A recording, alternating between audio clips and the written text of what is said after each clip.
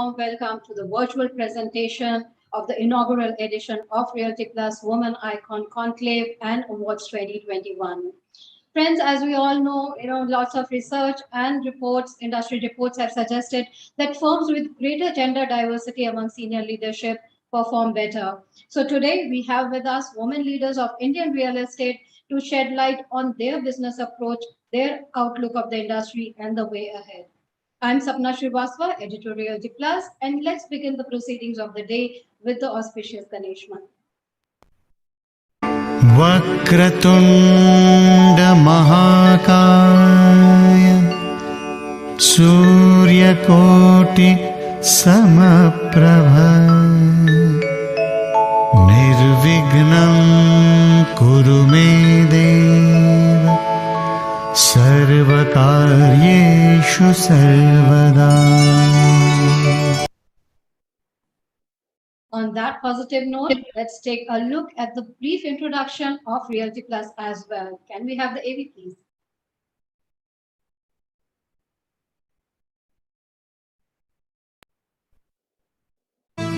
Some people are born to show the world which path to choose in a crisis. Some brands are born to do the same. And during the times of challenge, the stalwarts of Indian real estate industry have chosen to do just that by showing others the way to finding opportunities even amidst a crisis. By showing the world how to go about delivering on promises even amidst adversity. Success doesn't just happen. It happens by design, by pushing the boundaries, by raising the bar. It's days of creating a vision and nights of bringing it to life. Knowing that pictures are worth 1,000 words and every word makes a difference. It's doing the research, trusting your instinct and finishing what you started. For the past 17 years, Realty Plus has been turning obstacles into opportunities, keeping the industry informed on the latest developments.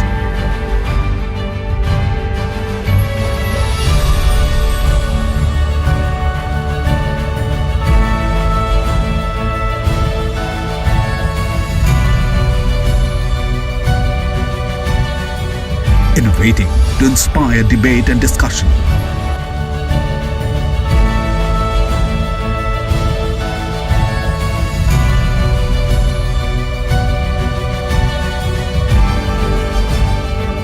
Bringing forth the perspectives of industry leaders.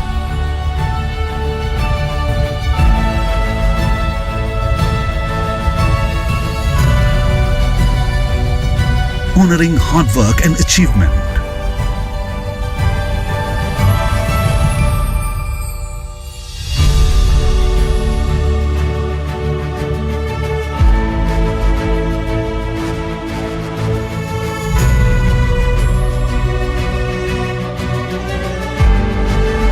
Keeping the industry connected.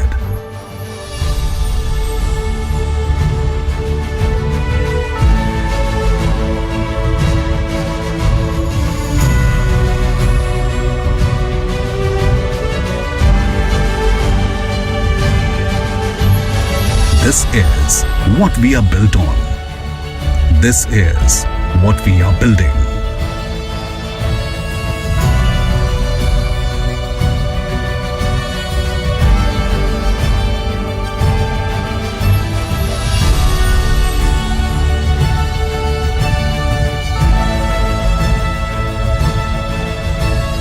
We are Realty Plus and we lead the way.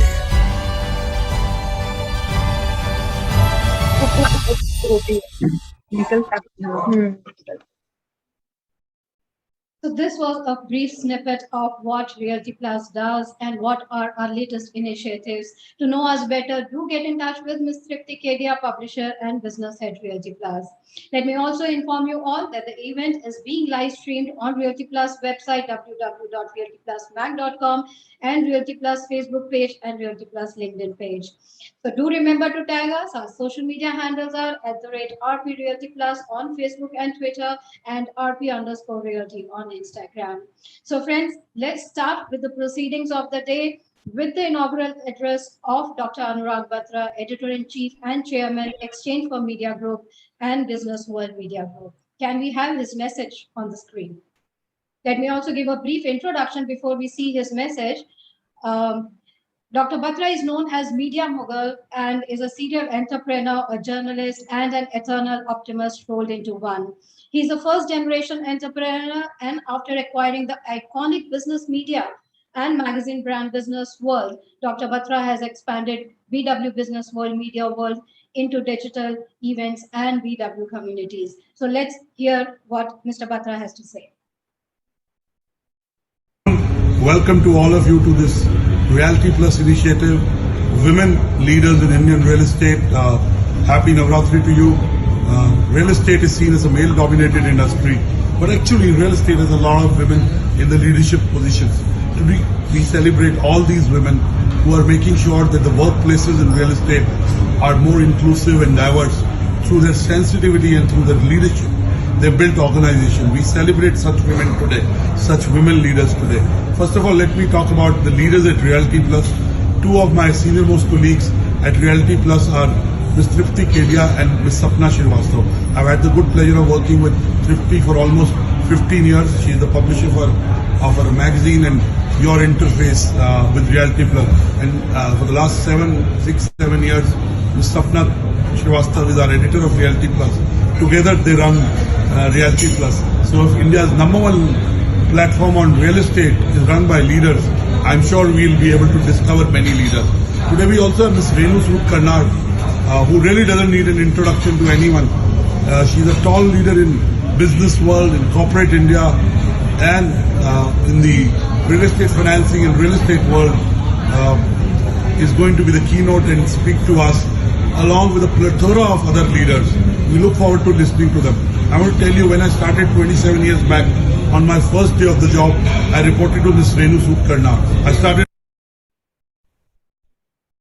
Thanks, Dr. Batra. First of all, for those kind words for us, leading the Realty Plus magazine, and for the first time now organizing this Realty Plus Woman Icon Conclave and Awards to recognize the women leadership in various sectors of real estate. So thanks, Dr. Batra, for sharing those positive sentiments about the industry and setting the tone of the day. Our next address is by an equally eminent speaker. But before we bring her on stage, let's have a look at another of the Realty Plus AV. Can we have the AV, please?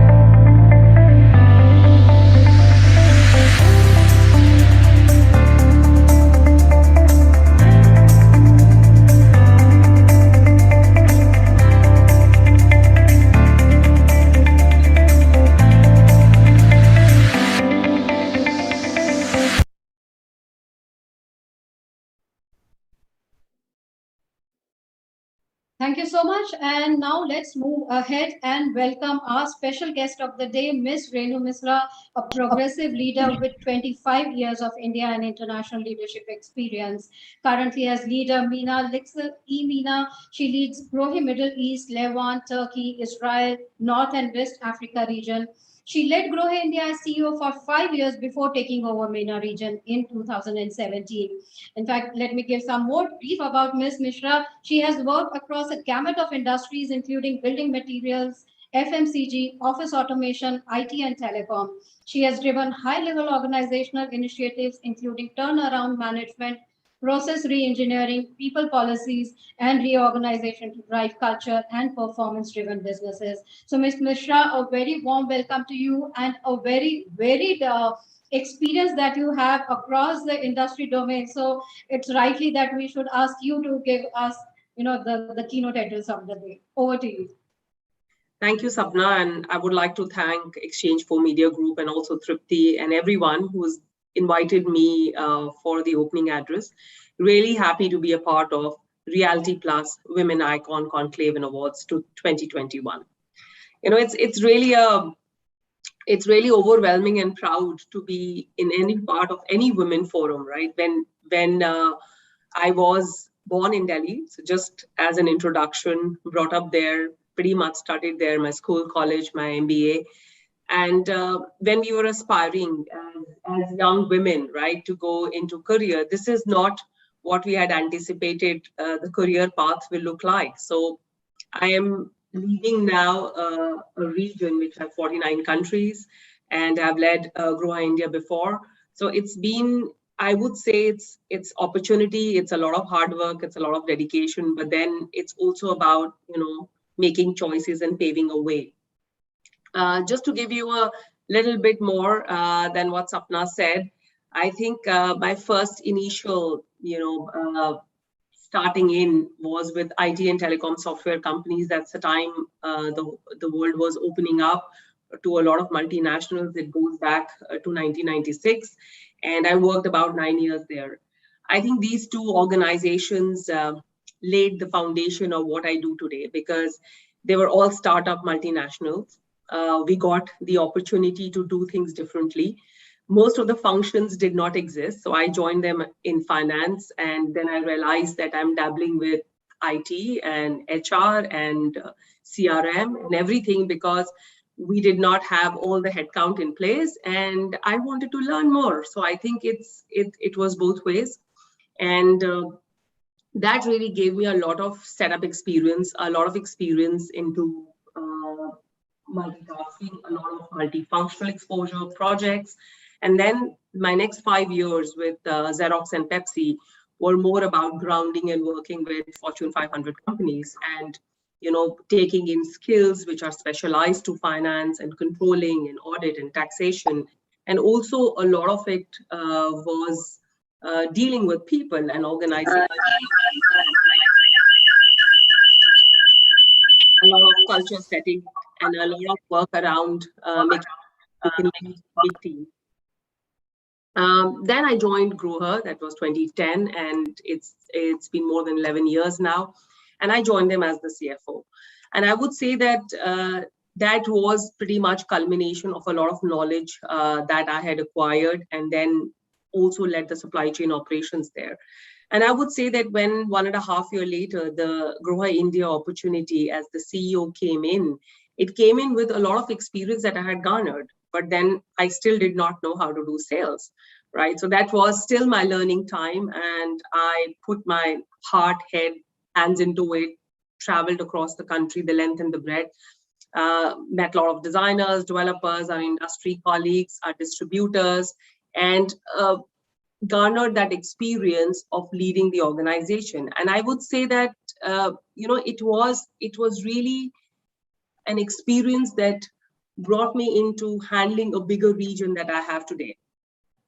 And the region has a huge length and breadth. Again, did the same, jumped into it right straight, went visiting many countries, acquired experience, and a lot of cultural knowledge. And I would be really thankful for all the experiences that I have around the last 25 years, because people have been a foundation of it. You learn when you interact with different people, you learn to understand views, perspectives, and also be more resilient. And when I'm talking about all this, I cannot forget the support of my family, and especially my husband, who has been, I can say, the air beneath my wings, because if he wasn't there supporting me through this journey, it would have been very difficult to bring up our two lovely boys who are 21 and 13 now, and have that wonderful journey of a great family life and a great professional life. I mean, it just comes all together in this. But then I have a lot of things to say about it, because this is what it looks like externally when you read people's LinkedIn profiles and see what they're doing. But there is so much more which goes behind. So there was a constant learning, acquisition of new skills, throwing into new challenges all the time. And it's not that you always succeed, right? You can fail, you can fall, but then you have to be able to dust yourself, get up and get running again. So having that motivation to do this constantly is your own motivation, right? So you choose your path, you choose your journey, you make your choices, but then don't regret them. So that's what I think I learned over my career of so many years, and dealing with different people, different kinds of cultures. And above all, there is no shortcut to hard work. So there is that time and dedication and hard work, which everything that you're passionate about requires. And that's, like I said, you can choose your own pace. I mean, you can define your own success. Success can be really different for different people. And there is no one size which fits all. So there is no common journey for all. So everybody has a different journey. And I would say that I'm enjoying mine. Not yet ready to hang the boots. So I would say that I'm still enjoying mine. The other big portion of discussion, and I was really interacting with Sapna and was wanting to talk about, was diversity and inclusion, right? The biggest buzzwords in social media and everywhere that we go in. But from my point of view, inclusion is really about diverse views. It's about everything. So it's a mindset. You can't run it like a program. You cannot say that, okay, now I head this company and I'm a woman leader, so diversity and inclusion is on my agenda. And it is not only about gender. So it is about cultures, religions, genders, and thoughts and actions, everything diverse. We are handling a big group of millennials today. Their way of working, and I would say that their mindsets are completely different than ours. And I think that's why we also need something very different to engage them and keep them motivated into the workforce. And that's men and women alike. So I would say that inclusion is a very big part of mindset.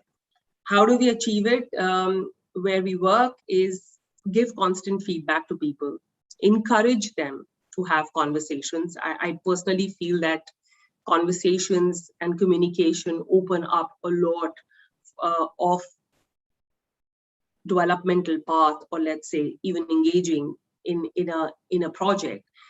If you do not communicate well enough, then you have not reached the milestone that you want. So you want them to converse, you want to give them opportunities to do that. You want to make sure that you're nudging people to give each other feedback, good, bad, what's worked, what's not worked, and that should be a constant process. And my growing up, and when I relate this experiences, is that probably we were very even shy to go and ask for any support, right? So I think today that's probably not the challenge with the millennials. They would reach out to you if they need to be guided and coached, but we should be doing this consciously as leaders. Guiding, mentoring, and coaching is very important, and men and women alike. So inclusion cannot be about, oh, let's get more women workforce into the organization. Inclusion is about that you include both, and then they do understand that when they grow up into their lives, they would need to co-partner and co-shoulder a lot of responsibilities at home and at work. So it's actually both. So continuously make an effort to coach, to mentor, to give your listening ear to people. I think that really works across the board. I mean, be your customers, be your team members, colleagues, everybody, right? So giving a listening, lending an ear is so important, because that's where you understand people more, they understand you more. There is let's say a transparency, and that's where it works. And I would say that that's what we're trying constantly to lay a foundation, lay a culture in the organization, which is transparent, which is open, there is respect, there is trust, and then that allows that information to flow through. And when we talk about inclusion, that's, I would say, is the stepping stone. And then comes equity. And when I say equity, it doesn't mean that you give everything to everyone equally.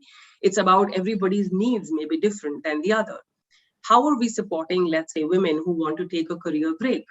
even men who want to take a career break because probably they're the only children of their parents and they need to, take care of them during a health crisis. And we saw all of that during the pandemic. What happens to women who go for relocate cities for marriage? What happens when they want to have children and want to come back to the organization, but probably we are not ready for it? I'm sure there are a lot of things which have improved over a number of years, but I still feel that we still have a long way to make sure that we have this workforce back, because then you have your entry level dynamic young and men and women. And then in the middle level, you see that a lot of women actually give up on their career because they did not get the opportunities or they did not get the support system back home or from the organization to come back. And that's why probably we have lesser and lesser women across the world in leadership positions. So that funnel needs to be supported, because that's how, your biological age and your, professional clock is probably at the same time when you want to rise in your career, move from middle to senior management, but you also want to have a family. And I think that's why I said that the choices can be yours, the path can be yours, and the pace can be yours, but then there has to be still support coming in from the organizations and from leaders like us. I think that's what I'm very, very passionate about. And I would really round it up, saying that there is a lot more which women can contribute into the organization with the training, the knowledge, the resilience, the patience, and the diversity that we have in and the multitasking abilities. But then it's also about organizations to strike that balance for them, to make sure that there is partnership. And Sapna, that's what I would want to say on my opening address to all. We have eminent group of men and women here.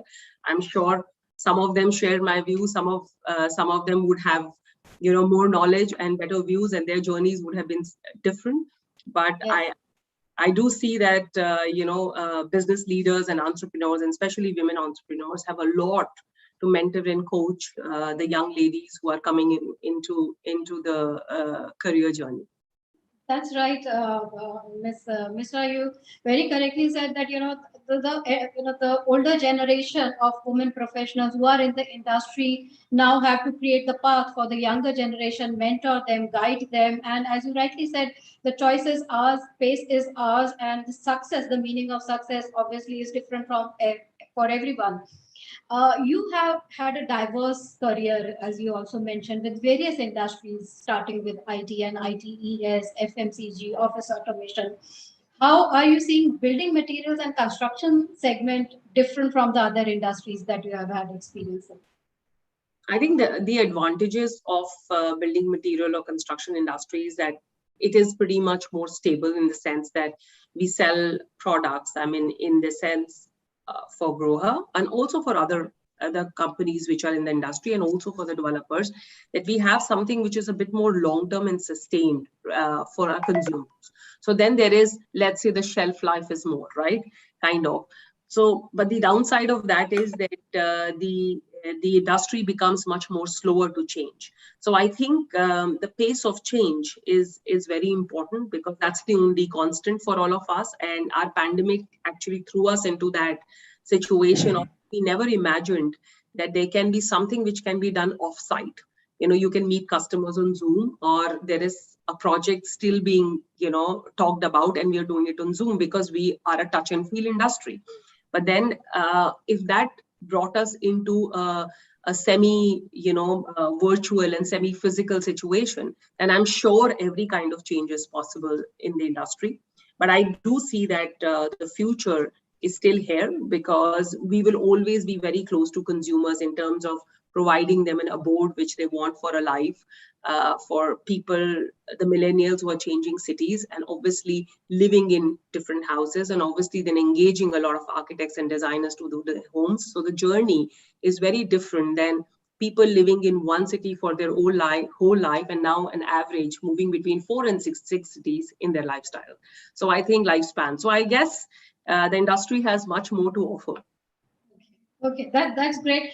Just to get a feel that how we are at real estate dealing with building materials and construction and design aspect of it. So how does that stand, characteristic ways from other industries? But we also have, read various recent reports and industry research. The recent one, as I mentioned to you, was Grant Thornton's, which says that India actually is leading other global countries in terms of women in leadership roles. So they quote as 39% against the global average of 31% of women in leadership roles in Indian businesses. So what is your view on this changing outlook of Indian businesses? How did it happen? What has brought this change?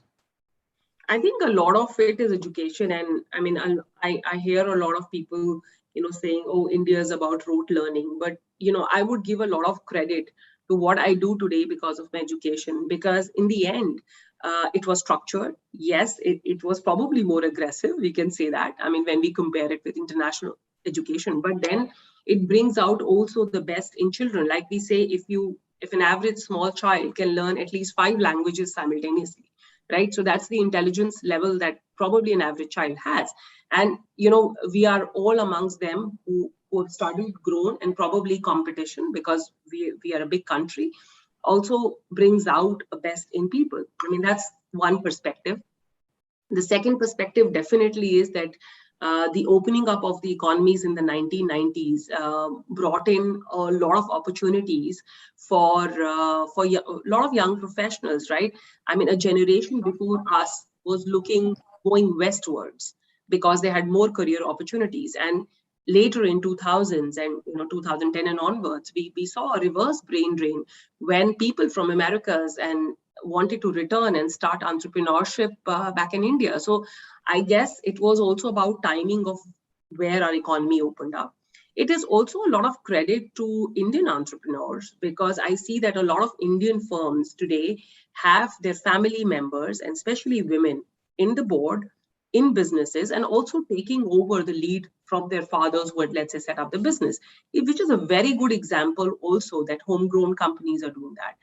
More and more multinationals have diversity and inclusion in their agenda. So they started with that. So, okay, you can do a quota system for women to get in, but in the end, when you're rising up your career, it is about your performance. It is really about what you get on the table. So I think all of this in the last 30 years is what I see has brought in a very big shift from the women workforce who've been, I wouldn't say neglected, but not taken. They did not take those opportunities, or they were not hired consciously, to now being in the middle and the senior management levels. So that's really a welcome change. And India has really brought that up. I mean, I can say I'm an example of that, right? I moved from India to Middle East, and I do not belong to the region, but my organization did think that I can lead 49 countries together, right? So that's the way it's paving way for many of us. Okay, that's correct. Basically, the change in mindset, I think, between, among Indian entrepreneurs, business heads, and the businesses as a whole, I think that has, but also, a lot of studies have said because of pandemic, the hardest hit have been the women professionals, leaving the job or taking a break. What do you have to say on that? I think that's true, because I saw a lot of women, multitasking between children, their schools being online, their roles, and their old parents also to be taken care of. And it was all across the world, is that what we were seeing. But I do see that they came out more stronger, more resilient. And I never actually had a conversation with anyone in the last 1.5 years who would say that because of this, they wanted to quit. I think people were very appreciative of the flexibility that the environment still gave them, despite the challenges. Everybody knew it's short term, and they will move on, then there will be change. And actually, the positive part of this is that it has brought to all of us that flexible way of working is the way of life, and which would open up more and more opportunities for women, and especially women with young children. Right. And that's where we lose maximum women force. And I would recommend more and more organizations to extend that so that we can retain them and see them growing up the ladder.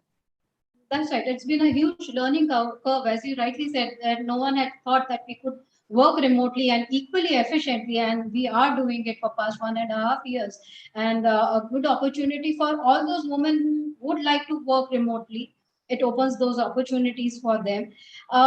So before we let go of you, your word of advice for the young, as you said, that a lot of millennials now you have in your company who are joining, and they are quite a vibrant lot, as we all know. So what are your word of advice for them, the young women professionals joining the industry?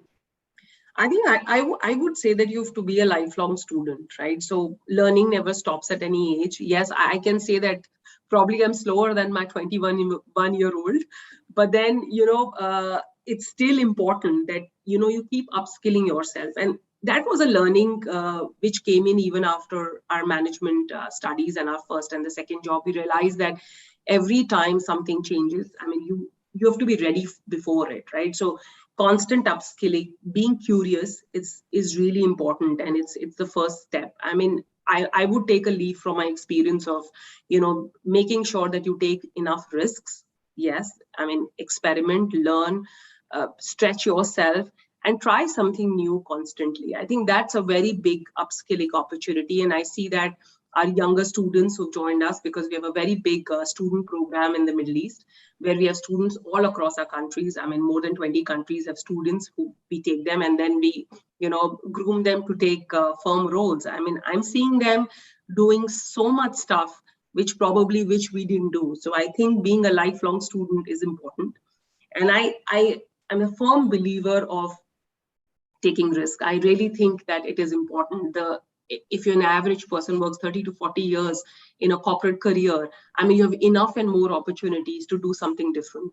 And gone are the days when people think of vertical growths. I mean, horizontal, moving from one function to another, and even taking breaks for logical, personal reasons, and then coming back with renewed energy and trying something new is something which we should do. And I don't think we have to really preach our new kids on this. They are for it, is what we hear in our interviews and our interactions.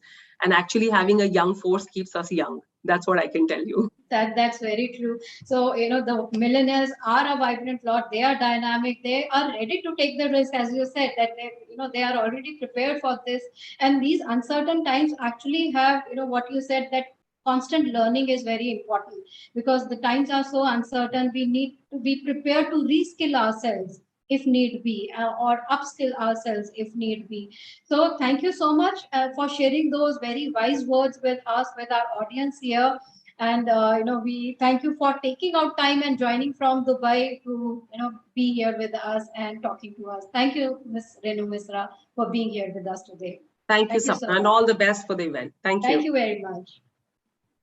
So friends, on that wonderful and inspiring note, let's begin the Realty Plus Woman Icon e-conclave with the first industry talk of the day on the topic Framework for the Real Estate of the Future. So let me introduce our session, which will be chaired by Mr. Ramesh Nair, CEO, India and Managing Director, Market Development Asia Colliers, giving his introduction. With a diverse experience of over 23 years, Mr. Ramesh Nair's career has been focused on driving transformational change and delivering real estate solutions to domestic and multinational owners, investors, and occupiers across India and South Asia. At Colliers, Mr. Ramesh Nair is overseeing the overall direction, strategy, and growth of the India business. He also drives business development and key relationship management across APAC. So thanks, Mr. Ramesh Nair, for being here with us and chairing this session. Let me now introduce our speakers in an alphabetical order. I welcome Ms. Charu Thapar, Executive Director, Property and Asset Management, Asia Pacific, Head of Strategy, Platform and Emerging Markets, India, Indonesia, Thailand, Vietnam, and Philippines for JLL. Ms. Charu Thapar has over 25 years of experience in real estate, of which 17 years is within the field of asset and property management. Charu mentors key emerging markets to provide delivery solutions to clients, promote technology, increase market presence in the PropTech space, and foster stronger partnership with clients. Charu also shepherds JLL's D&I initiatives and champions CSR for India. Ms. Charu, a very warm welcome to you. Our next very eminent speaker is Ms. Tunamas Jipatima, also known as Amy, who is the Country Director, MQDC India. As India Director of MQDC India, which is Magnolia Quality Development Corporation, Ms. Amy has led the company's India entry, overseeing its strategic, operational, and marketing initiatives. Backed by more than 18 years' experience with large Thai conglomerates and multinationals, Amy has imparted a dynamic approach in launching the company in India. Our next very eminent speaker is Ms. Gitanjali Lalwani Veerchandani, Managing Director and Country Head Origination, Loan Origination and Analysis at JM Financial Credit Solutions Limited. Ms. Gitanjali Veerchandani has over 15 years of experience in lending to the real estate sector. She has worked with ICICI Bank and Kotak Mahindra Bank in the real estate lending business and has been instrumental in setting up the real estate lending business in JM Financial. She is currently heading business development of the real estate NBFC at JM and has over the last decade built and managed a book of over $1.2 billion. Thanks, Ms. Gitanjali, for joining us today. Our next eminent speaker, I introduce Ms. Pushpa Bector, Executive Director, DLF Retail. Pushpa Bector, a veteran in retail, has been instrumental in shaping the Indian retail industry.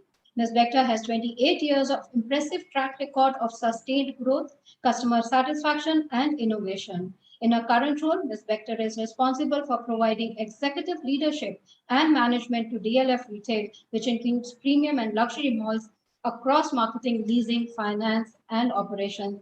Ms. Bector, a very warm welcome to you. Our next eminent speaker, let me introduce Ms. Risa Sebastian Karimpanal, President, Residential Business Embassy Group. Risa Sebastian is a professional member of RICS. She has over 18 years of experience in the field of brand management, marketing, and sales, spanning diverse industries such as real estate, FMCG, and IT and ITES. At Embassy, she oversees an ongoing portfolio valued at over $1 billion and is a key contributor to the group's strategies, operations, and decision-making. Our last and final speaker on this session is Ms. Sangeeta Prasad, Strategic Advisor and former MD and CEO, Mahindra Life Spaces Developers. Sangeeta Prasad is a business leader with deep expertise in conceptualizing, strategizing, and delivering industrial and urban ecosystems, commodities business, JV management, and thought leadership in sustainability. She has been a speaker at illustrious platforms like World Economic Forum Davos and COP21, the Paris Climate Conference. So this was our eminent panel that I introduced. I hand it over to our moderator, Mr. Ramesh Nair, to take over the conversation. Thanks, Sapna. Am I audible? Yes. Thanks, Sapna, for the warm introductions. Good afternoon, friends. My name is Ramesh Nair, and I work with Colliers Asia. I'd like to thank Realty Plus for organizing this very relevant panel with some of our industry's most experienced women thought leaders, many of them good friends. I welcome all of you to this unique interactive panel discussion for the inaugural edition of the Realty Plus Women Icon Conclave and Awards. The title for our panel today is Framework for the Real Estate of Future. It's my pleasure and privilege to be moderating this session. Like Sapna introduced and welcomed our panelists, all of them very inspirational, high-performing women leaders and industry stalwarts in their respective domains. The subject is very timely. Our effort through these Realty Plus webinars is to provide you with very timely topics and very interesting speakers.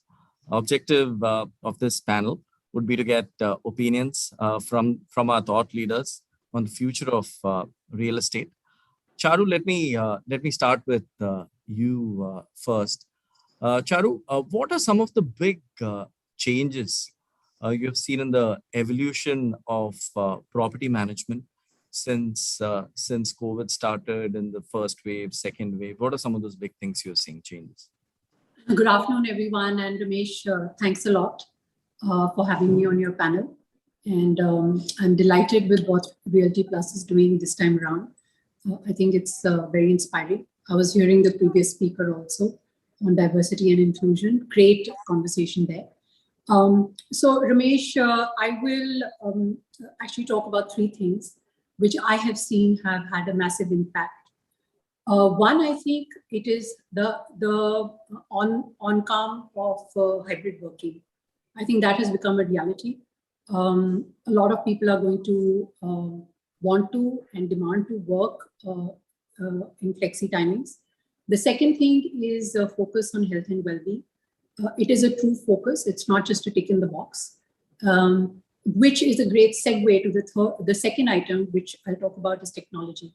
I think we've seen a remarkable view towards technology. I think a lot of the assets had technology in bits and pieces. We are seeing a lot of aggregation happening. And I think integration is the name of the game right now. So all of that was put in the basket separately is being woven in. And I think the outcomes we are seeing are as various experience apps that buildings and users are wanting to use, be it malls, be it buildings, be it different spaces. I will talk about a third thing which has come to the forefront, Ramesh, and I think that is the active conversation around sustainability. We're seeing that impact not only in the buildings that we manage, but also the occupants. I think there's great scope for forming partnership frameworks. It is no longer just about having certifications like LEED and all of that. I think it is really about living a different life. I think this conversation has come to the forefront pretty actively since the pandemic. I think saving the earth, the climate change, all of that is having a direct impact on real estate and how we function and how we respond to it. I also think that is being driven by the younger generation. It is no longer a top-down approach. I think it is the people who are working in organizations are asking organizations to be more responsible when they're talking about their carbon commitments and their race to net zero. So to me, these three are quite transformative. I think they capture a lot under them, but these three aspects stand out for me. Thanks, Charu. Amy, Charu just mentioned about the focus on health and well-being, and wellness. Wellness has never been as important as it is today. You hear it in almost all conversations. So how can we use technology to make wellness an integral part of the workplace? All right. Hi, Ramesh. Hi, everyone there. And hi, Realty Plus. So that's a great question. It's very interesting because if you think about it, when most people say well-being, right?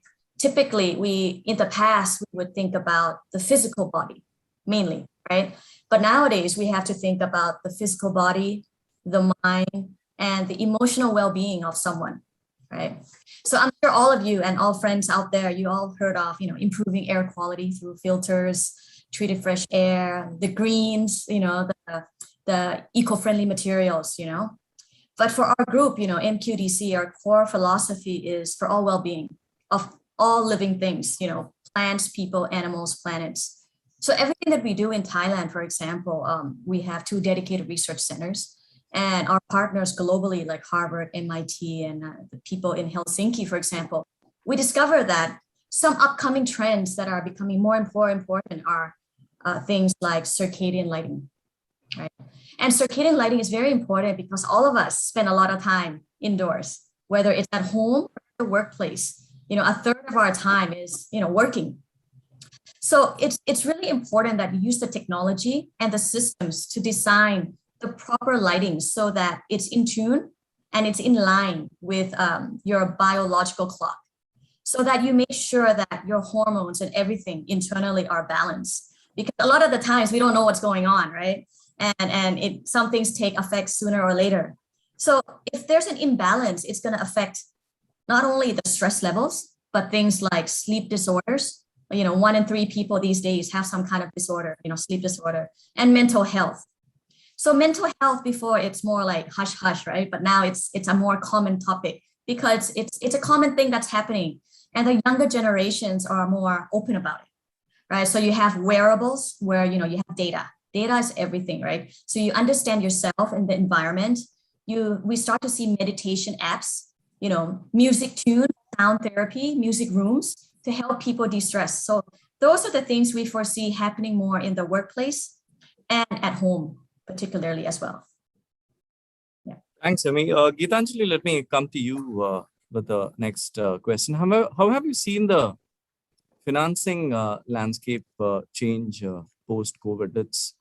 I see two very different scenarios.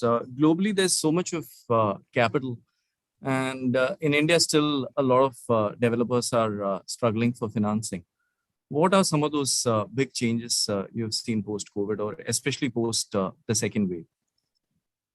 Sure. Thank you, Ramesh. It's a very interesting question. I think we've all been grappling with the aftermath of two black swan events, which we have faced in the last 3 years now. I think we started off with the financial services crisis, which started with the INFS, followed almost immediately after a year and a half with COVID. What has very predominantly happened after both these events is that the main source of capital or debt which was available for the sector for the longest period of time, for the last 6-7 years, was from the NBFCs, which was the non-banking finance companies. Unfortunately, after INFS, those companies themselves started facing a lot of issues from the liquidity perspective, whereby that financing became completely non-existent to the real estate sector. This only became extremely dominant and extremely highlighted even further after the COVID crisis, because that eventually started impacting asset qualities as well, which we are all witnessing even today. And I think that has eventually led to domestic players or players who have been wanting to lend or invest in this sector to have an extremely cautious approach.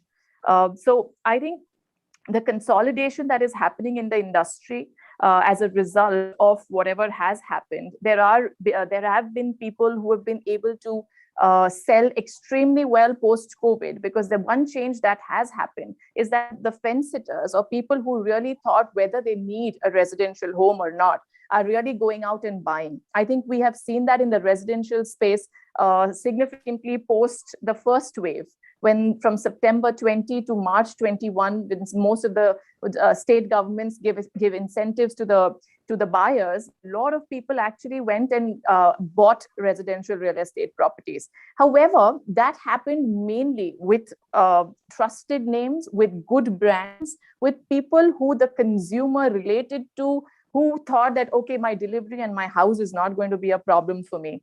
Similarly, lenders today, we all are, as NBFCs today, whoever have survived the INFS crisis are all sitting on a significant amount of liquidity, all have access to a lot of capital. But I think that confidence that needs to come back into that sector will take some more time to come back. Today, we have a lot of money, but it's chasing a very few number of developers. A very few number of people have access to capital, have access to debt, which is sitting around with most NBFCs, banks, AIFs, or even private equity money, which is coming in. So I think it's a change after post-COVID, which you will see. You will have massive consolidation happening in this sector. You will have people who are extremely large becoming larger, who would continue to gain more market share, and there will be a niche. There will be a niche of people who have always been conservative, who have been debt averse, who believe in doing small projects, doing few projects at a time, while I can say focused on certain micro markets. Those people will continue to thrive as well. I feel there's that middle segment which we have lost forever, and I guess that they would never be able to come out of the problems which they have been post INFS and aggravated by COVID. So on a wholesale lending platform perspective, I think that's the major change which we will see going forward. Thanks, Geetanjali. Pushpa, let me come to you. In urban India, malls serve not only as shopping destinations, but also from a recreation and entertainment point of view. How have you seen developers and retailers adapting to these enhanced experiential retail spaces? Yeah, that's a nice question, Ramesh. Great to be in this forum. Well, what I can tell you is that, during COVID, first and second wave, the one chief entertainment space that has got highly impacted are the cinemas, because the disruption towards OTT is there.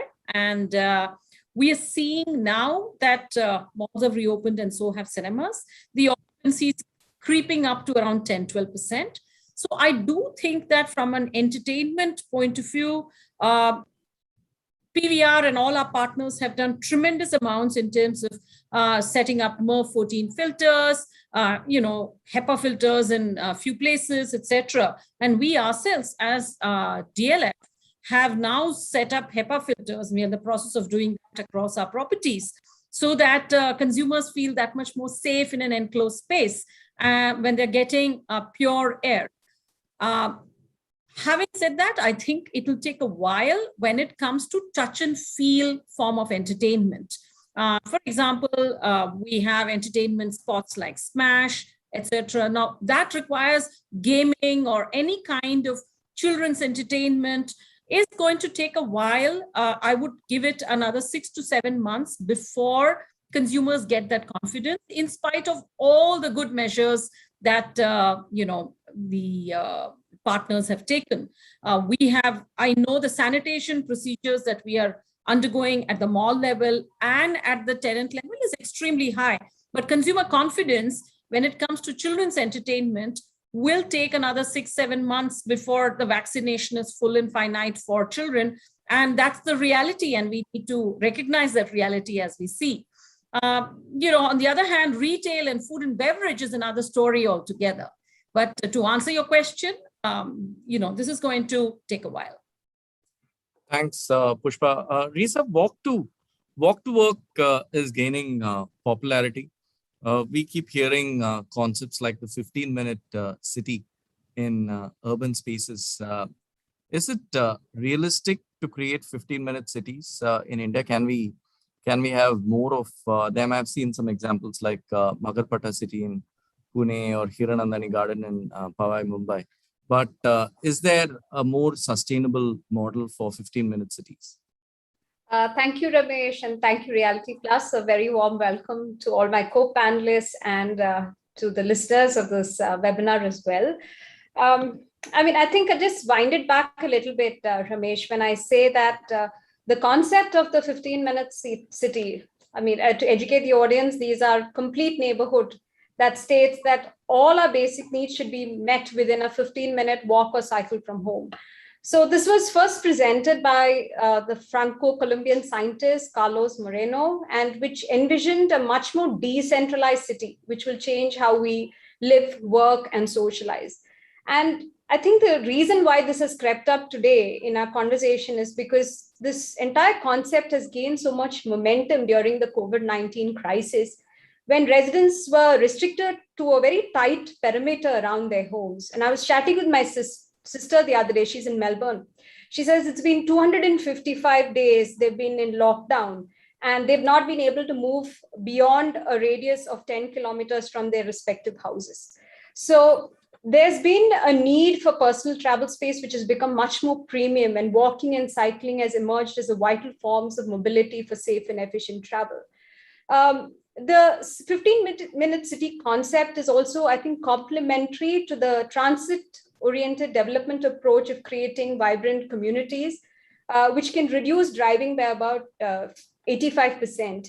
And these will definitely offer a much stronger solution around problems of climate change by creating these walkable communities. The C40, which is a global alliance of the world's 96 cities, they've taken the oaths towards battle climate change. And interestingly, there are 5 Indian cities which have signed up as well. That's Bangalore, Chennai, Delhi, Jaipur, and Kolkata. The walled city of Jaipur is an outstanding example of this concept. I think it is developed around 294 years ago, where essential service and recreational facilities, along with workplaces, are accessible within 15 minutes of housing. So as a proverb goes, never waste a good crisis, and COVID has brought in restrictions that has provided developers with a ripe opportunity to rethink how we can reorganize our cities in a much more ecological and sustainable way. 40% of our population, or about 600 million Indians, are expected to live in urban centers by 2030. So we need to cater to this growing urban population, and hence the applicability of the 15-minute city concept starts gaining even more relevance. But I would say that this work from home concept will not be there for long, considering the fact that 70% majority of the Indian workforce is today employed in the non-tertiary sector. There is low digital penetration. And in the absence of a robust work from home policy, this percentage is not going to increase dramatically. Also, the fact that I don't see the government taking very, very strong initiatives around improvement of our cities. And in that case, the developers have stepped in to make the initiative and to create that difference. A trend that we have noticed with the pandemic is the emergence of very location agnostic buyers. There is a rising preference for well-planned integrated townships with accessibility to city centers, even if they're located in the suburbs. So people are aspiring for larger spaces, more green areas, better amenities, lesser crowds, cheaper rents, in self-sustained townships where you can combine live, work, and play rather than standalone buildings. And I think we have fantastic examples in that, like Mahindra World City, Palava, Embassy Springs, which is in the making in Bangalore. Thanks, Riza. Sangeeta, I know you were the brainchild behind Mahindra World City, and Riza just spoke about that. Today, there are so many, like Kradai has 12,000 developers as members. But if you ask a customer how many developer brands do they trust, there is hardly, I think you can count it maybe in two hands, at least in the top 6 cities. So how can developers build trust in their brands? You worked with Mahindras, and it's even today it's known as one of the most trusted brands in the country. So what do you think about building trust with developers? You're on mute. Thank you. Thanks, Ramesh, for having me here, and love to see the lovely ladies out there. It really gives me hope about what the world and the future of real estate is going to be. And, we talked about trust, and thanks, Riza, for plugging in Mahindra World City. Always a loyalist for that, because I've seen it nurture and grow. So coming back to trust, the last couple of years, especially the COVID times, has shown trust is out there. Trust is now not a opaque, translucent subject. It is transparent because of social media and access to technology. Nothing is good enough. And I would like to share here a hypothesis that the mega brands of today, and I'm just shifting from real estate to the other brands, especially in the domain of technology, the mega brands of today are not going unnecessarily the most trusted brands of today. So we in real estate have to realize, if we have to become a community of trustworthy marketers, we need to realize that there's a word intertwined with trust, which is reputation. And where does reputation emanate from? It is from the mirror called customer. It is from the mirror called community. And the community has the mirror called investor also. So Gitanjali will quickly look at her list of clients to serve, and she will not only look at what they hear from the client, but she will go to these mirrors, which I've been talking about. So it's first thing on trust, as I say, trust and reputation are synonymous, is one has to see how the leaders, its employees, and its stakeholders around it are behaving in times of adversity. So how did the developers behave during the COVID period? Were they out there communicating? I remember, I was in Mahindras during the first phase of COVID, and we were clear that we had to communicate bad news as well as good news. Communicate that we are not going to give you the house in time. Also communicate that we are doing it in the larger scope of goodness of community. Communicate to your vendors. So what I'm trying to say is, as the world gets more accessible to individuals and as megaliths get created, it doesn't mean that you have the bargaining power. Actually, you're losing the bargaining power because you're out there. So that's one. The second thing I think Charu in her early speech spoke about is the reimagined customer. So one is the community, the second is the customer. The customer is looking at sustainability, safety, health, care, convenience. And it is very important while we use technology, and it's a caveat here because I was recently into an AI seminar. And what they said is, and I'll give you a very telling example. So the gentleman was talking, it's the CEO of Fractal Analytics. He was talking about AI in mobility. So he's saying, when a self-driver drives, he or she, in the worst of times, has an accident and impacts a few people around. And I'm not saying that's a good idea. I'm not supporting that. But when you transit into technology, you create an algorithm. And if the algorithm doesn't take care of the lowest common denominator of safety and quality, it can kill many people. So what I'm trying to say is, this pursuit of technology, which is very positive. So we need to, as developers, as we give access to our clients, we need to use technology which is safe to the lowest common denominator. So I will just conclude this part of my thing on trust. Trust is equal to reputation. It's out there. How do you behave in adversity? How do you use modern tools and technology to up the ante to serve your clients and customers and community? And never rest on your laurels, because the world is a competitive space. So these are a few things. Thanks. Sangeeta, let me ask the next question also to you. The listed players have been doing quite well over the last 12 odd months, and they are expected to grow further. Stock markets have been handsomely rewarding the listed players. How do you think these listed players are looking at inorganic growth through JVs and consolidation?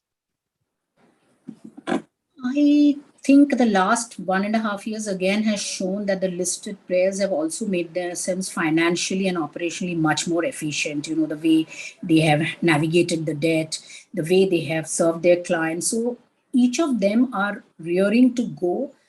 And many of them are actually looking at various transaction structures. So at various levels, as we all know. So one is at a JV, mostly at a SPV level, then joint developments, as well as I think most listed developers are very aware and some are wary of how to handle joint partners, financial and strategic investors at the holding company level, because the whole game changes at the holding company level. Because you have a set of financiers where you are listed. So you have lots of stakeholders to whom you're accountable to. So I would say it is opportunistic. It is, while it is strategic, each developer has to be aware of what its antecedents are, what is its growth potential, and I would exhort people, especially and I'm talking about the integrated city space, the industrial park space. It's always good to have a strategic investor also when you are doing a JV, because the best practices, especially in the industrial and the logistics space, are still nascent, and we are seeing that happening in India. People are going out and trying to work with strategic investors apart from financial investors. So those are the textures which I see in this space. Thanks, Sangeeta. Risa, I live in Mumbai, and I've seen the luxury residential market struggle over the last 6-7 years. I think since 2014, it's been a big struggle for the luxury market. But in the last few months, for the first time in so many years, we're seeing the luxury market do well. I hear this trend is there in many parts of India. Do you really see this trend here to stay? Do you see it continuing? What are your thoughts around that?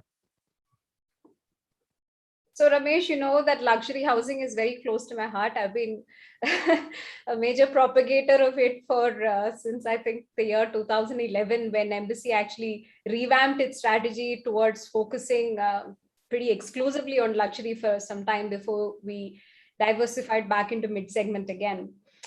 So what happened in the last 18 odd months is the fact that there's been a convergence of sort, right, between luxury real estate and quality of life. So that kind of took center stage, and people kept what is absolutely important to them at the time of the decision making. So there was health, there was safety, there was protection of their wealth and income. But of course, this was already catapulted by the fact that, you know, the interest rates for housing loans were at a historic low of 6.75%, and the fact that, you know, the stamp duty registration came down, which is also the reason why we saw a big pickup in Bombay's luxury real estate market. But why do I believe that luxury housing will remain a relevant story for a long time? I would say one is the fact that the aspiration of the young population has changed quite a bit. So the savvy millennials who previously preferred renting properties over buying have now adjusted their perceptions with a focus on acquisition. So this was one of the reasons why I believe that luxury housing took center stage. Also, the fact that there's been a changing way of life. So working from home was a potential new constant. So it required and raised the demand for larger homes that incorporated workspaces. People wanted additional facilities, gyms, they wanted yoga rooms, home theaters to make them fully self-sufficient units. There was also, from a nuclear family setup, we saw that for the fact that they wanted to take care of their parents, a rise in joint family living. So this was another reason why I felt that there was a need for larger homes, and the entire concept of the home itself has been altered forever, right? There's also been a requirement for better security, well-managed residences, the fact that hygiene measures, spatial planning, have all those been considered when I buy a home. Apart from that, from a customer perspective, who we are seeing definitely who buy these kind of homes are top-level execs, business class, NRIs, HNIs, and they've not really been affected by external factors. So whoever wanted to improve on their quality of life, who wanted to move into a gated community where you're living with like-minded individuals, were also the reason why we saw an uptick in luxury housing. The other fact definitely is the demand-supply gap, right? So there is a demand and supply is becoming very scant, so to speak. People are not really doing luxury projects at this stage. So that because of the gap, I would believe that there would continuously be a demand on quality luxury housing even in the years to come. Thank you, Riza. Pushpa, how has investor and retailer sentiments changed? India, the top 6 cities in India constantly have this problem of not too much of supply coming in. If one mall comes up in a city every year, that itself looks like a big number. So have you seen, and also one more question. Last year, around April, May, there was so much of confusion. There was such a standoff between retailers and mall owners. This time when the second wave happened, didn't hear much about too many challenges. So just if you could throw some light around both those issues. Yeah, interesting question. So I'll answer the second one first. Actually, when we were dealing with the crisis the first time around, which was after the first wave, both developers and retailers were tackling with what I would call an unknown sphere. No one knew how the consumers were going to react. And one saw online picking up and how, the growth of online in those 5 months was unprecedented. They got a growth which they had envisaged over the next 5 years and 5 months. When they opened, when we opened the malls, our focus clearly was to get the consumer sentiment right. So the way we did in DLF is that we wanted to have a win-win model with the retailers, whom we consider as our long-term partners. And we created a program which went along with the season and the seasonality and consumer confidence coming back. It worked very well. And in fact, there was no friction even last year where we, as DLF as a group is concerned, because we gave some kind of a proposal which was transparent, well thought through, and something which was win-win for both. So we kind of took the hit, took a leadership position. Come this year, we realized that the consumers can come right back. And by the time it was February and March, our sales had hit 95% of previous levels. Luxury had hit 120% of previous levels. So we knew how the consumers were going to be reacting. Consumers had also started preferring our portfolio of properties because they saw the initiatives we had taken in terms of, you know, safety and hygiene and a lot of contactless processes we had started using technology.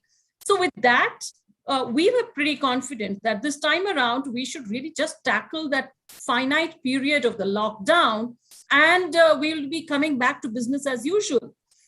We did think that the month of June would take a little bit of time, and after that, it should be business as usual. And we were actually proven right, and we have come back to our contractual billing, and we've really not seen people coming back and asking us for anything because the business has come back. And the business is today in a situation where in the month of August, we, again, just in 2 months' time, we had at a portfolio level, we are almost at 80 to 90% of previous year's sales, and consumers have shown the trust. Their online and offline balance is now setting back in place. We saw, interestingly, what's happening with the US markets too.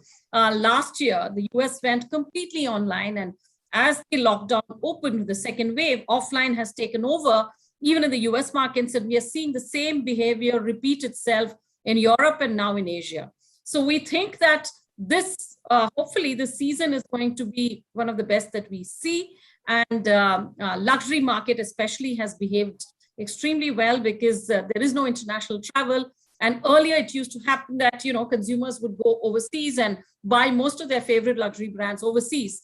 Now with this whole change in restriction and travel, they're experiencing luxury domestically, and they're kind of quite pleasantly surprised to see that the pricing is in sync, the trends are in sync. And so the trust is coming back when it comes to luxury shopping also. Few categories, yes, there could be issues because events are even today all over the country, as you can see, few and far between. So to answer your first question in terms of investor and retailer confidence today has, I can clearly divide it into two. One is the larger brands have got stronger in the past 18 months, be it in premium or luxury or any of the spaces. The larger brands have certainly become, they've consolidated their business. All brands and all developers, I would say, have become more efficient, cost efficient, because that was the important call of the day. And I think cost efficiencies was the main focus in globally, you know, for the past year. And that has proven good dividends. Now that, you know, the consumer confidence is coming back, the profitability is on the rise. And that to me is an important aspect in terms of retailer confidence. Now, when it comes to the smaller retailers, one of the panelists here talked about the middle level getting impacted, and I couldn't agree more, because what's happened is in this pandemic, the larger brands have got, you know, stronger. The smaller homegrown brands have taken a huge space in the consumer mind because they came up with sustainable products, etc. And they were also nimble-footed in terms of reactions to the consumer needs. The middle people, you know, the brands which are mid-level, what they, at that point, if they are over-leveraged vis-a-vis debt, or they have been on an expansion spree, they found themselves in a bit of a sticky spot. And we did think that there would be a fallout of around 4 to 5% of brands. And unfortunately, that's the truth. As we are going into the season now, we do know that there'll be few brands which would not really survive due to the pandemic. When it comes to investor confidence, last year was a whole different ballgame because, as you know, in the portfolio of retail and offices, you know, the entire gamut, offices still paid their rentals, the collections was ongoing. However, because of the long lockdown, things started getting disturbed when it comes to, this financial year. However, when it comes to retail, the retail has seen a pretty tough year last year. We had seen all over, all my colleagues in the retail space had seen a similar situation. But this year we are seeing that things are looking better. So from an investor point of view also, an interesting bit is that when we are discussing, say, a REIT, a mixed REIT will be a better idea. It may not be a good idea to have just a REIT for offices and just a REIT for retail, because a blend of the two seems to be the one which will actually give us a multiplier impact. And also that holds us in good stead when it comes to crisis, because both react very differently, but as a balanced portfolio, it makes a lot of sense. Pushpa, talking about REITs, are there new regulations required for a retail REIT, or with the current regulations for office, you could easily do a retail REIT also? Yes, I don't think there is any additional requirements, because eventually it is about, income producing. It's really about rental assets which are regular in nature. And I can only say this, that as far as retail is concerned, we do see spikes, and hence the upside that one gets is something that will be an interesting balance between offices. Offices is steady, whereas in retail, you do see and you do realize that upside, which would be interesting when it comes to having a balanced rate.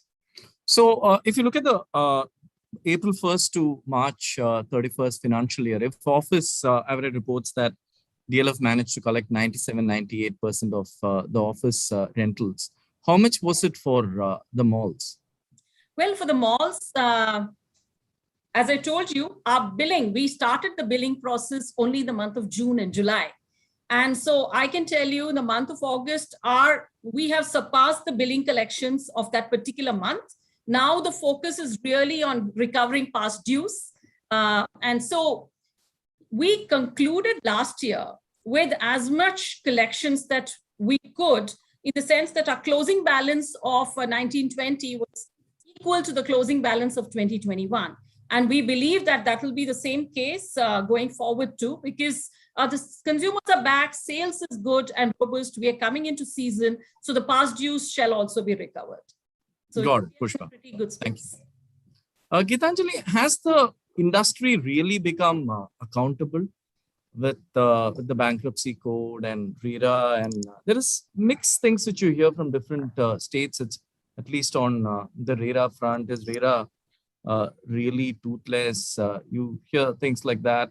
Bankruptcy code again, the laws were great, but even today, many of those well-known bankruptcies which get covered in the papers, you still don't see effective resolution. So has the industry become more accountable? So the answer to that question in one word is yes. I think they have become definitely more accountable. If you look at the past 1 decade to where we started when I started looking at the sector at 15 years ago, to where we started to where we are today, I think the accountability ratios are completely different, right? You have a lot of systems, checks and balances in place. And when I say that, this accountability is not only to the end customer, because today your customer is far more educated than your customer was 15 years ago or even a decade ago. There is so much more transparency. There is so much more data available to a customer today, from ICs, who have publicly been publishing reports about what the demand supply situation is like, what the correct pricing should be. There is so much access on RERA website about legal challenges that a project has. So I think a consumer is a more informed consumer, and there is no other way for a developer to go than to be accountable to the consumer. Now, coming to RERA, for all practical purposes, right now I'll focus on Maha-RERA because I think that has pretty much been, the most comprehensive RERA, and I think most people are following suit. So I think from a consumer resolution perspective, I think there have been some brilliant orders in the last 4-5 years, which have set course in terms of what a consumer can expect in case of a delay of a project, in case of misrepresentations. I think they're also very accessible and very available to resolve problems. And I think, and they have been pretty fair in terms of also understanding the developers' perspective because of COVID, etc. So I think RERA has been a good change. I think there's a lot that is still required to be done on that space. However, I think what has been done is a welcome change and is a step in the right direction.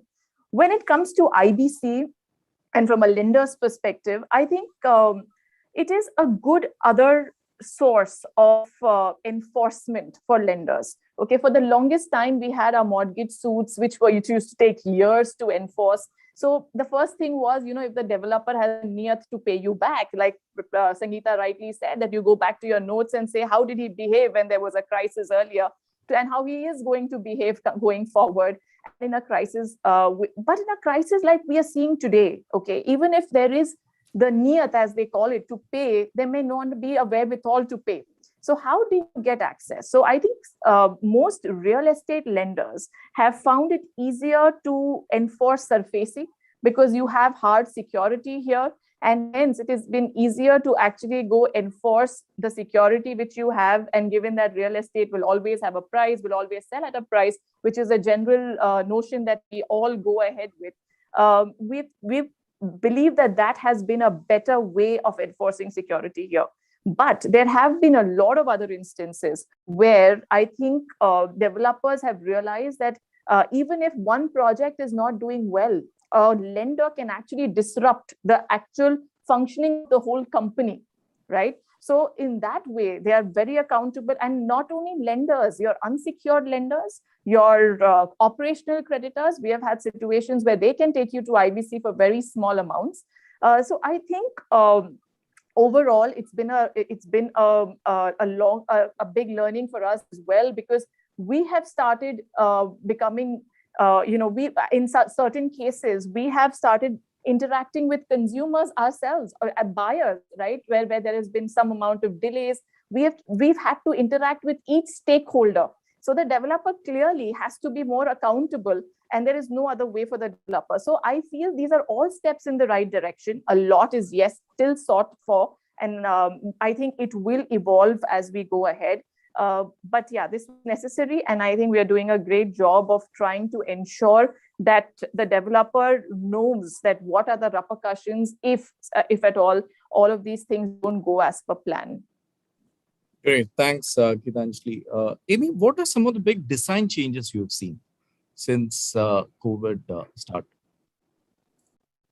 Yeah, so when you talk about design changes, I think the most obvious ones, if you look at the workplace or restaurants, cafes, social spaces, it's more social distancing, more space, more private space for each person. But one thing that as a property developer that we'd like to see going into the future, and we believe that it would benefit whether it's COVID or no COVID, is more open spaces, right? More green open spaces. And that's because, and we all know as a property developer, every project that we do, we impact the environment and the community at large. So we hope to see more open spaces, whether it's within the project, any kind of asset classes, or spaces that spill over into the public areas. So you can imagine, like when you have setbacks and the sort, you can design the space somewhere where we have nice landscaping, social hangout, nice pedestrian crossing, and larger sidewalks. So when you do these open spaces, whether it's within the project, on the terrace, on the rooftop, and the gardens, or even in the public spaces, what it does for the whole community is it encourages connectivity, mobility, active lifestyle, right? And in the long term, this is something that benefits all our health, right?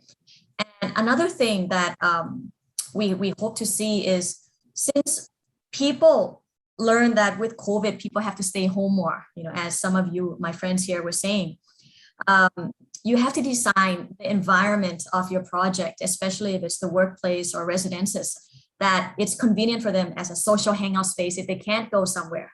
So how do you design a place that's comfortable, that's good for the environment and good for the community? So I would say that, as developers, you have to also invest, dare to invest in certain kinds of technology. For example, back home in Thailand, our biggest project to date, it's called the Forest Tears. It's 200 acres on the outskirts of Bangkok. So we invest in a system like CUP, right? Central utility plant and district cooling systems and all this. So it doesn't give off heat. So people can enjoy the forest, can enjoy the outdoors as much as the indoors, right? And I think that's one key component that we hope to see, whether it's in India, in Thailand, or elsewhere that we're operating at, with or without COVID. Thanks, Amy. Charu, let me come to the last question to you, given that we are running out of time. Charu, what are some of those learnings from other markets in Asia, especially for India? I know you play a role within JLL for Asia. So what are some of those learnings? Thanks again, Ramesh. Great question. And I'm going to almost continue from what Amy just said. I think we have to definitely view technology as a platform and not just as a gimmicky tool.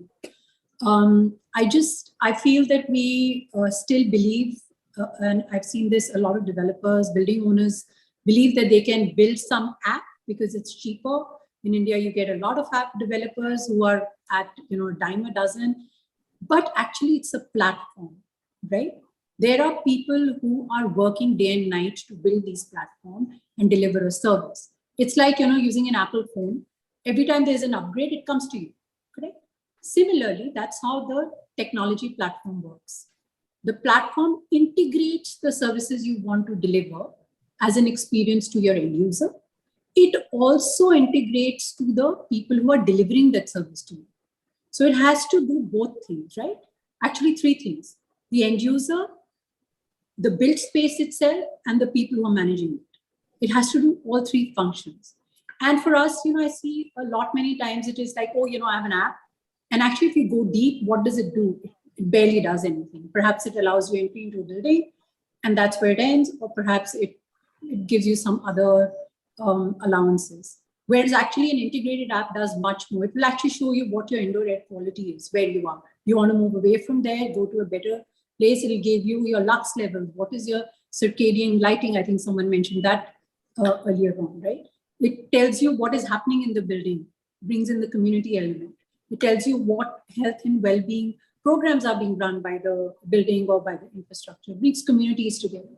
So I think technology has to definitely be viewed as a platform and not just something that is cheaply available. So it comes to the investment part. The developer or the community has to invest in building that. The second element I would say, Ramesh, and I think I mentioned it earlier, we all know the built environment contributes to 40% of carbon emissions, right? And a lot of buildings are targeting, or developers are targeting, to be net neutral by 2050. Actually, if we don't do it, and if we don't get serious about it, right, in terms of taking accountability and ownership, we will lose out as assets because all the occupants are going to demand that. And I'm sure you are seeing green leases, occupants wanting to have partnership frameworks and agreements in terms of delivering that, because their goals are also reliant on your goals, right, the spaces that they occupy. So to my mind, I see these two as very transformative differences in terms of seriousness. I'm not saying we don't do it. I just think some of them are superficial, and we just need to get a little bit more serious about these two aspects. Thanks, Charu. I'll have an open question. Whoever wants to take it can take it. Diversity ratios, we've been talking about it in Indian corporates for a very long time. Still, it's been a struggle. I know Charu and me, we would be evaluated every quarter in terms of how we could increase diversity ratios, especially in the real estate industry. It's been tough, given that a lot of jobs are site-based. Many times, even clients say, okay, we don't want women at these sites, given that we have a lot of outsourcing business. Any high-level ideas in terms of how we could improve diversity ratios in the real estate corporate world? Anyone wants to go? Yeah, Pushpa?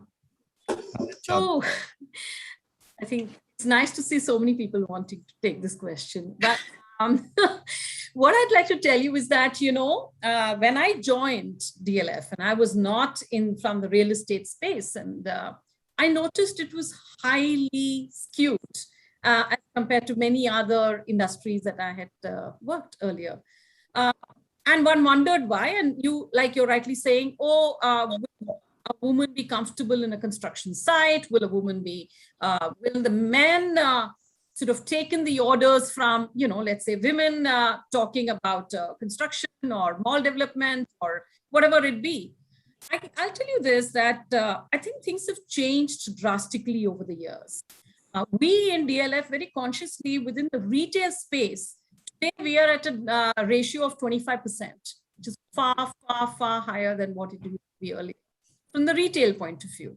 But I don't think we should stop there. I think the real issue is that women joining the workforce and doing so-called male-oriented jobs is one aspect. The other is, what do we do to make them sort of create successes for themselves? How do we help them grow?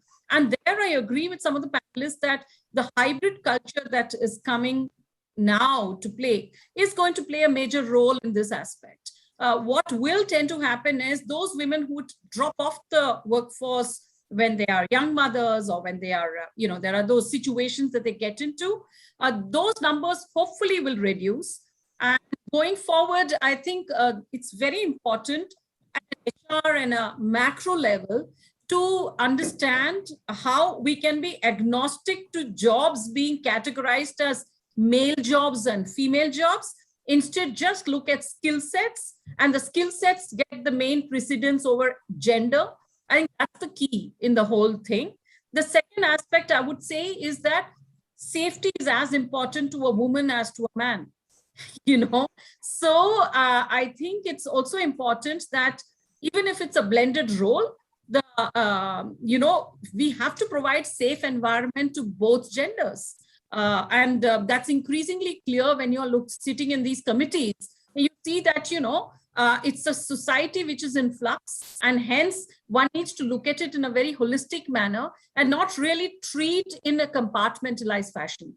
So to me, the high level thing would be, HR has to not look at jobs as gender oriented, more as skill oriented.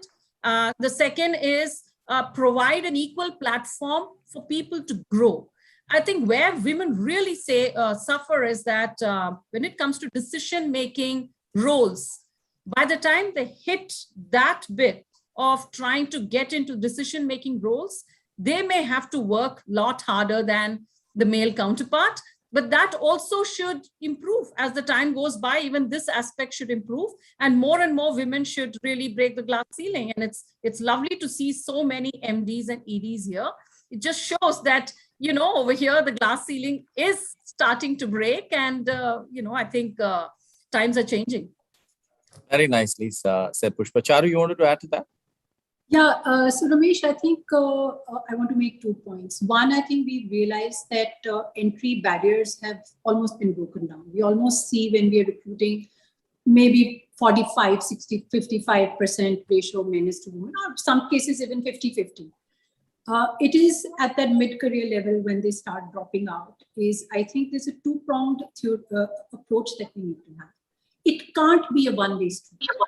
The entire ownership cannot rest definitely with only the company or the regulation. It also has to be partnered by the female employee themselves, right? We have to ensure by counseling, by buddying, to give them the confidence to have a voice. They need to talk about the challenges they're facing to stay in the workforce. See, because we can have, like the government has a great protocol. Maternity leave 6 months. A lot of people don't want to hire women at that age because they feel they'll have to give 6 months maternity benefit, right? So that pettiness has to go away from the employer's side, but from the women's side, equal participation, confidence, and asking for your rights has to come.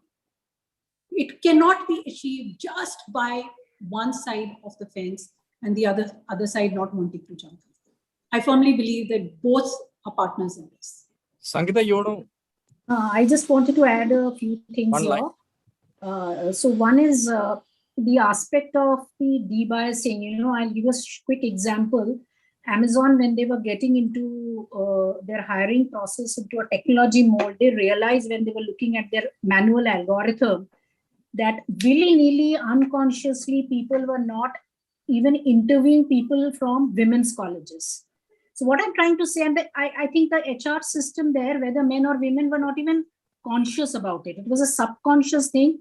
Like, someone said that, you only said that clients don't want women in at site. So what happens, these embedded biases get ingrained in people and they don't even realize it. So the first step is, how are we debiasing? And I would exhort all of you here out there, look at your processes and don't look at processes on paper. Look at what's happening. Be part of the HR's programs. Sit, almost have a CCTV camera at the cost of sounding intrusive in today's days. We have to be careful what we do and we don't do. But it's very important to do that. The second, Charu spoke about a two-way traffic. While I agree with you here, Charu, maybe some of us have been, we have gone and exhorted, called out.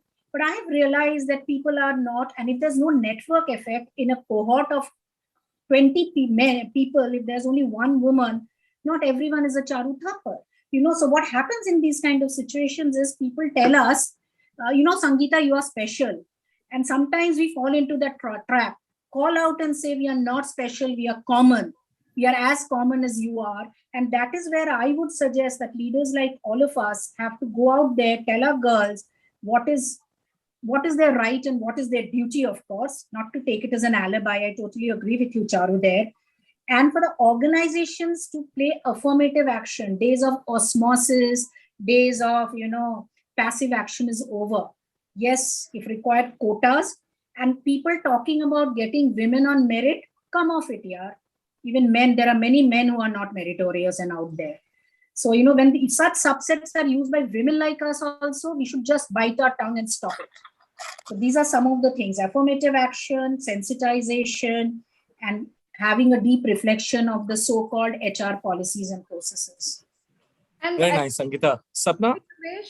Just to add to that, I don't think today real estate careers is not just about being on sites. I think there are so many options within real estate, right? You can be in research, you can be in property management, you can be in audit, you can be in finance. The options are plenty. So I don't think women should not be restricted thinking that real estate career is about being on sites. But it could be on site also. We should be open to that. Yes, of course. But it cannot be that. That's not the only job on hand, right? Very true. Sapna, do we have time? We'll take some questions. We have some audience questions here. But in fact, talking about gender and diversity, all of our speakers had been talking about. Let me say, we have moderator for both the panels in this conclave as the male professionals, because we wanted to have gender diversity on the panel. So that was this was by design. But let's go on to the questions. Some very interesting questions. One question is is which segment of housing has the most customer demand currently? So probably Riza and for Ms. Sangeeta. Yes, as my friend Riza would like to believe that the luxury segment is the most lucrative segment, and obviously so, and it has a demand. But I think demand is a symptom of what is the country about. So our country is about a certain level of people, certain socioeconomic class. And I believe that that is the segment, the burgeoning middle and the young generation who are coming up and want flexibility in homes, want to invest in places which are of a certain category and certain segment. So I would give my vote for the affordable housing segment. And don't treat affordable housing segment like a nano, because customers, whoever is buying a home, is buying it as a most precious asset in their lives, a precious acquisition in their lives. So what I would say, that's the segment which is of higher demand. Look at your cost, look at your technology, look at your design homes which are welcoming, which give the customer pride and happiness as they come in. So that's my vote. Lisa. So I would agree with Sangeeta. I mean, definitely from a volume perspective, it's definitely affordable housing. Luxury housing is still very niche, but we're also talking of higher margins in luxury. So that's from a developer standpoint, right? And also the fact that I think residential real estate is becoming more and more specialized. As we go along, I think, even apart from affordable housing, even aspects like, or asset classes like co-living, senior living, etc., are also taking center stage. And this has been hastened by the pandemic. So there are different asset classes within residential, apart from affordable housing, which is also gaining importance. Okay, so from consumers' perspective, the affordable and mid segment is what is in huge demand, and from developers, luxury makes more sense for the margins. Another question is about the challenges and opportunities for investors in distressed projects. Gitanjali, this is for you. Do investors have distressed projects? Is there a potential for them? So yes, there has been massive scope for the distressed investor. I mean, investors looking at investing. So you've seen a lot of distressed funds, which is a more organized way of investing in distressed assets come up. I think this is today the way the market is. There is opportunity to invest in real estate, period. I think it's a very good time to invest in real estate at this point in time. Unfortunately, most of us are marred by what has happened to us in the last 3-4 years. And that's why we're not able to take that call. But today, anybody who wants to allocate resources as an individual investor or as a structured institutional investor, I think there is a lot of opportunity in the residential real estate space. I think we have kind of bottomed out as far as the pricing is concerned, as far as the demand supply situation is concerned. Last 4-5 years, most of the developers haven't really gone out and acquired real lands, and hence the supply has been limited. You're seeing more and more people go out and acquire assets because they realize that in a couple of years, they won't have anything more to do, right? So you will see the supply and demand gap narrowing, right? And you will obviously see a lot of people not being able to keep up with the way the industry is changing, which is where the distress opportunity comes into play. Right. Today, there are a lot of institutions who are sitting on loans or assets which need solutions. You have the Swami Fund who comes with one kind of solution, which is also in a way a distress asset fund. So there are huge amount of opportunities in residential real estate if someone has the appetite and the ability to wait through, because I think this is the beginning of the next cycle as far as residential real estate is concerned. Okay, so once you have the capabilities, yes, there is a great potential looking at distressed projects for the investors.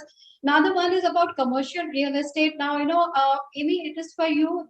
Do you see enterprise clients taking up flexi workspace more now? Yes, actually. So because of COVID, we've actually seen a trend where enterprise clients are using more like satellite offices more. So that, more like a hub and spoke kind of format for their various corporate staffs, so they don't have to travel too much. So, what we see is before enterprise clients might be needing more numbers of seats, like 50, 100s, over 100s, right? But now actually they're willing to explore more flexible formats and also flexible lease terms so that, they don't have to put in the CapEx, as well as they care about the well-being and the happiness of their corporate staff. So that's a good trend we see for ourselves as well. Okay, so good for flexi workspaces. Another one, Charu, that is for you. Now, as you said, tenants want more from commercial real estate. Similarly, investors confidence is quite high in commercial real estate that we have seen in last 1.5 years also, despite COVID. But what do the developers need to do more about commercial real estate, in terms of their offering? Thanks, Sapna, for the question. Very relevant. I think I addressed to one. I think definitely upgrade in the facilities, in the technology that is being offered. And second comes back to sustainability. I understand most of the international developers have that as a big tick in the box now before they invest in any kind of asset. So unless we are able to upgrade and meet the demands and partner their net zero goals, assets are going to lose out. So I think those two things are really important. Okay, so spaces need to be technologically well equipped and sustainable. Yes, human wellness and human-centric spaces now are the buzzword in real estate and for everyone. Pushpa Bekta, this is for you. You know, there is a recent report that predicts Indian cities will add about 100 new malls by 2022. So what is the reason for such bullish sentiments according to you? Well, I think, as they say, behind every crisis, there is an opportunity. So what really happened was there was a lot of talk between online retail, everything shifting online, is offline going to be not relevant anymore? I think that particular debate is to rest. The retail asset class during this crisis behaved in a way, both from a retailer point of view, brand point of view, a developer point of view, and a consumer point of view. Sentiments came right back. With that, it was very clear that there are many different kinds of retail assets that is going to take shape. For example, if the embassy group has got, they were talking about creating residential complexes which has got all the facilities within. So today you have an opportunity where the retail asset class is going to be present in residential communities. It's going to be present in good size in residential communities, in the office spaces, as well as in, as standalone retail. So instead of having a typeset cookie cutter model, retailers have also, and developers have come up with different kinds of models, not just mixed use and different kinds of mixed use. With that, what's happened is the thinking has changed. And hence the number of, I wouldn't call them all malls. We ourselves are developing a few which are plazas, not malls, but that's necessary for the residential community, which is surrounding that particular retail asset class. So with this, I think there is confidence, and people are also thinking out of the box. And that's also propelling investor confidence because the naysayers have been sort of put to rest at this point. Right. So the models will change. We might see new models coming up. In fact, I just read on one of the developers wrote Resi Retail Township. So that's a new term probably which has come in. Absolutely. So that's not Mr. Ramesh Naik, coming to you. We are talking about future of real estate. So how is your outlook? Summing it up. What is your outlook? The outlook, it's great to see residential kind of come back to really good highs, the best residential phase over the last 6-7 years. Commercial, I feel there will be a little more struggle even for the next 12 months, although last quarter was good because a lot of decision making and a lot of pent up demand from the previous quarter got finalized in the last quarter. Retail would take again some time to pick up. Again, it's going to be a more consolidated industry. Like Pushpa said, the big will get bigger. Industrial and warehousing as a sector is doing extremely well. We will see the market breaking records next year, especially driven by e-commerce and 3PLs. Also new asset classes like data centers, co-living, all that very early days because the size of these asset classes are reasonably small. So I think good times for residential and industrial. Okay, thank you. Fantastic. I think that summed up the entire session for us.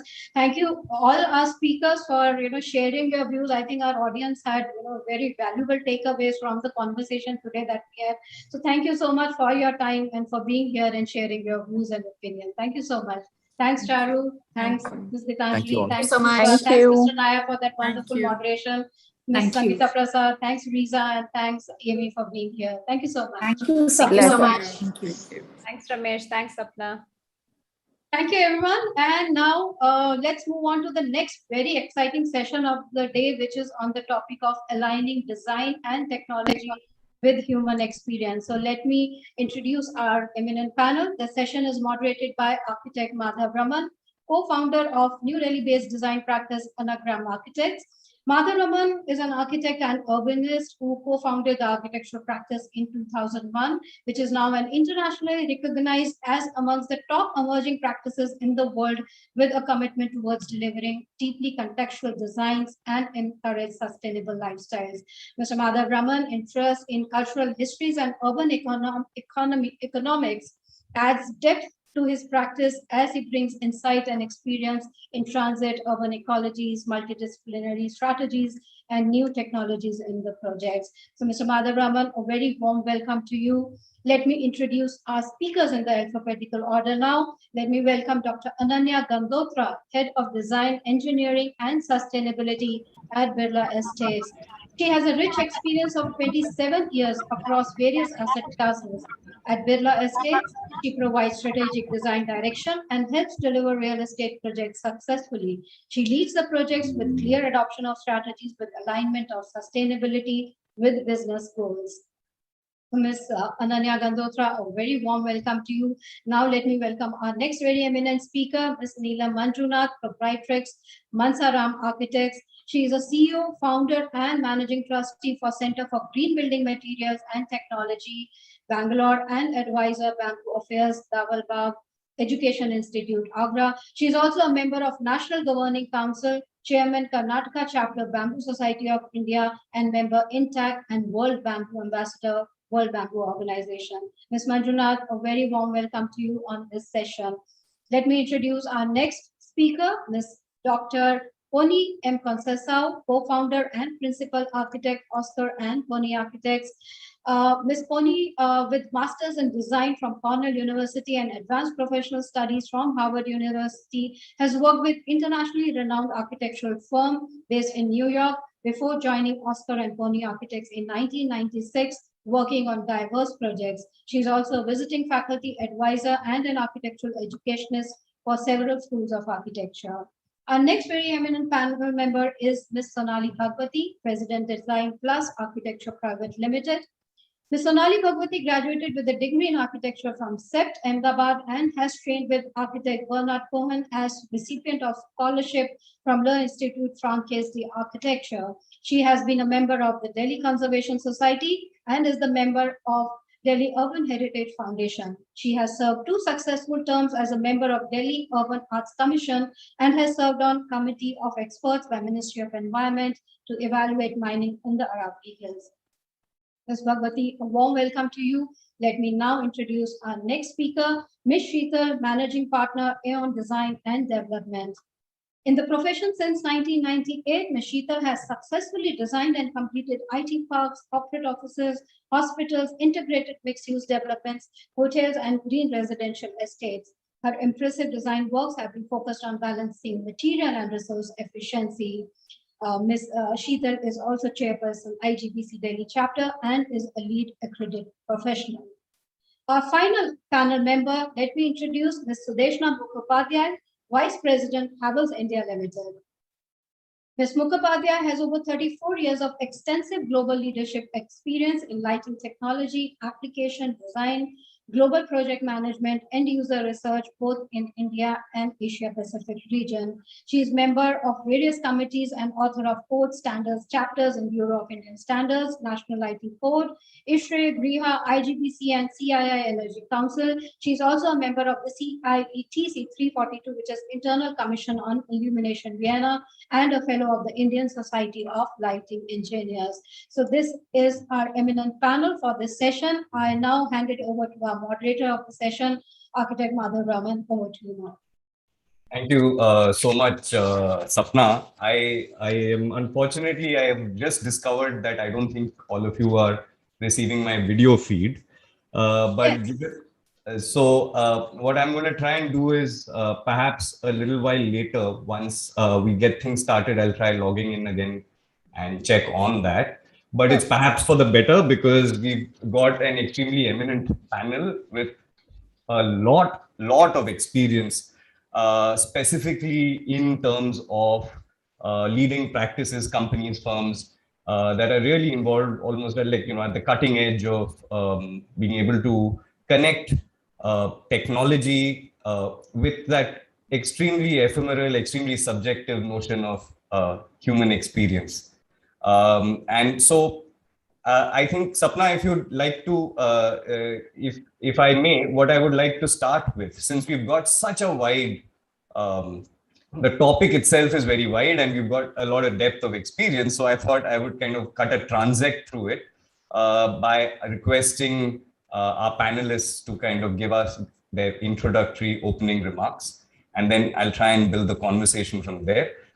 You will have to excuse me in case I drop out. I will be back shortly. This is just to try and fix my video feed. So if I could start with perhaps with Sonali. How are you doing, Sonali?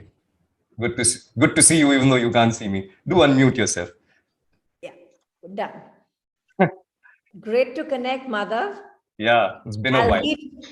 Online, maybe hopefully soon in person also. Indeed, I look forward to that. Yeah. So please do start. Introductory remarks, we'll go run through all the panelists and then we'll try and have this kind of take advantage of all your insights in one go. Please.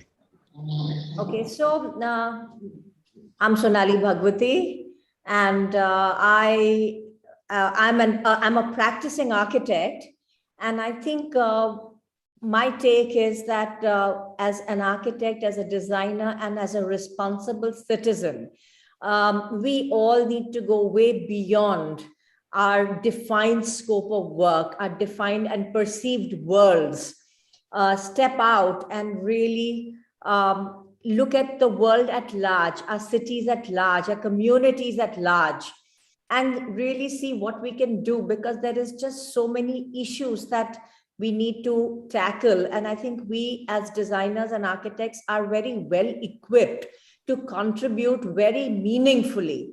And I think that is somewhere where I feel as a professional, we need to go towards.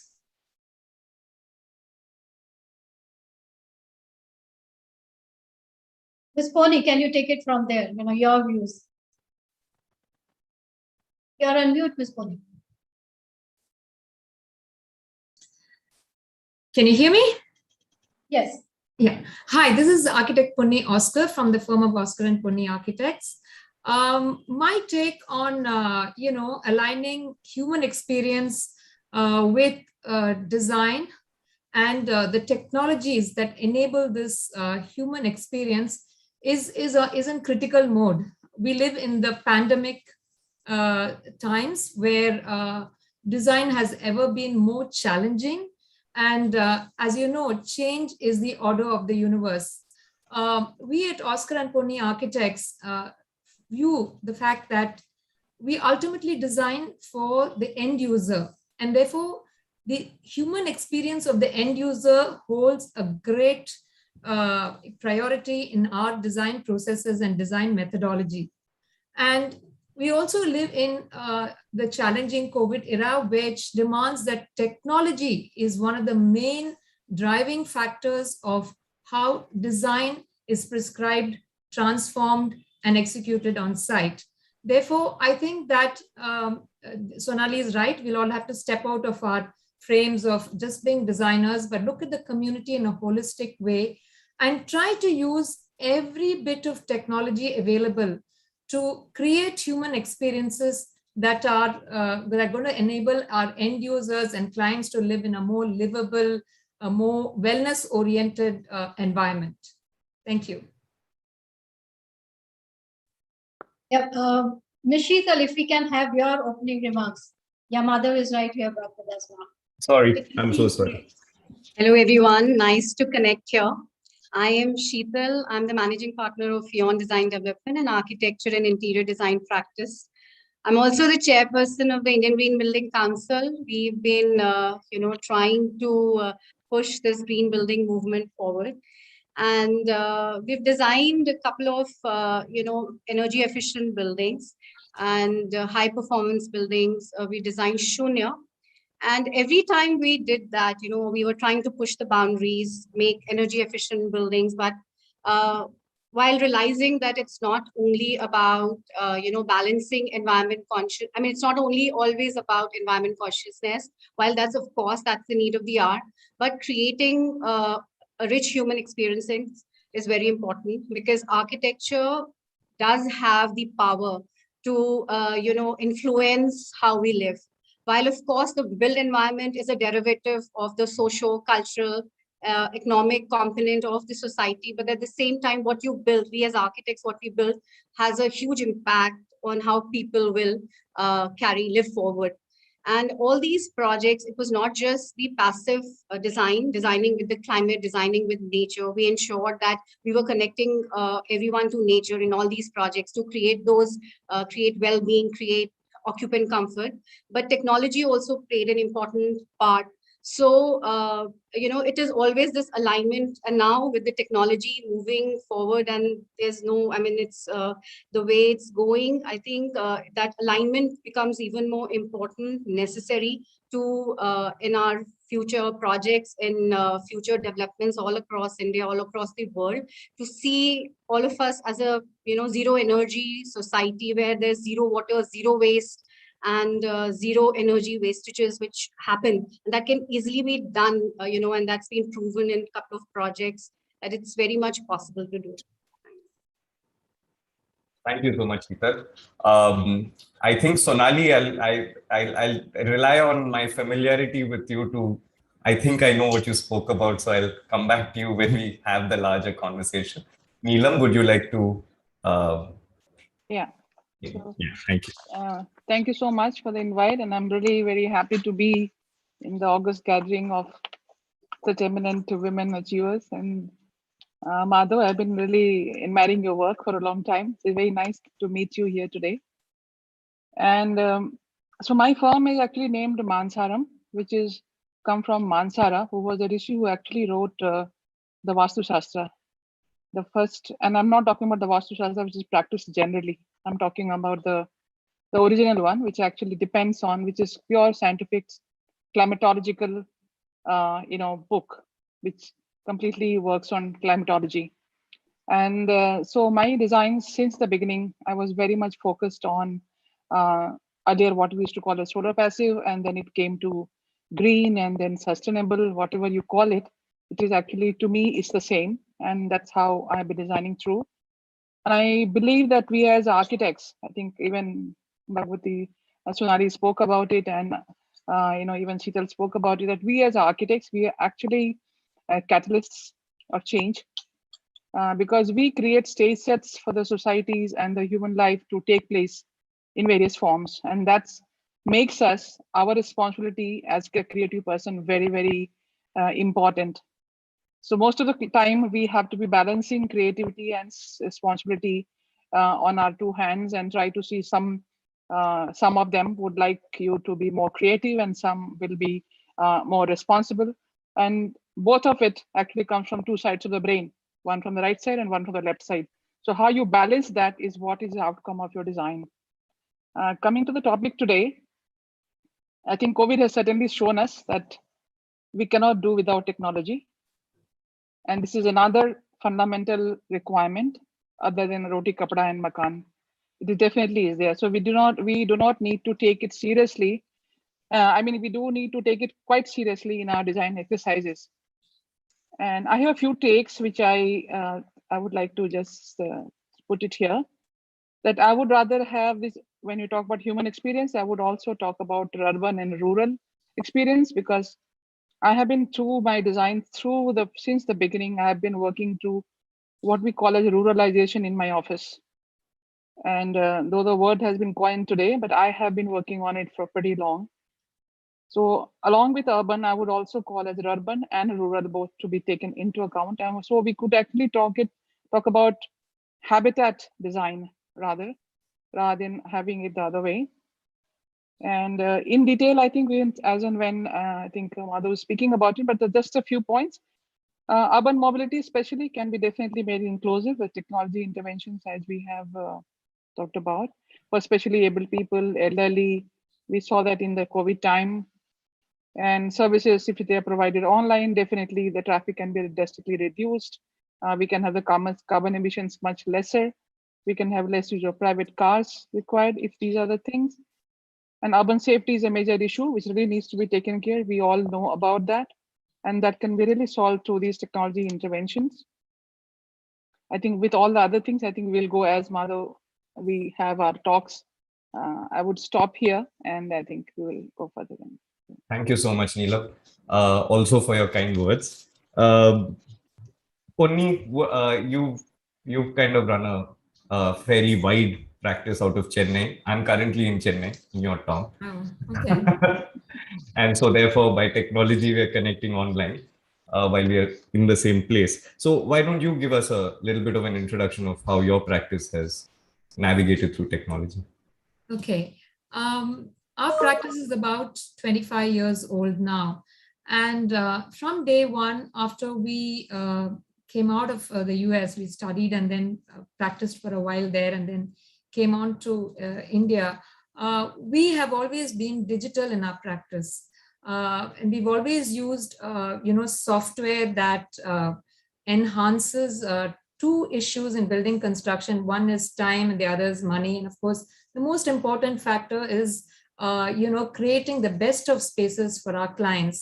So in our practice, currently, we use a lot of software, particularly BIM, that is building information modeling, building performance modeling, terrain modeling. We're also playing with augmented reality. Photorealism has always been part and parcel of how we present ideas to clients. And of course, there's the entire gamut of other secondary, software like AutoCAD, which is a staple of every firm right now, world over. And what we have found is that these softwares, today clients are very demanding, by the way. And because of the scale of our projects, we do projects in the private realm, in the government realm. And today government has become very, very IT savvy. They insist and demand on BIM, BPM, terrain modeling. And indeed, I think it's a very good thing to have in our practice because it has saved us a lot of time. It has also raised the competitive edge in the business, because at the end of the day, architecture is a business. You'll have to, it's two-pronged really to have creative solutions and also be successful as entrepreneurs. So in our case, the demand came from the client and we were very happy to actually indulge and use these applications right now. Today we're doing a 10 lakh square feet government building, and it's so nice to see that government actually has US educated people sit on these panels and committees auditing our works. And today we do we do have contractors who are extremely large. They're the largest contractors in our country. And they also expect that technical savviness from our side. And today, it's a good feeling to say that, using technology has been one of the forefront elements of our practice. And sometimes I feel, and this is a personal feeling, technology can make things a little cold, a little, too standardized, too engineering oriented. And that's where architects like us come in and humanize the whole thing. And I feel that is where architects create that human element. We are indeed the human element between the site, the aspirations of the client and the contractors. So we try, our very, very best to give that great human experience, use technology to communicate our design ideas to the clients. Also, I feel today BIM is fantastic because the scale of projects indicate a lot of modular construction, a lot of prefabricated, elements that come in. And that's where we find logistics. That is, you shrink the time frame of the project in a very efficient way. You reduce costs in a very efficient way. You're able to source in materials in a very efficient way. Augmented reality for us is very good because we take the client through a very nice walkthrough, literally on in a realistic fashion, to see how he or she can experience the spaces. And there is a lot of transparency in this, which is what I like. Technology makes everything so transparent. Decision making is that much easier. So in my book, in my view, I think technology is here to stay. And again, I'm saying COVID has woken up all of our clients. We're looking at contactless spaces. We are looking at voice activated technology, which is very big in the Far East. I think Europe is just catching on. We're also looking at using, very funny. All of us look west for ideas, but the point is our own Indian heritage architecture is so green friendly. is great in terms of, heating, lighting, ventilation, what have you, the use of local materials. All of this has come in a very big way, and technology has been the enabler, I would say. Indeed, I particularly like your idea of not just looking west, but looking east and then looking at ourselves. I think we'll hope to unpack that idea a little bit more. Ananya, I'll start with you. I've kind of reserved both you and Sudeshna for the last two with your introductory remarks, essentially because the others are all leaders of kind of practices and companies of design, whereas both of you are trying to lead design within more multilateral interests, firms with more multilateral interests. So I'll begin with you and then I'll request Sudeshna to continue after you.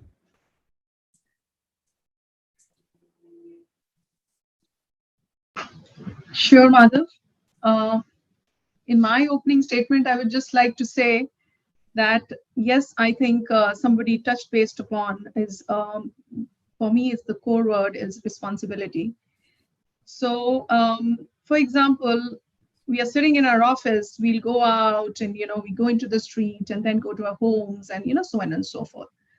So the human experience is not just bound by one space that we are looking at. It has multiple facets.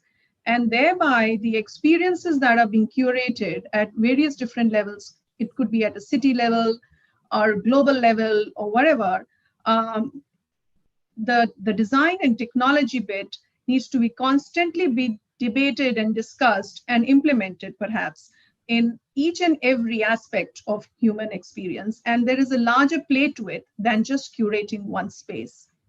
So for me, a macro or a micro both play a very critical role in the human experience. And then I would also like to, as you mentioned, coming from a larger group, so I would like to link a few things with, climate change or sustainability, materiality, and so on and so forth. And in all aspects, like for example, if you're making a very large project, it's a township or something, it's got a huge impact on the environment that project is being brought in.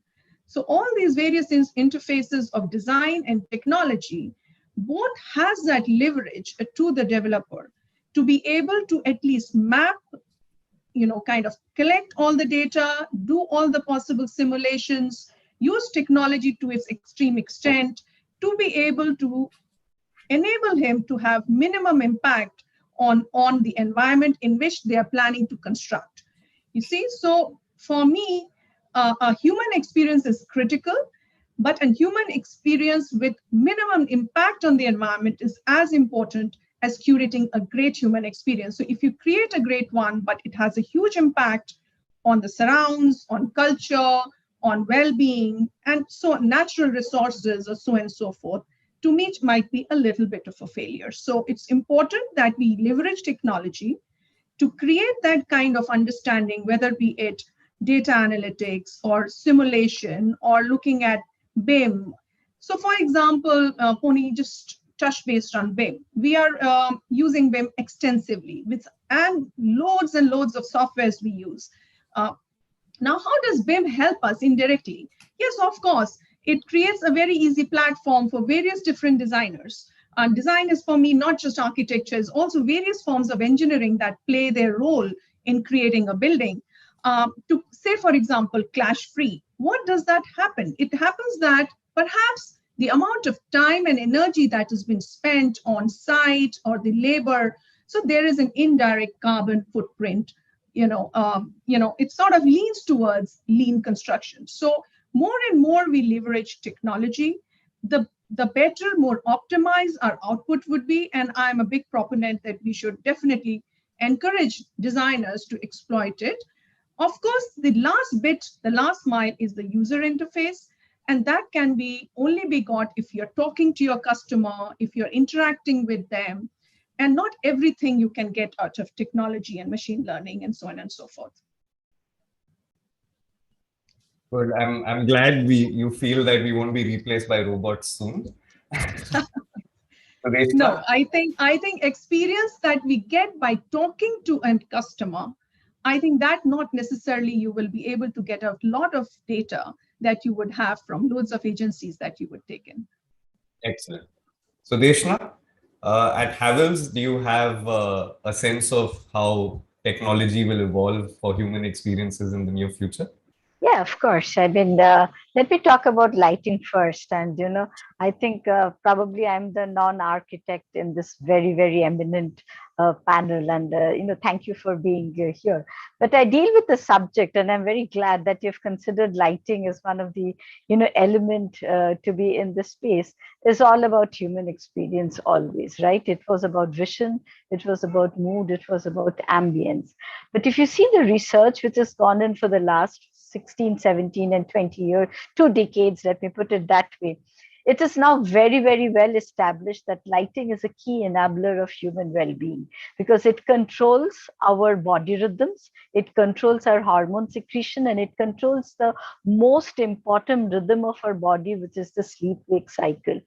So human to me is just not about people out over here. I'm also connecting the entire environment. So light energy affects us. It also affects the flora, the fauna, the birds over here. So the choosing the right lighting system, the spectrum, and that's where the technology comes in, is about creating a conducive lighting, not only thinking lighting as, an element where you have to save energy, but really enhancing well-being for human and also for the nature, because we are talking about smart cities, right? We are talking about energy efficient lighting. It's important to know that how these lightings, LEDs, single spectrum light sources, how is it affecting the birds, how is it affecting the night sky. So technology here is, I'm looking at technology in 2 aspects, and Havells does that well.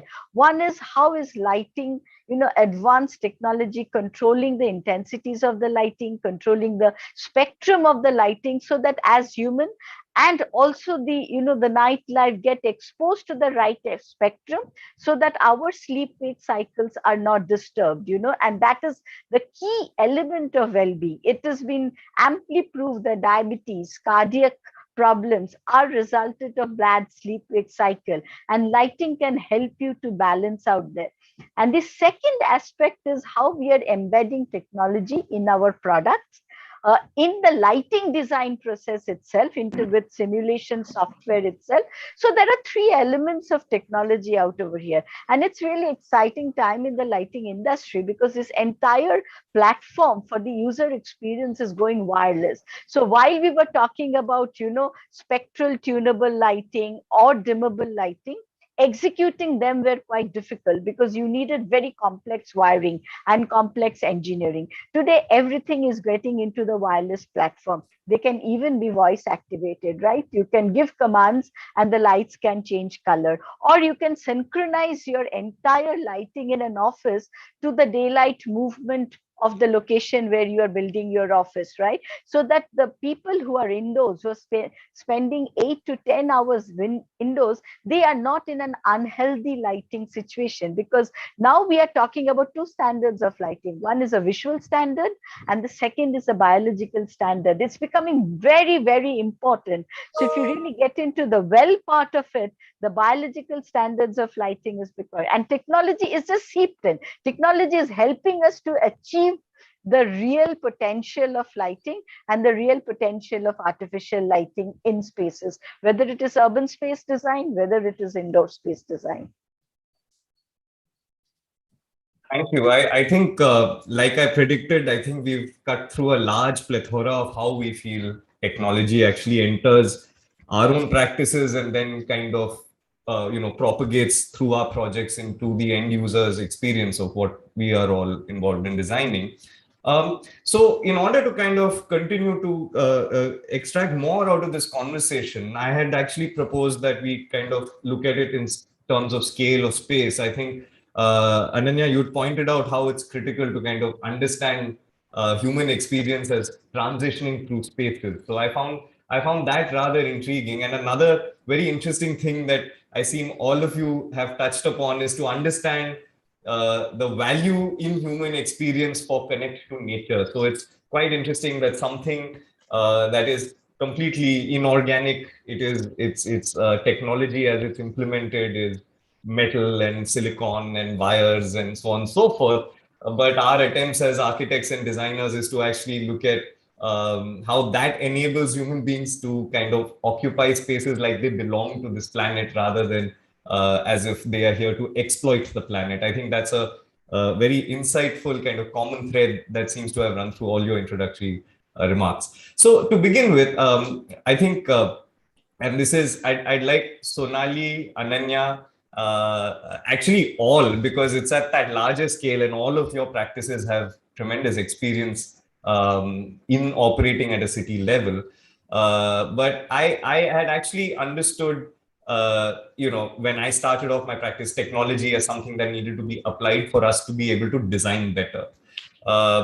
But more and more, it's becoming apparent to me that at its largest scale, at the city scale, for all of us citizens to connect with our cities, technology has started making grave impact. Now, Sonali, I'll start with you because until very recently, you were serving at the Delhi Urban Arts Commission, and I know you've spent a lot of time trying to look at how cultural mappings of especially the older part of the city of Delhi.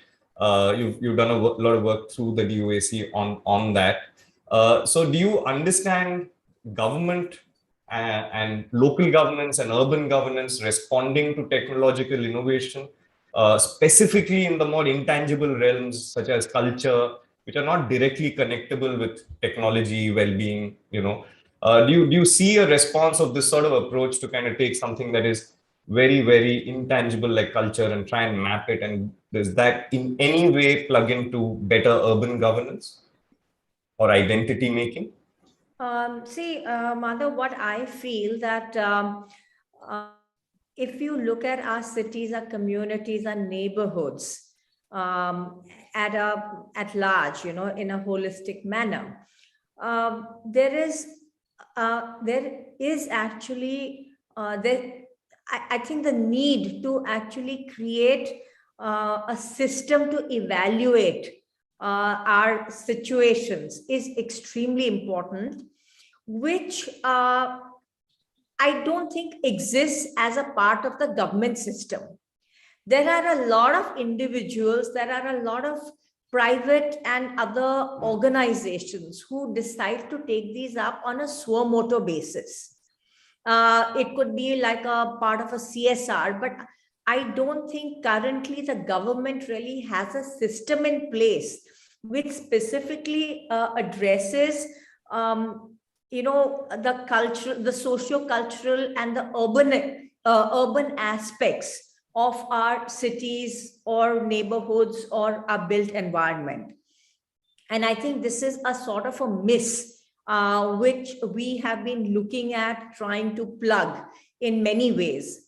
Because I feel basically technology is for human beings. It's for our betterment. Yes, as an architectural practice, as everyone has said, we all use technology intensely. I mean, today, I don't think we can actually be in practice unless we are using BIM, Revit, Clash-free, all these issues, all these aspects of architectural technology within the architectural practice is now inherent. Energy modeling, your energy, your footprint calculation and all the rest of it. So I think every project that we do is inherently going through these processes to create an environment which aims at creating all the right denominators, whether it be energy, whether it be experience, whether it be the end product as an architectural form. So all the synthesizing of all these things remain as an integral part of all our design practices. However, as I was saying earlier, when we step out of our beautiful domain, our private domain, to go to another beautiful private domain, we swim through this mass of area which is undefined, which lacks everything that we have tried in our beautiful private domains. And that's where I feel that technology has fallen flat. There may be some intent somewhere, but the disconnect with reality is immense. And that's what needs to be looked at. And the gap which I'm talking about needs to be plugged. So it is this binary of our cities that is now defining our urban forms, you know. So we had looked at, I'll give you a small example. I mean, one of the projects that I felt very passionately about, and I had done my thesis also in that area. So I've had a very long association. And I said, let's go back to Old Delhi, let's go back to Shah Jahanabad and see that why don't we want to go there today? In every part of the world, your old cities are your heritage. You take pride in it. You actually put it in a where it's a part of your, it's something that you want to showcase to the rest of the world. And why are we trying to hide it? Why is it our shame, you know? So what do we do to bring people back, to create the human experience, to alleviate the urban environment over there? So where does technology play a part over there? So one is technology within our own offices, but where is the technology when it comes to the larger community? So we try to really examine that, you know, and to try and see that what is the best human experience that you create. I said, what is the best human experience in any city?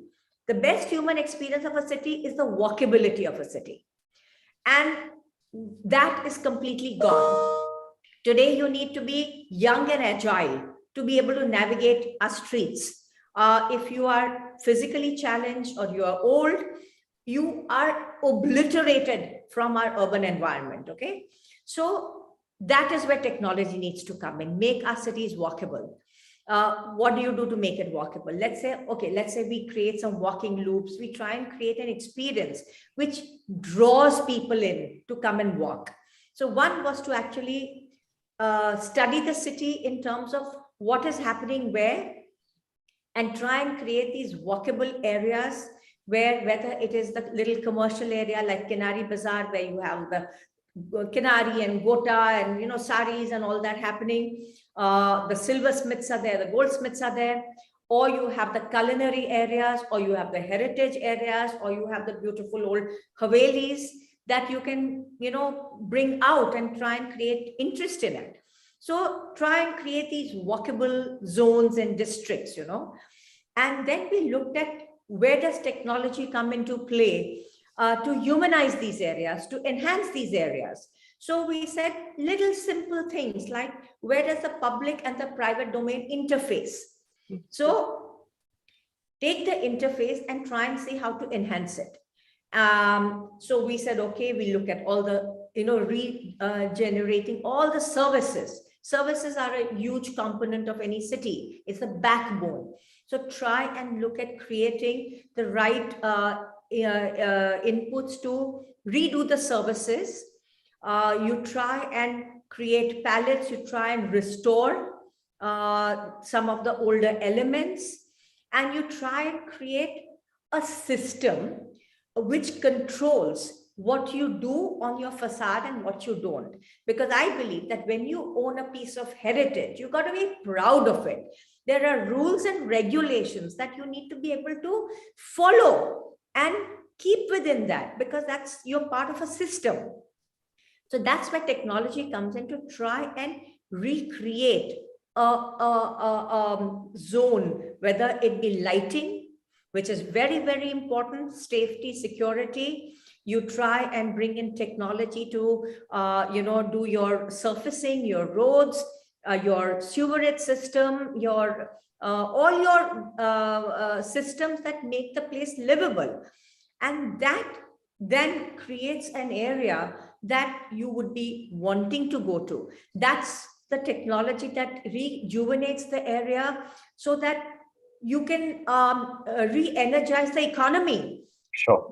An economy is re-energized, people make money. I'm going to jump in here because you said something very critical, and it's got to do with that interface between private and public. And again, I'll go maybe back to Ananya very briefly on this, because as a kind of at Birla Estates, since you are creating sort of township level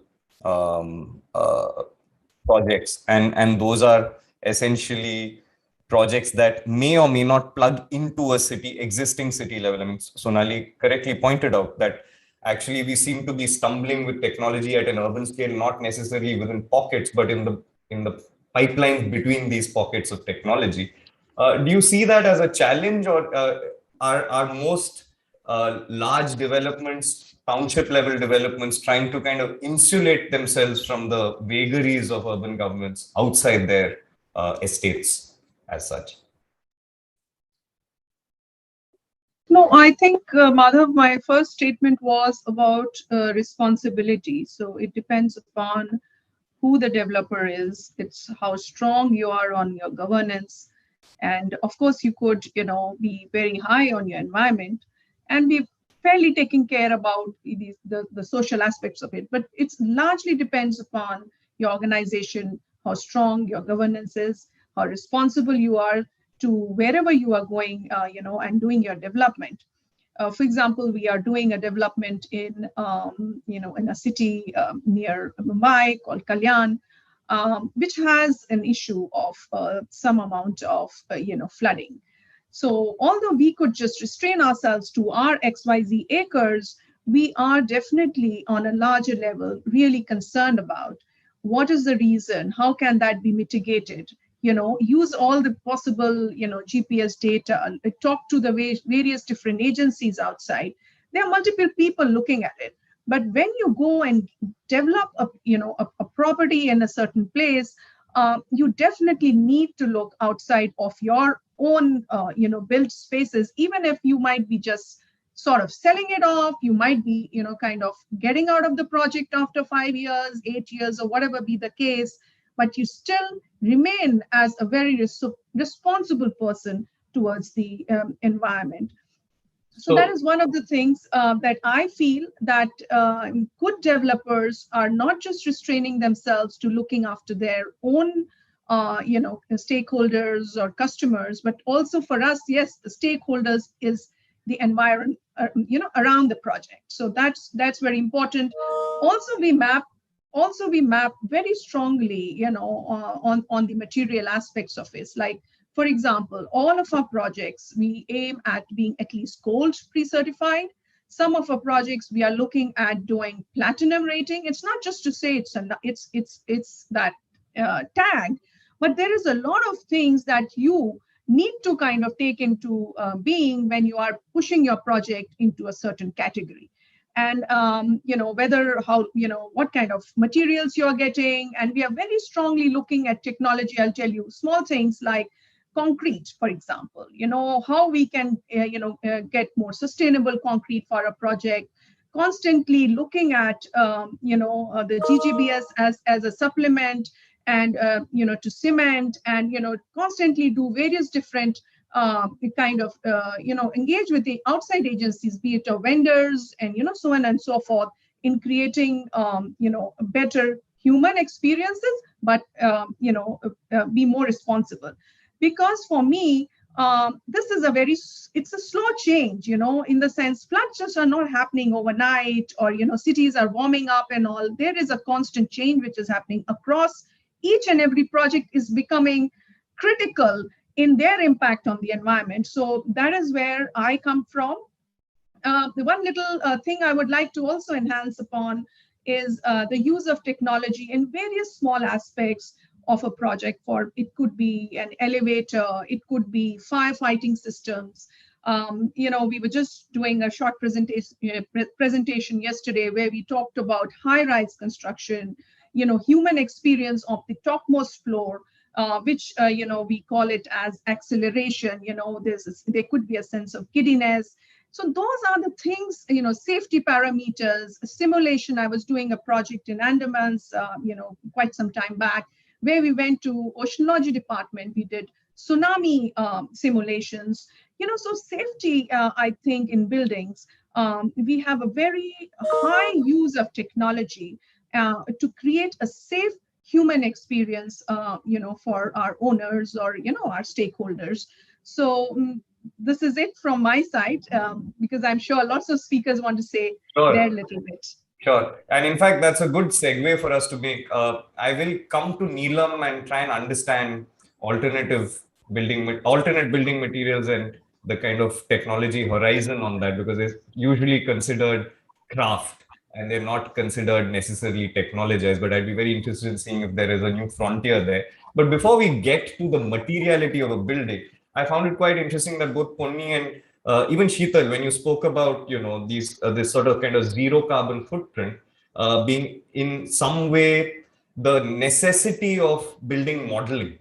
A lot of us, when we try and visualize our concepts and try and kind of model them, it's very often it's considered, when architects do that, they do it purely on the criticality of form, but in performance in a building, with the kind of sensors we now have that give us the kind of granular data of usage that Ananya was talking about, is the elevator moving too fast, or am I actually picking up all the rainwater that I should be picking up and harvesting it? And really granular minutiae. Do you see that sort of digital twinning of our designs, where we are kind of making a really every aspect of it, from its material, lighting, performance, services? Sonali mentioned how critical part of human comfort, human experience of architecture is based on our utilization of services. Where do you both see, and I request one of you to take the lead and the other one to follow up, where do you see that kind of critical edge or those sorts of gaps that we see in kind of converting this digital twin into really realizable, granular design data that we can use and tweak and further our design inputs? Go first. Yes. Sorry. Okay. Sheetal, why don't you start? Okay. So, sorry. So I will start with, so we've done high performance buildings a couple of years back to net zero energy buildings, where all these buildings were twinned, through computer simulation models. But that was not the start point, I would say. The start point was how we, design around nature. How can we connect people to nature? Because we felt that was missing. So half the work, I think, is done because the richest human experience is, we all go to holidays, we all gravitate towards nature. So richest human experiences when you get connected to natural areas, to nature. So we started with that, how in our campuses, whether these are commercial buildings or residential, how we get nature in, how we connect people to walk through those areas, to experience those areas, pause, think, rejuvenate, because time and space, time and place for nature was very important. And then we also, give access to natural daylight, ventilation, because those are the bare necessities or bare things one would really want to have in your buildings, your build form. And then we use nature to do half our things, like, for example, trees to shade the social spaces which were created, so that if you give social spaces which are for our climate very hot, people will not use it. How we directed the wind, channelized the wind through water bodies, cooled the wind before it went to these social spaces or went through these built, forms. So how we channelize the wind, how we cool the winds through nature, through venture. And then we got in technology. Okay, let's get a jali or, other devices to actually further cool it, and then create courtyards or create spaces around that. Next is that we, in a couple of projects where we cut down our stormwater system by 30-40%, just by having these bioswales, by having these natural areas, we did the trick, which were not just used for, taking care of stormwater, but again became lovely social spaces. So how environment, economics, and so, the needs of the society kind of came balanced or came together.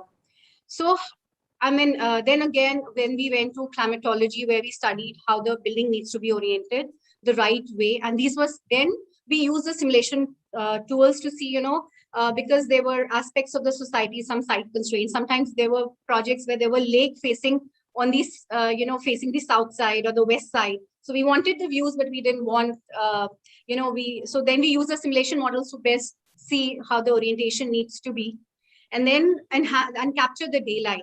And then so basic was to capture the daylight. We, in buildings, we saw that daylight comes about 15 feet. How to enhance it to 18, 20 feet. So our buildings are naturally lit. We had daylight, the perimeter lights linked to the daylight sensor to ensure that these buildings were daylit throughout the day. And only during, overcast sky or during evening hours, you have the, artificial light, which actually comes in. Then we used, we try to see that in the fair weather seasons when November or probably February, March, where you can live with just a fresh air from outside. We don't use chillers, how we can just flow in the air at that time. Again, we use technology to monitor, what is the temperature, are people comfortable?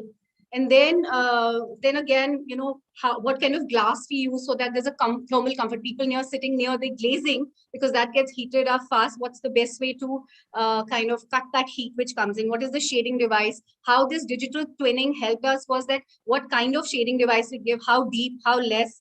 But there was economics also at every project to take care of. If you take too deep devices, then they become more expensive. So there were projects where, one project where what we did was we move the workstations away by 1.5 to 2 meters, and created breakout spaces there because they are not used as often as the others, regularly occupied spaces. And then we could, at that time, because of the economy, we couldn't economics of that project, we couldn't really have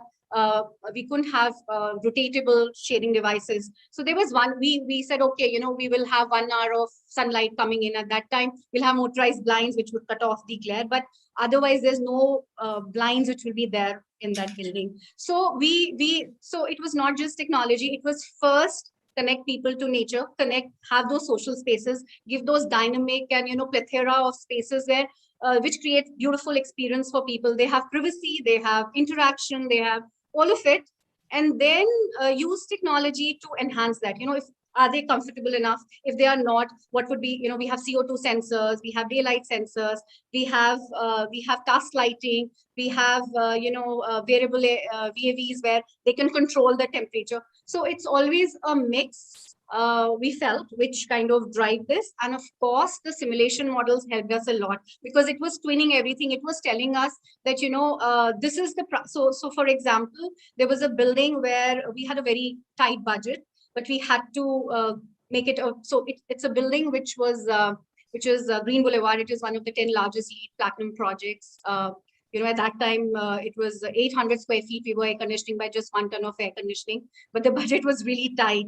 So we used free cooling. We did envelope insulation, but we didn't have the budgets to completely insulate the envelope.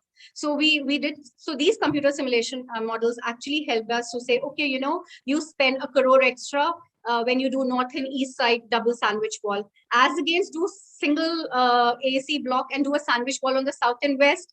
Maybe your incremental cost is only, let's say, for example, 25 lakhs, but your energy saving is still, it's not changing as much. You better put solar panels, which may cost that 75 lakhs and would give you a better energy saving. So, so we went to those nitty-gritties and they helped us to achieve within that tight budget a building which was very high performance, almost 800 square feet area. We were air conditioning by just 1 ton of air conditioning. But more than that, like I said, it was connecting people to nature. So actually, there was National Geographic went and interviewed people, and they said that, they come to this campus earlier and they leave later because they love when they come, they can really, rejuvenate, or they can leave their worries behind, because just the sound of water, chirping of birds, or even a person playing guitar in these social areas at the ground floor, which is we call as a public realm or a nature's walk, really helps to unwind. So that was, I think, a bigger reward for us overall than anything else. And of course, it was an environment conscious building where every drop of water, even materials which came in, we made a modular building, so the wastages were down to 1%. So all with the help of twinning, of course. No, I really like I think from what I get is that there is this kind of now a shift in the way of deploying technology almost in layers. So you first try and put in more passive technologies to kind of deal with the bulk of the connection that one needs to make, both in terms of resource consumption, wastage, and the kind of very human, belonging to the planet, as I call it. And then to kind of build that so that the more active technologies, the ones where there are slightly more diverse, devices, there are slightly more pros and cons have to be measured a little bit more carefully. You're kind of more frugal and more nuanced in applying it rather than just slathering it with, highly active technology processes. Ponni, you'd mentioned a very interesting term. You'd called it terrain modeling. And a bulk of our conversation so far in terms of modeling and information has to do with literally the built, the architecture, the services, and so on and so forth. How do you see the stuff that already exists on site, the natural, the terrain? How do you find that kind of plugging into your way of getting more, more enriched human experience to the end user? Okay. At Oscar and Pony Architects, what we do is we focus on the human side or the human experience of how the end user would, feel in those spaces.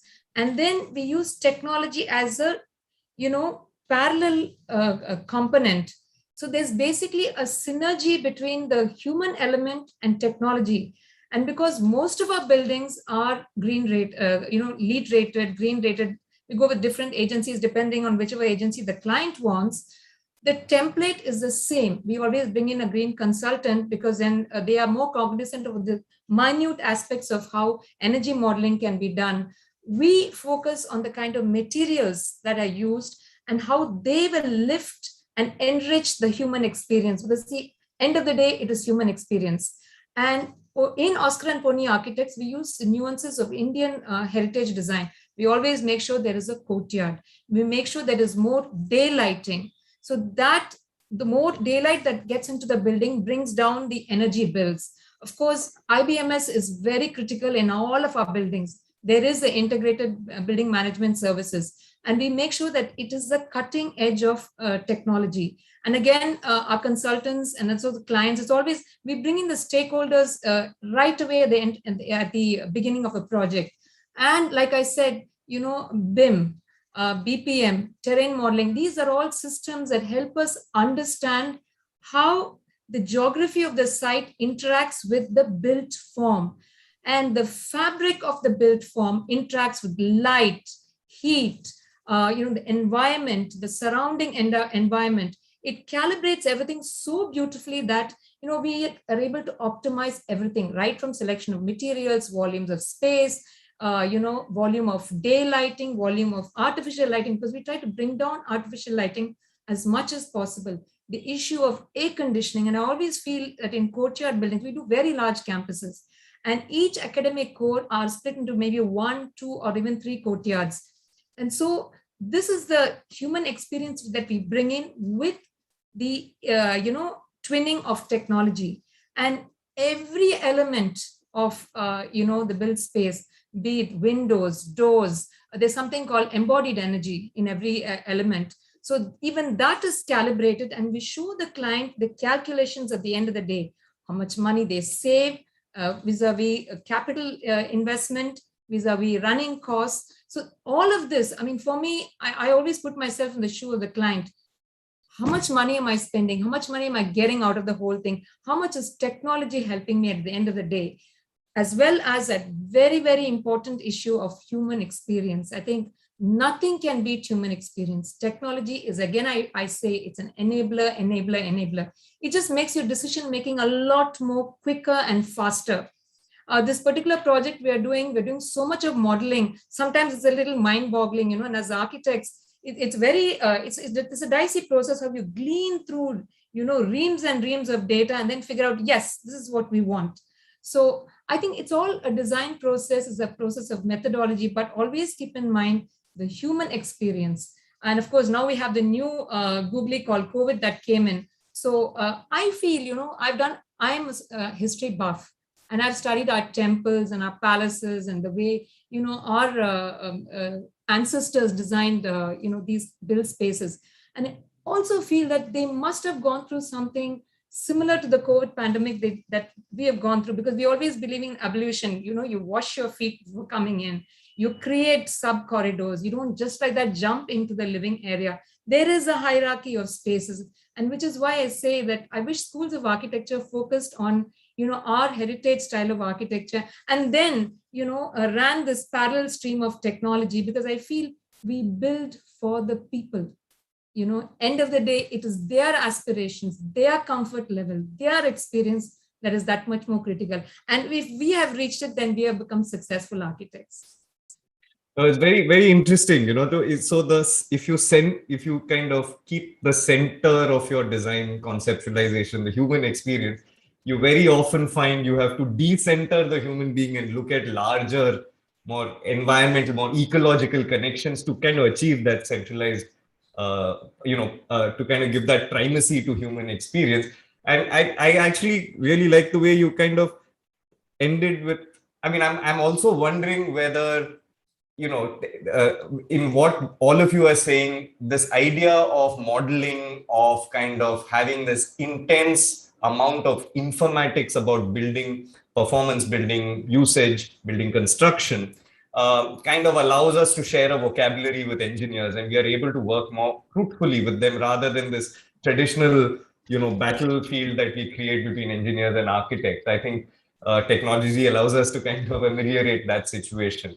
And that kind of, I now want to kind of turn to Neelam and kind of pick away or unpack this divide that we've kind of got within our own ideas of construction technology and, mainstream materials, which highly technologized buildings, it's assumed are kind of devoid of material experience. And the idea that, or so-called alternate building materials or traditional building materials are in some way much more amenable to the human hand, and therefore there's almost a kind of period, perhaps in the Iron Age or Middle Age, where innovation in those fronts stopped. So are we now seeing a sort of technologization of these other materials, of kind of widening the material palette that architects and designers have at their disposal in order to kind of address this idea of connect and, human experience of kind of feeling like they're part of a planet rather than sitting on top of it? Yeah, thank you, Madhu. So first is that, actually, I don't consider the materials that I work with as alternate materials, because at one point of time, they were the mainstream materials. And concrete and steel has been around maybe for 100 years or some more years. Yeah.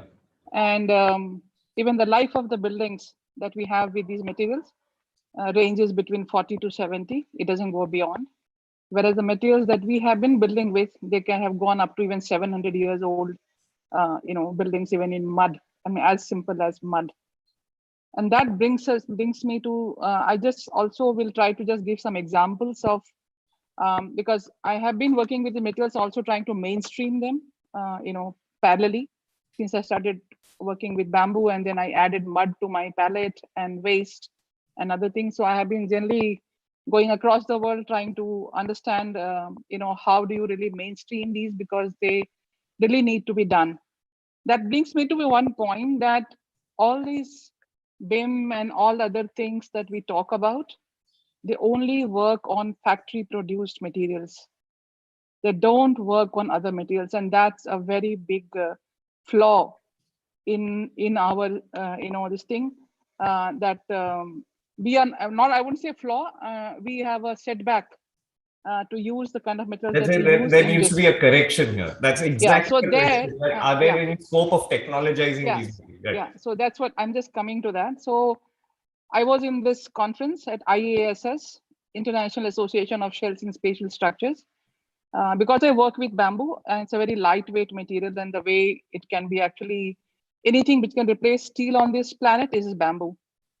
And that is, so I have been trying to evolve various experiments and technology to do that. I also presented a paper at the International Shells and Spatial Structures Conference at Barcelona in 2019. And before that, I also went to take classes on NURBS at MIT Boston, the earlier year that was there. And I was quite surprised. I mean, you have these, all these Cobra, and you have Python, and you have Rhino, and all these things, and very technological and things, and suddenly after the whole class, they come up with a small shack for the beach with that. So now I just it made me to think, do you really need this kind of technology to do this kind of a work? That was one point. And then how many people would be able to afford this kind of a thing? Maybe it's for mega projects. But how about the 95, probably I would say, % of the country or the world, how they build? How does this technology actually cater to them? In this one, there was one more very interesting thing, was an experiment that was done, I think, by Harvard with one more Ivy League universities. One experiment was done about a new material that they tried to come up with. Okay, we are defining these properties, and these are the things that we want out of it, and then the your 3D machine that comes out with a material and their components, and they come up with a form. And they have everything which is machine made, and everything that has been told that, okay, this is how it will do. But when they actually implemented it, it behaved in a different manner than what they had expected. And it's everything. I mean, there's nothing left to any kind of a doubt or anything with all these experiments. And so I asked the question, so what happened here? What went wrong? And the answer was, the natural property of the material took over the machine. Now, I mean, how do you really react to that? What I'm just trying to say, above all this, probably, and I think people have told in a different manner, but I think we have technology, which is nature, and human brain, which is much, much higher than anybody else. And unless and until, as architects, if you know the property of a material, only then you can plug in the right, switch out there. But if you don't, and then somebody else, XYZ, does it, you could be absolutely off the mark. And this is something which is very, very, applicable in natural materials. In the same conference there, I was speaking to one guy, because they work in the US and all, they work with a lot of wood as a material. And they say there's a lot of, properties and things. Even after all this advancement, wood even again is a natural material. So you can have categories, and you can have ranges. You can never have a proper definition of a natural material to say that this is how it's going to behave. So unless until an architect has the experience of working for several years with a particular kind of wood, he looks at the wood, he touches the wood, and he knows this wood is going to behave like that. And then the machine or the other things, you say, okay, feed this data. So maybe then we will come out with a solution. So unless until you know that value, unless until you know that value, you cannot actually do it. And this is something which is very important when somebody says that architects will become obsolete. They cannot. Because what I'm trying to say is that, because the future is for natural materials. We don't have enough reserves on this planet to have cement and steel and things like that. And you create an environment, you create a box, and then you try to air condition it, and then you make the air conditioner energy efficient, and you say that we have done it. I'm doing a project called E5, element 5, because I believe in this 5-element architecture. We try to balance the 5 elements, because everything is made of 5 elements. Nature, earth, everything that we see around us. And when you balance these 5 elements, you have actually done the best that you can do for a design. You are able to, because a human being can be completely at rest and composed. And the best ambience would be where your body aligns with the 5 element around you. And to have that, Madhav, how would you just sum up now, Miss So Manjunath? we are reaching I'm the the end last of our speaker. session. Yeah. I just have Next one set of question. Just given, I have Let Neelam I finish, will and have to be she's allowed at a to very finish. interesting point, and I have a question that actually links up with both So something with Yes, Sonali. next set of so speakers waiting for us. I have a project which is platinum rated lead. I did no simulation at all, and this is about 100 residences, and it is made from CACB. And I tried to introduce as many technologies that we could have, but everything was on my own experience as an architect, where the window design would be there. So how will the ventilation will take place? How do you make a ventilation 170% more than the earlier ventilation? Because one window is not called ventilation unless until you have a window opposite in a different direction and a different angle. You cannot have a ventilation actually. So these are things which I incorporate from myself. We put it, and believe me, out of 100 points, I attempted for only 92 points, and we have 89 points out of that. Some points were deducted because mud was not considered as a waste, which actually have taken from the site, and it was not given points enough. Otherwise, we would have got 92 out of 92 without any simulation. But again, as I said, I'm not telling technology. So technology for human experience, I would say it is more for management, for the side of the brain, which is supposed to look at all these factors. So you, when everyone used to say CAD, computer aided design, no, it was never computer aided design. It was computer aided drafting. So we have to actually, unless until till technology is very good, till it starts taking over us, we have to be able to, use technology. Absolutely, To I completely, system. I completely And see only what then you're, yeah, comes to some coming kind from. of a I thing. think I understand that if as practitioners we And don't here, yeah. so here, when I do a bamboo this thing, I also use Rhino. I also use Grasshopper to do this kind of a modeling. But let me tell you, across the world, the bamboo drawings and bamboo buildings that we are making, even today, there is not one structural engineer who is able to design a building with bamboo. Is the architects or the other people who have experience with bamboo, they do it. Structural engineers only analyze and tell you that you are within 2% or 3% of your this thing. They are still not able to design it.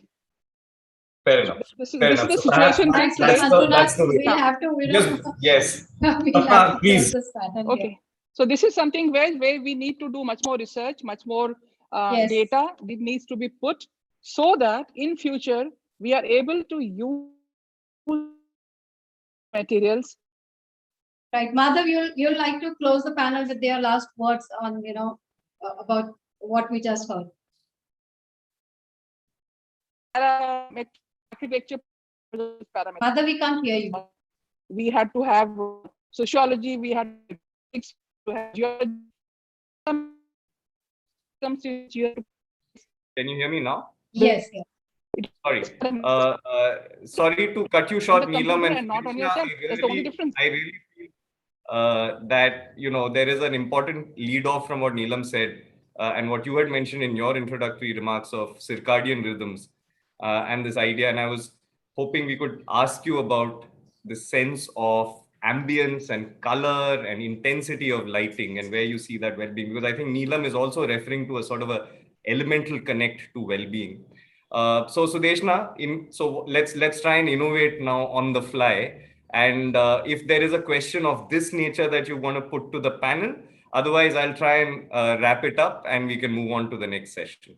I think we had a very good conversation about, how technology and design can work together. It needs to, go on, a kind of synergize with each other. And I think a lot of more, as Ms. Neela Manjunath said, more innovations can be done in terms of how we can bring more, unique materials, heritage materials, are materials that we had stopped using, which we had been using for thousands of years, and they can be brought on the technology platform. But all our speakers agree here that yes, technology is now a big part of design, and there have to be more synergies between the designers and the technologies. So thank you so much, everyone. We did not have enough time, and we really regret that. But we will be here again with you very soon with all our eminent panel members. Thank you so much, Ms. Pony Concesao. Thank you so much, Sudeshna for joining here, Ms. Bhagwati being here with us today, and Sheetal for being part of this session. Dr. Ananya Gantotra, always a pleasure to have you here. And Ms. Neela Manjunath, we heard quite valuable takeaways from you. Thank you so much for being here with us. And thanks, Madhav, for bringing out the best from our speakers today. Thank you so much. Thank you. Thank you, everyone. So, Thank you, everyone. Thank you. That Thank was you, everybody. our conversation Thank on you. design and technology. So now let's get ready for a very interesting segment, which is the fireside chat segment on the inspiring stories of our women leaders.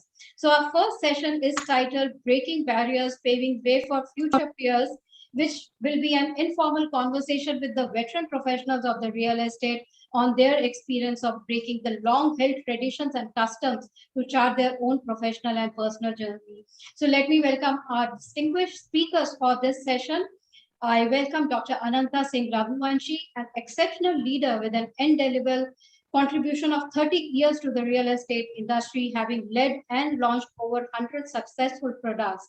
She is a PhD in marketing management and has been Executive Director DLF, Chief Executive MGF, and Country Head and Senior Director DEMAC, and is currently Senior Executive Director at Experian Developers. Ms. Raghuvanshi, a very warm welcome to you. Joining us from Sri Lanka is Ms. Nella De Zoysa, a practicing architect from Sri Lanka. She has the distinction of being the only living architect in Sri Lanka to be an honorary fellow of the American Institute of Architects and Royal Institute of British Architects. Her international affiliations include Fellow of Royal Institute of Australian Architects, International Associate of the Royal Architectural Institute of Canada, and Life Member of Indian Institute of Interior Designers. Ms. Nella De Zoysa, a very warm welcome to you on this session. And our final eminent speaker, I introduce Ms. Sheila Sri Prakash, an internationally acclaimed architect, urban designer, and sustainability expert who founded Shilpa Architects, Planners, Designers in 1979.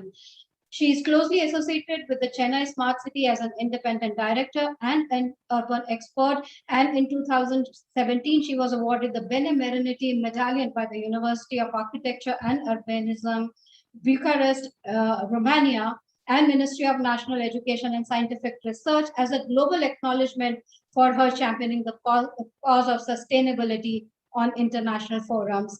So this is our eminent panel of speakers with whom we will have an informal chat about their own journeys. At the time that they entered this field as entrepreneurs, the times were completely different. So Nella, starting with you, you had once mentioned that you have lived your life backwards. So please tell our audience, how did that happen? You are on mute. Ms. Zoysa, you're on. Yeah, 1 minute. Okay?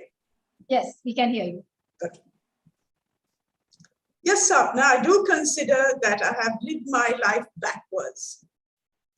My painting and sculpture was my prelude to architecture. Architecture was my first love since I designed my dream house for dogs at the age of 10, perhaps watching my father. My father is Dr. Justin Samasekara, a pioneer in the field, a product of JJ College, Bombay, a contemporary of CHS Jadwala, who is one of the founders of the Sri Lanka Institute of Architects, who has brought architecture education to Ceylon by the RIBA. He's a past president, honorary fellow, and a gold medalist of the Sri Lanka Institute of Architects.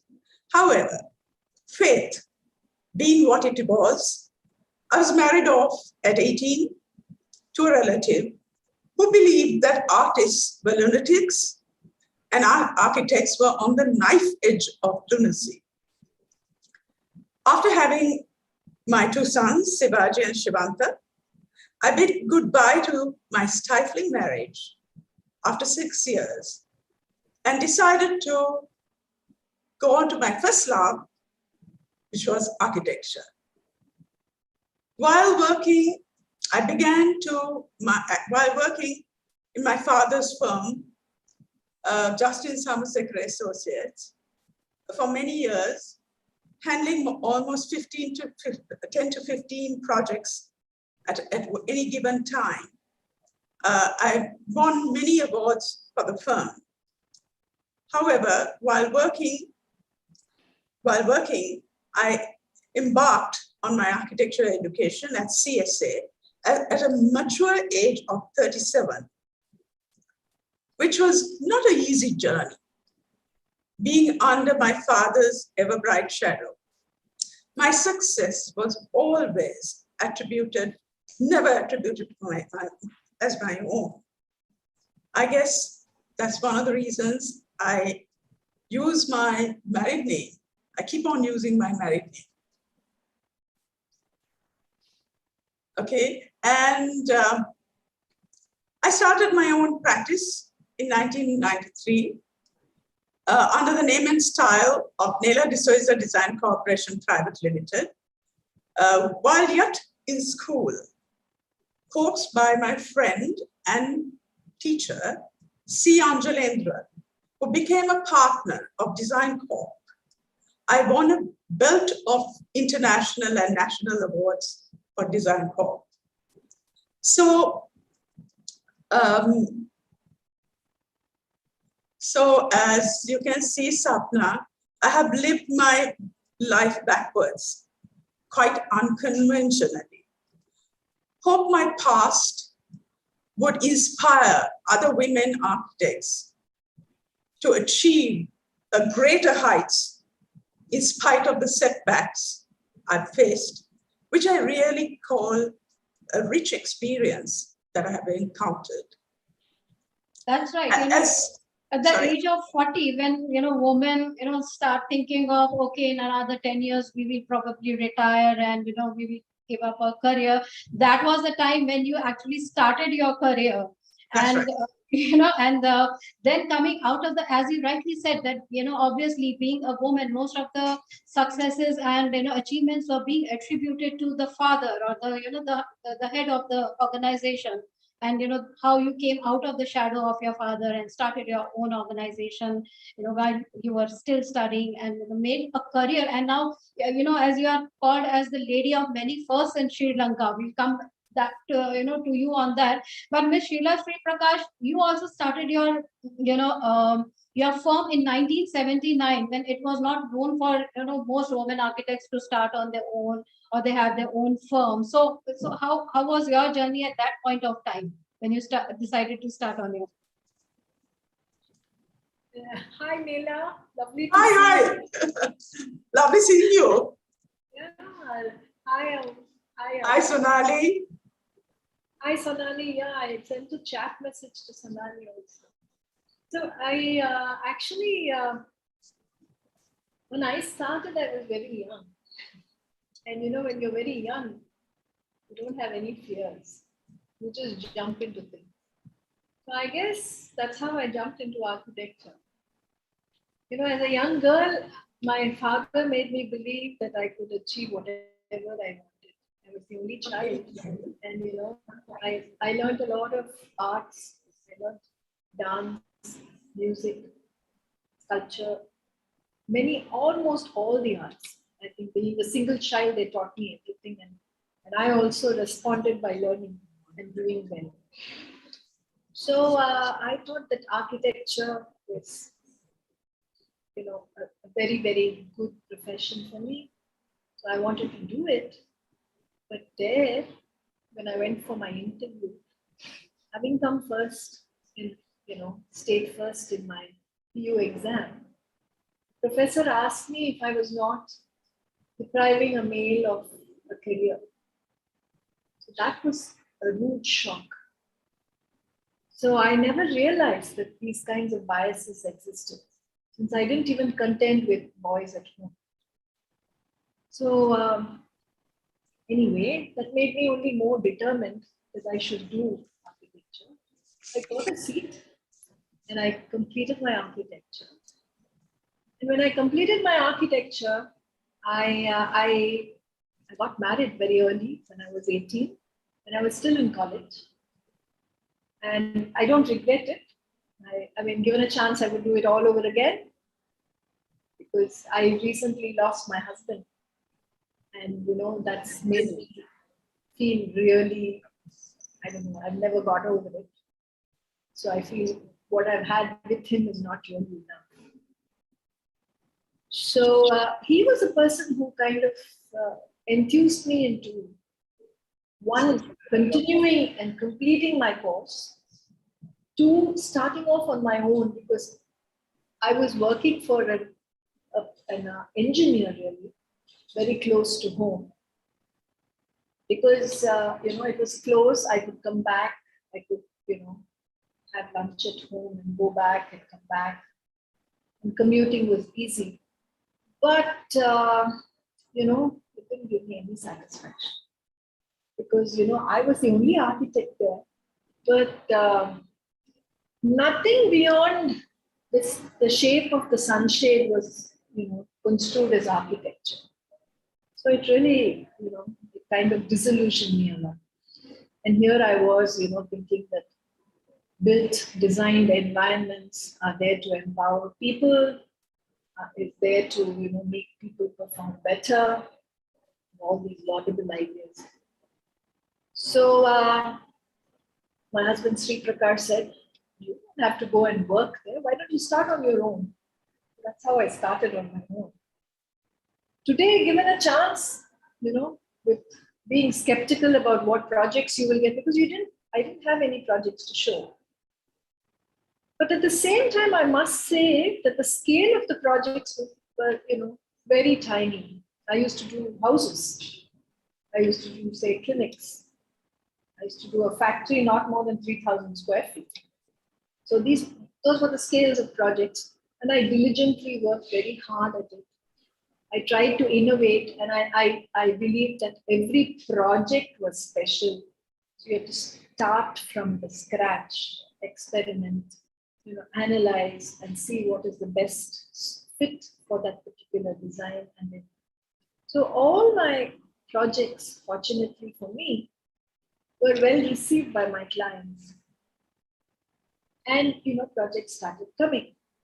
But still, I found that, nice creamier projects were not coming through. And creamier in the sense, I had a client who remarked once, he went to Singapore with the architect to, look at various designs before finalizing his design. And he said, I can't do that with Sheila, in spite of, being a family friend. So, those were the kinds of mindsets that were there at that time.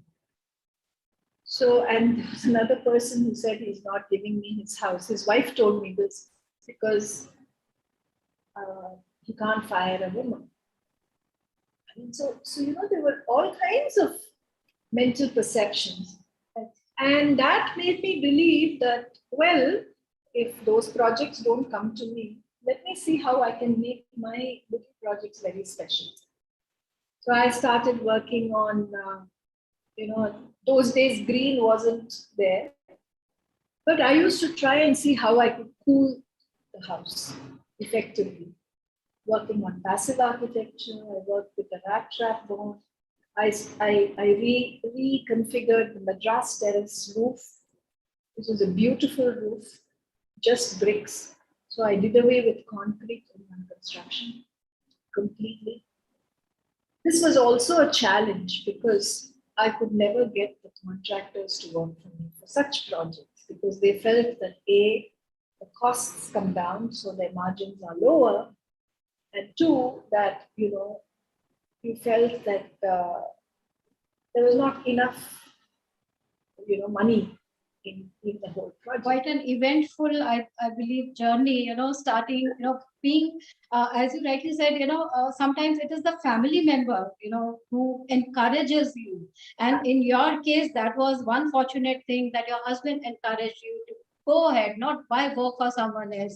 Start with and then the challenges that you spoke about the mindset, and then proving yourself through whatever work you get. Quite challenging, I believe, the journey which you took at that point of time and has now opened, ways for others now to it's made life easier for many others now. Ananta, you also joined real estate 30 years back, which at that point of time considered a male bastion, So how did that happen? Why did you choose real estate as a career, which was not considered a woman career at that point of time? Good evening, Sapna. Hi, Nela. Hello, Sheila, and all our viewers. Yes, it's very interesting. Maybe that is why I joined it, because anything which is challenging, anything which is different, anything which is unique, that always attracts you, right? So why real estate? I was clear about one part, which was that I wanted to do sales and marketing. I was straight out of Miranda House. After that, I had done a diploma from YWCA in marketing management. I'd got my gold medal in that. I was very kicked with life, and I was all of 21. So I was very sure that I wanted to do sales and marketing. And if I had to do sales and marketing, then let's sell the most expensive thing, superlatives. At that age, it's all about superlatives. And then let's work in the most beautiful building in the country. And this beautiful glass building, almost the type that you have in Manhattan and Singapore now. But at that time, there was just one in NCR. And I said, I should be working in the prettiest building, and I should be selling the most expensive thing, and I should be the best one in my team. So with all those things, with all those ideas that you have at 21, I walked into real estate, and once you are there, then of course, it takes a little bit of thinking, because at that age, it takes a while to settle in and into, that rhythm, because college life is quite different from professional life. And I think Neela and I were here competing to get married very quickly. So when I started working at 21, I was already married. So there was a hope also, and all the relationships go with marriage. Yeah, so the job was there, the dream job was there, and the dream love marriage was there, and there I was trying to suddenly, from being a college girl, be this woman, who could do well at work and who could balance her home and everything. So too many challenges at one go. So but in your professional life, that's why I'm stuck in that time warp. But did you have to, face any challenges like Sheila mentioned about the mindsets, people would not hire a woman architect, or Nela mentioned about, how, she started with her because, being a daughter of a well-known architect, you are not given that kind of, credit for your work. So you had also some similar challenges when you entered, with big dreams in your eyes. Yeah. Yes, Sapna, lots of them, because one, I come from a family where there's nobody in real estate except for me. It's a family of doctors, army officers, bureaucrats, all of those things, lawyers, judges. I mean, both sides, if you were to see, there is nobody in real estate. And also, it wasn't something which was considered a very respectable thing to do, in 1991 June, that, you're walking into a builder, developer, and you're so young, and what are you going to do? I mean, so even your family doesn't have that type of confidence in you, And my mom used to tell me, you're so intelligent, you get such good marks, why don't you just become a doctor? Even then, she hadn't given up. So finally, I said, you don't worry, I'll have a doctor in front of my name eventually. I'll do a PhD. But I don't want to be surrounded by big people all the time. That's not how I see my life, And so, there was that part there. But in your workplace, like I told you, when I first started working, my father-in-law was still in service, and he was given a government accommodation in Lutyens, Delhi. We were living in 38 Canning Lane at that time, and my office was in Keynote Place. So on his way to work, he would drop me at my office sometime. So I came in a staff car. I lived at Lutyens, Delhi. So, people would keep a distance from me because they thought I was just coming to office to time pass. I wasn't really serious. And then the age factor, and then the gender factor. So there wasn't one thing which was there. But it's not only about how people are looking at you at that age. It is also about how you are looking at them that age, you know, because when you come out straight from college, and there was a big cultural change happening at that time. I wasn't the only one. There was a whole bunch of us kids from, some from Stephens and Sardar Patel, and I was from Miranda, and then there was somebody from Loreto and someone from JNC. So the whole look and feel of the industry was changing suddenly. So there was this gap, which was not just an experience or age gap. It was a complete refresh button, which was, you know, the real estate industry was undergoing that metamorphosis in that sense, you know. So it's also the way that, you know, we looked at them, and coming from an army background where, you know, nobody is socially awkward.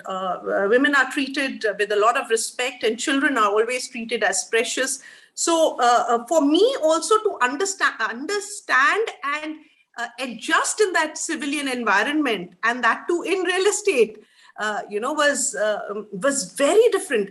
But what I did realize was that, you know, they did realize I was so hardworking, I was so willing to learn, and it was just my nature. I was at that age also that dignified person. I did not like this tutu language. I was into ARP. I would not hop onto a colleague's, you know, bike because you know, the walk to the bus stop was far away. It was just my mindset, and they realized it had nothing to do with them. It was more about me.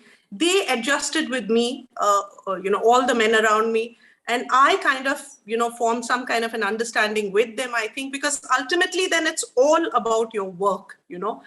And it's good to be transparent. It's good to be blunt. It's good to be open. It saves all the drama in life, and you know, you just move on. So I think eventually these are such strong relationships. I have those relationships for the last 30 years, all of them, each one of them. So it's adjustments from both the sides. While the industry kind of you know, accepted you, okay, and you also kind of adjusted with the new scenario that was unfolding in front of you, you know. So, you know, like, I think the takeaway from all the speakers right now is that, you know, what Leila said, that it was a, you know, at the point of time when she started, she realized what her first love was. She did not back out that, no, now I cannot do it. You know, at any age you can fulfill your dreams. So that is what Ms. Leila Deshoiser did. And, you know, from what a takeaway that I get from Ms. Sheila Sri Prakash is that, you know, if your family members have faith in you, in your ability, in your capability, and a little bit of encouragement can go a long way. And we see, you know, Ms. Sheila Sri Prakash starting from the time when, you know, clients did not have faith in them, and now she's doing international projects, and, you know, where the entire, you know, her firm is now, her daughter has joined her firm.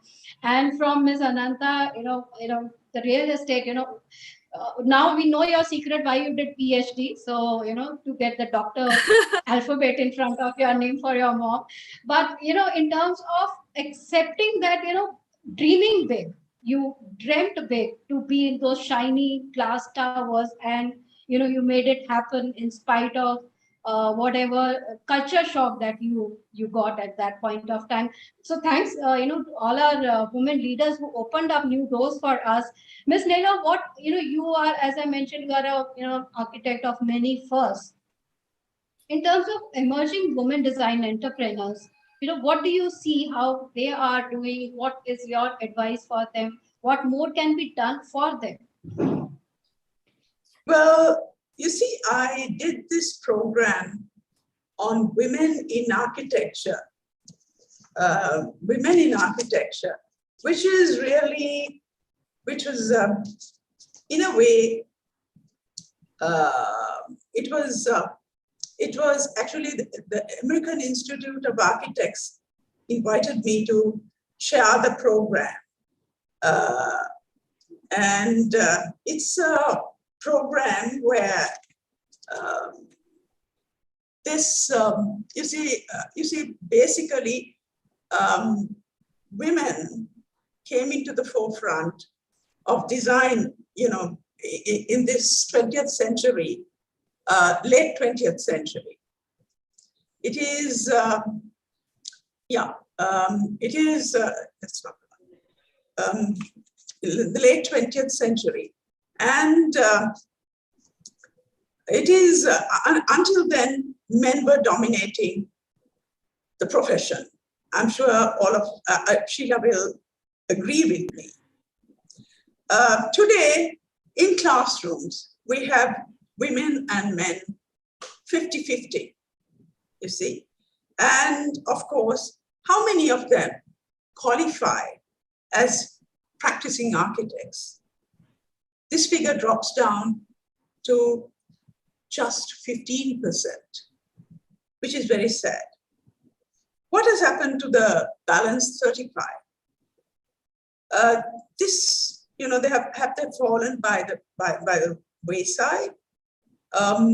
So, I mean, basically, AIA invited me to chair this series of Women in Architecture and Design, which was presented on the AIA platform last November, reaching every corner of the earth. 15 women architects and designers from US, Mexico, UK, Denmark, Italy, South Africa, Pakistan, India, Sri Lanka, Singapore, China, and Australia discuss their journey through their outstanding work and the hardships they faced and the obstacles they overcame in achieving greatness. Needless to say, the audience was held spellbound listening to these stories as they narrated.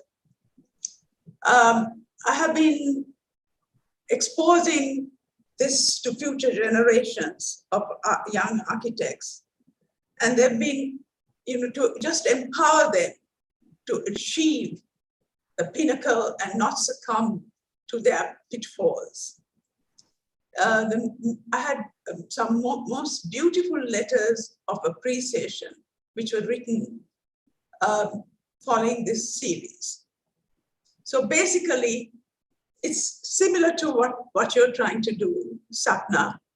I mean, all these women architects, very famous architects. You see, I have to say that the women in architecture and design was the brainchild of Brinda Sumaya. But I took it a different level. However, what we all are trying to do is, you know, through your inspiring stories, inspire others. Absolutely, absolutely. Ms. Sheila Shri Prakash, you know what Nela rightly mentioned, that we have majority of women in design school, are female students in architecture or interior design, but not all of them. Or as Nela said, it's only 15% who go on to have their own firms and become the design heads of their own firms. So in your one line, what more we can do to inspire these women designers to be their own leaders? Yeah, this series was actually practically an eye-opener, because all the famous architects, I mean, India was represented by Brinda Sumaya herself. Sheila, you have to add something to what Nela just said. What? I think Sheila was there. Sheila, you are on mute. Yeah. See, I think that to be an architect, what you need is knowledge about the built environment, the technology, materials, etc. And the sensitivity to situations, various situations. And by marrying these two, knowledge and sensitivity, I think you can combine and create designs which are truly successful for humanity and the planet. So I feel that women have this in abundance. The sensitivity is something which comes natural to them. The fact that they want to nurture, the fact that they are very passionate about whatever they do, and the fact that they can, even multitask. So I think these are our strengths. So I think all the girls, the young girls in my firm, I have more women architects than men architects. We travel, we stay up late, we work, we are passionate in what we do. Of course, we bend backwards to see that our families are, okay. And in the firm also, if a mother has to go to her school, child's school, that is a priority. We make amends for it. We don't try to negate these kinds of issues. So I think one is that women should pursue architecture and they're very, very, very suited to the profession. And two is it's not necessary to do work on your own, start on your own, because today the scenario is very different. Earlier, design was very simple. Today, it's very complex because it involves collaborations, consultants, teams, etc. So I think whatever they choose to, whether it is design, whether it is site work, whether it is project coordination, project monitoring, whatever aspect of architecture, they can be, they can contribute even as a team if they are not able to start on their own. So the first baby step is to continue being an architect. That's right. So again, it has to come from both sides. Women need to be passionate about what they want in life, their career. So that passion and aspiration has to come from the women to pursue career, and then the organizations need to be flexible to consider the needs of the family of women as well. Anandaji, you have been mentoring a lot of women leaders. So my last question to you is what I asked our other speakers is what more can be done so that what more women leaders we can have in our businesses, in our industries. Yes. Sapna, I have this insatiable desire to inspire women to perspire. So wherever I come across, whether these are young girls who land up for an interview or these are middle-level executives I'm surrounded with, or anybody, I keep chewing their brains and I keep asking them, is this the best that you're capable of, or can you do better? Can you move higher? Can you do more than where you are? So that is something which I just cannot get over. And therefore, I'm associated with so many things which help me to fulfill that need of mine. Because somewhere I just feel, 50% of the world population, and it's across. Today morning, I was addressing about 100 plus executives of IKEA in something which they call Friday Fika. Fika means, a snack, coffee and cake. And they do this beautiful thing in Sweden, Norway, and Scandinavian countries. And when I was talking to them also, I realized that, there were so many men listening to me and so few women even there. So therefore I've got associated with a whole lot of these things where I've put my head in and I'm doing my best. One of them is very interesting and I'm very proud of this, is that the NAREDCO has started a women's wing, NAREDCO Mahi. And, I'm the first president-elect of NAREDCO Mahi under the aegis of Ministry of Housing and Urban Affairs, Government of India. And the sole purpose of this is to actually handhold and uplift women. It's like picking up from what Nella was just saying, you kind of fall in love when it's about a man or it's about a relationship. But when you are in love with your work, then you rise in love. That love for your work kind of just keeps uplifting you. And no matter what type of problems come your way, Sheila ji just opened her heart out to all of us and spoke about the loss of her spouse. Nella ji just spoke about, whatever it is, and on whatever note a relationship and a parting happens, it does cause some emotional upheaval definitely happens. It's not easy, but your work is so therapeutic. And I think every woman needs to have something else to do, like this. So this Naretko Mahi is very good. Then I'm also associated with something called She Connects, where there are about 3,000 entrepreneurs. They are not necessarily concerned with real estate alone. They're doing many, many things. It's almost like an Atmanirbhar story for them. And I help them out as much as I can. Then you're aware of Sapna RICS and the girls there, we help them out.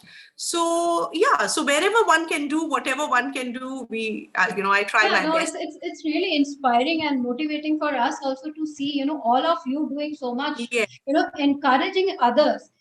There was a time when you yourself struggled to make your own place, and now you are also trying to persuade others, and make, open doors for them. And in fact, our next session is with the young, women professionals of in real estate and building and construction industry. So we will be hearing for them, but you have opened the doors for them and probably, the class series for them. So thank you so much, Ms. Nela de Souza. We'll be taking this conversation forward, through our editorial later on. We have the challenge right now. And Ms. Sheila Sri Prakash, we'll be in touch with you to further know your story. And Anantaji, we have to go ahead with this entire session editorially onwards. But as of now, thank you all for that very inspiring and motivating conversation that highlighted us, and stay safe, everyone. Yeah, you highlighted the fun, the struggle, and the accomplishment of making history. So thank you so much on that. So thank you so much, Ms. Sheila Sri Prakash, Ms. Nela joining us from Sri Lanka, and Anantaji joining us from Delhi. Thank you so much.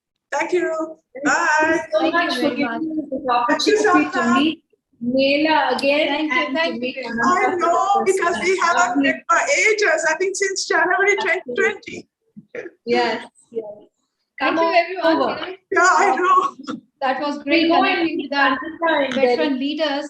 And now let's get ready to welcome our next set of speakers, who are the young women leaders that are charting a pioneering path in their own segments. We just heard what veterans of the industry had to say. Our next discussion titled Leadership of Youth Creating a New Normal is a dialogue with the young professional of the real estate, building and construction industry on how they are setting their foot in the world of business and creating a place for themselves. Let me welcome Ms. Amanda Purvankara, Executive Director, Provident Housing Limited, a young entrepreneur involved in the business from an early age, learning the ropes of the business while interning every summer and shadowing her father, the founder and chairman of Purvankara Limited. Our next dynamic speaker, I introduce Ms. Binita Dalal, Head of Fundraising for the Rustomjee Group. She joined the business in 2008 and has since then been an integral part of the finance management and raising for the Rustomjee Group. Our next speaker, I introduce the young and talented Nandini Somaya Sampath, Principal Architect Somaya and Kalapa Consultants, who upon completing her Bachelor of Arts in Political Science from Smith College, USA, qualified as a solicitor from the College of Law, London, and worked as a corporate lawyer. She decided to pursue her passion for design and change professions later on. So we will talk about that. So welcome to all our eminent young speakers on this panel, Vinita, Amanda, and Nandini. You just heard what our veterans of the industry had to say. And you all are, the common thing between all our, young professionals here is that you are second generation in the business. Everyone thinks that's a very easy thing. Everyone, you come from the family and you've got everything easy. But I'm sure, you had your challenges, your own challenges. So starting from you, Nandini, you joined the firm, the design firm of your mother, Brinda Somaya. What was your challenge? How did you make your own place in the firm? So good evening, Sapna. Thank you, Reality Plus, for having us on. I'm excited to be here with Binita and Amanda and share our experiences. As you mentioned, I was very fortunate. I grew up in a family of professionals, much like the earlier discussion. We had doctors and army officers, engineers, and my mother, of course, an architect. And educated in Mumbai, I found myself in the US at Smith College, and I did my political science degree. I also worked on Capitol Hill with a Congresswoman, Tammy Baldwin. She's a senator now. So the exposure to the political world at that time, I ended up in law in London. and qualified as a corporate lawyer. And the love for India called me back. And I worked as a corporate lawyer in India. I think innately, I was looking to find a profession that would, help with the sense of justice within our community and society. But somehow the creative part of my brain was constantly ticking. And I really grew up in a house of culture and art. And I found myself drawn very strongly towards design. So I went and retrained at a school called the Inchball School of Design in London. And that was very interesting because it had people who all had professions initially and were changing their professions. So I had a pilot and a chef, and there was me, the lawyer, and bankers, and everybody was between the age of 18 to 60. So we had this prolific group of people who had this passion for design. And I retrained and then came back to India, and I did 5 years of architecture here, and then joined the firm SNK, which I've been with for 15 years now. So certainly, I think I'm very grateful for having that legal background. My grandfather used to say, no education is ever wasted. It's always an integral part of how you grow and you learn. And I think it has led me to be more, I think, probably a research-based lawyer. That research base has led into the architecture very much so. But I wake up every morning very passionate about what I do. And that is the most important thing, is that every day I think this generation is extremely hardworking. And so you have to wake up every day knowing that you're getting up to do something you love. So that's really a bit of my journey. Amanda, you also, did your studies in psychology, and then now you are in real estate and leading a real estate firm. So how that happened? Oh gosh, that's an interesting question. I think, while I have been part of the company in some capacity or the other since I was in school, I think I have taken a bunch of detours. And I remember my father expecting me to either study economics or architecture or something like that. And I just came to him almost on a whim saying, I'm just really excited to study psychology. And he was a bit confused, and I kind of threw the bait in that said, I could probably become a doctor from here. So he was like, all right, I'll give up the architecture dream if you're going to be a doctor. But I'm back in the family business. But I think, like Nandini said, no education goes, unrewarded. And I think psychology helps literally everywhere.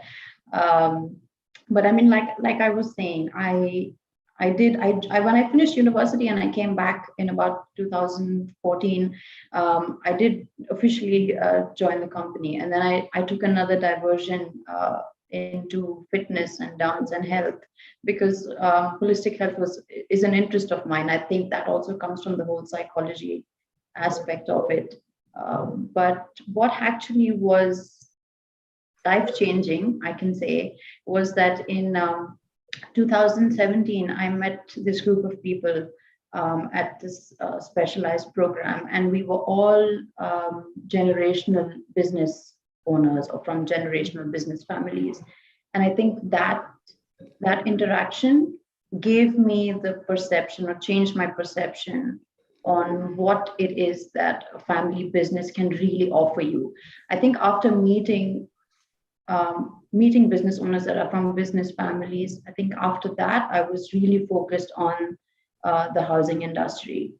I think that what I understood was that when you're part of a business family, or it's a generational business, it's more focused on evolution.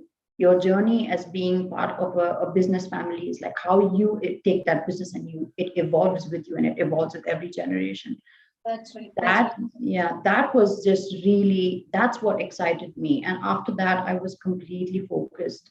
We are glad that you are in real estate and not a doctor. So we are glad for that. Binita, you chose real estate finance as your career, which is mostly considered a male domain, boys club.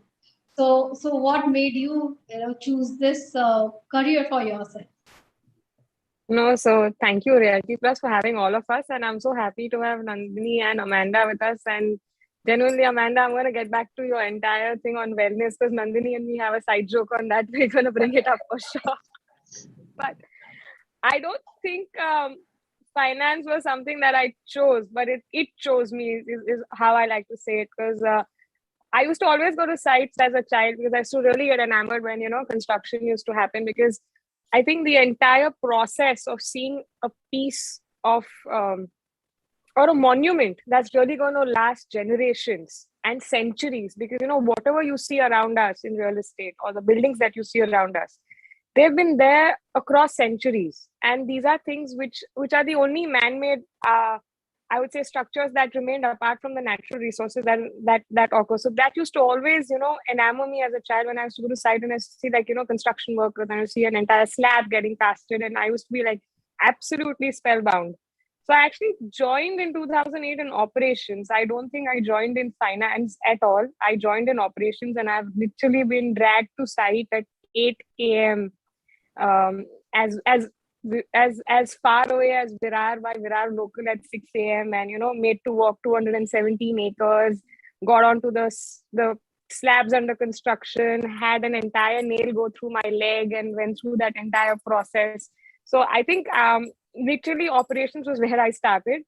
But like the pandemic happened and we all realized health and wellness is very important for us. I think Lehman happened, and that's where all of us realized that the stability of an organization or the ability to outlast any event depends on the firepower or the ability to have financial power on their side. And I think that's something that actually happened for me in 2008, and Lehman happened, and it was something that it was the need of the hour. And I think finance is what came to me as something to take up. Finance and real estate is a very male dominated industry, but I think I've been fortunate that my voice was not shut down, which generally happens. And I think my uncles have been super supportive. They have literally ensured that things that I need to express are expressed, even if I'm on the wrong side of it at times. But yeah, and they've been literally my force to kind of ensure that whatever I have put out gets the right support in the right years to get things done. So I think finance is something that chose me after the Lehman crisis, and that's where I've been across the years now. Fantastic. I think, one thing that I'm getting here is the support. When your family supports in your decision, whether it was Benita, that they did not shut your voice, that, you don't know about it, or we being men, we know finance more, or, in case of Amanda, that your father prompted you to join the business, to, encouraged you, or for in matters of Nandini, when you chose to change your career, your family supported you. Although they were apprehensive, they had their suggestions, or they wanted you not to take that decision, but they supported you at that point of time. So that is one big takeaway from this, is that how families, when support women professionals, they kind of prosper in whatever career they plan to choose. My first question was that you all being second generation, coming from the family of the owners of the businesses, how did you make your own place? Because many a times people do not take seriously. So Nandini, starting from you, how did you make your own place, make people respect you in the organization as an individual and not as a daughter of the woman? I think that's everybody's journey is so different, but there's certain commonalities which come in. And I think there's no substitute for hard work. And as Benita said, you're taken through this grueling process. You start at the bottom because you really have to know the entire way that a company functions and what does it mean right from the bottom end to the top. So for me, very much it was like that. I am very blessed to work with my mother, and for the first few years, very much I shadowed her. And I think that's another aspect of being a lawyer. You kind of stand and you patiently watch and you learn. And there's so many things, how things are conducted in a boardroom. How do you interact with clients? How do you interact with labor? How are we more sensitive in India to be more sensitive towards women labor? We build creches when we work on our sites. When we look at arts and crafts, we request that our clients, take away 1% of project cost towards that. So there's so many aspects, especially working in India, that you have to be conscious of. And I was also working in a firm which had people who have been working with my mother for 4 decades. So you had people who were there for 20, 25 years. And now I have people who've been with me for 15 years. So I think, I can proudly say, to have that continuity. And as Amanda said, how does it become an evolution that reflects you? But still, there's so much that we learn from the people who built it. And we're very fortunate that that's family. So I also think we come from families who teach us the values, the basic values of being grounded individuals. We have our privilege of good education, of having sensibilities, but how do you remain grounded, and how do you remain, kind of patient in business to be able to, resolve things within your own way? And yet, they have to trust you. And this comes back to, I think, Benita talking about her uncles, very much watching my mother, watch her trust me in making decisions, watching her collaborate and respect the decisions that today we make together. So I think a lot of those journeys are so similar, I'm sure, between us all, but it is a combination of how you're raised, how the family embraces you. And I think the practices that we have are collaborations today. They're really collaborations of the old and the new. That's right. That's right. Amanda, did you face any challenge, trying to make your own place in the firm, making people take you seriously that, you are here to stay? I think for a woman in the real estate industry, it's a challenge anyway when it comes to the weight that your thoughts, your opinions, or your actions hold. I mean, and that may not even be industry specific. So that's one part. I mean, I got to say though that being a part of a family business, the best part or the best advantage is the access that you have to the depth of their, of your family's knowledge and experience. I mean, that is really the best gift of being part of a family business. I think the challenge is that when you're trying to find your place in an established organization, there's always this challenge of coming out of the shadows of the senior generation and, gaining that position and that respect from your colleagues and from your employees. So I think mainly it does depend also on your individual managerial skill. Of course, I mean, a lot of us who joined the family business start off at a certain position and you work your way up, but that also comes that has its restrictions as to how low you can go for various reasons. But I think that, again, it depends on your managerial skills sometimes or your own personality. You work better in different ways. For me personally, I have a very collaborative approach. I think I work best when I'm working with everybody, like everybody. I prefer to keep a very close ear to the ground so I really know what's going on. For me, that's what works. And for me, it's like I use that time to earn that respect and earn that place through action over time.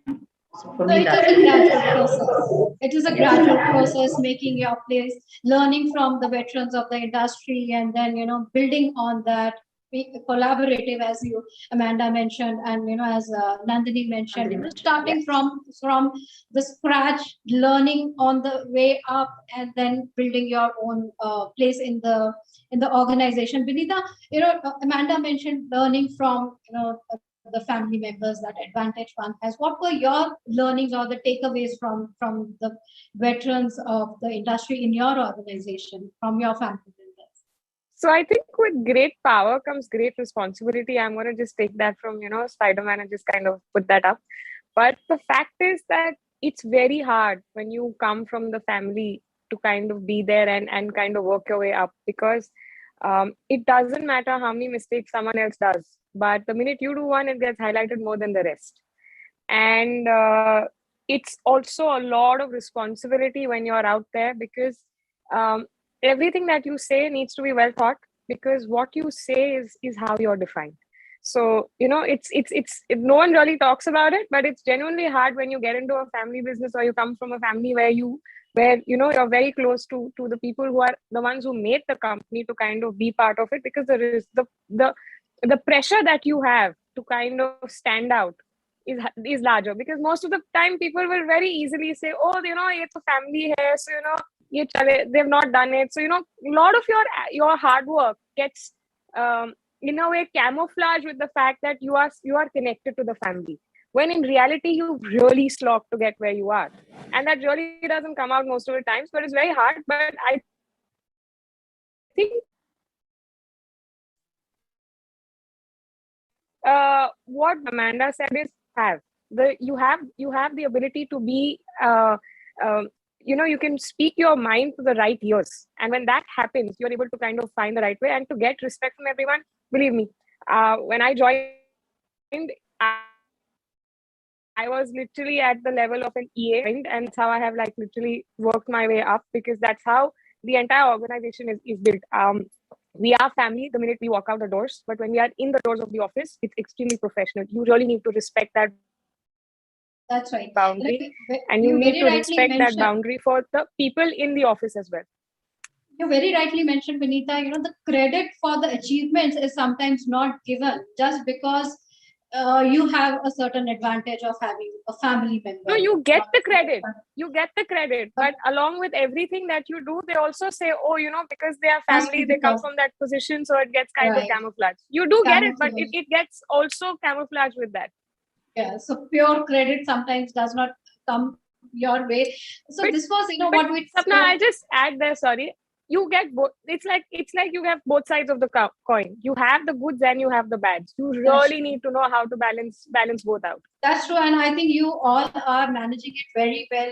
We have seen your journey, Nandini. We had spoken earlier, when I had visited the office, and we had, that entire informal chat. So we have seen your journey starting from where, and now where have you reached?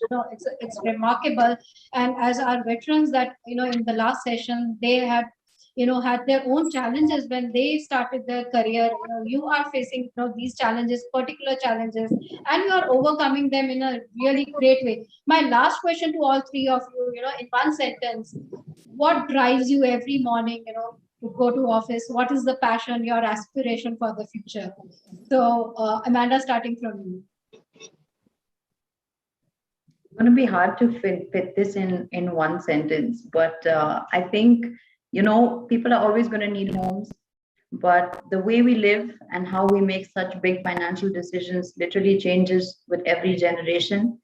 I feel like the need to stay creative and relevant to a new home buyer, that's what drives me. I feel like there's an advent of technology in the forefront of home buying.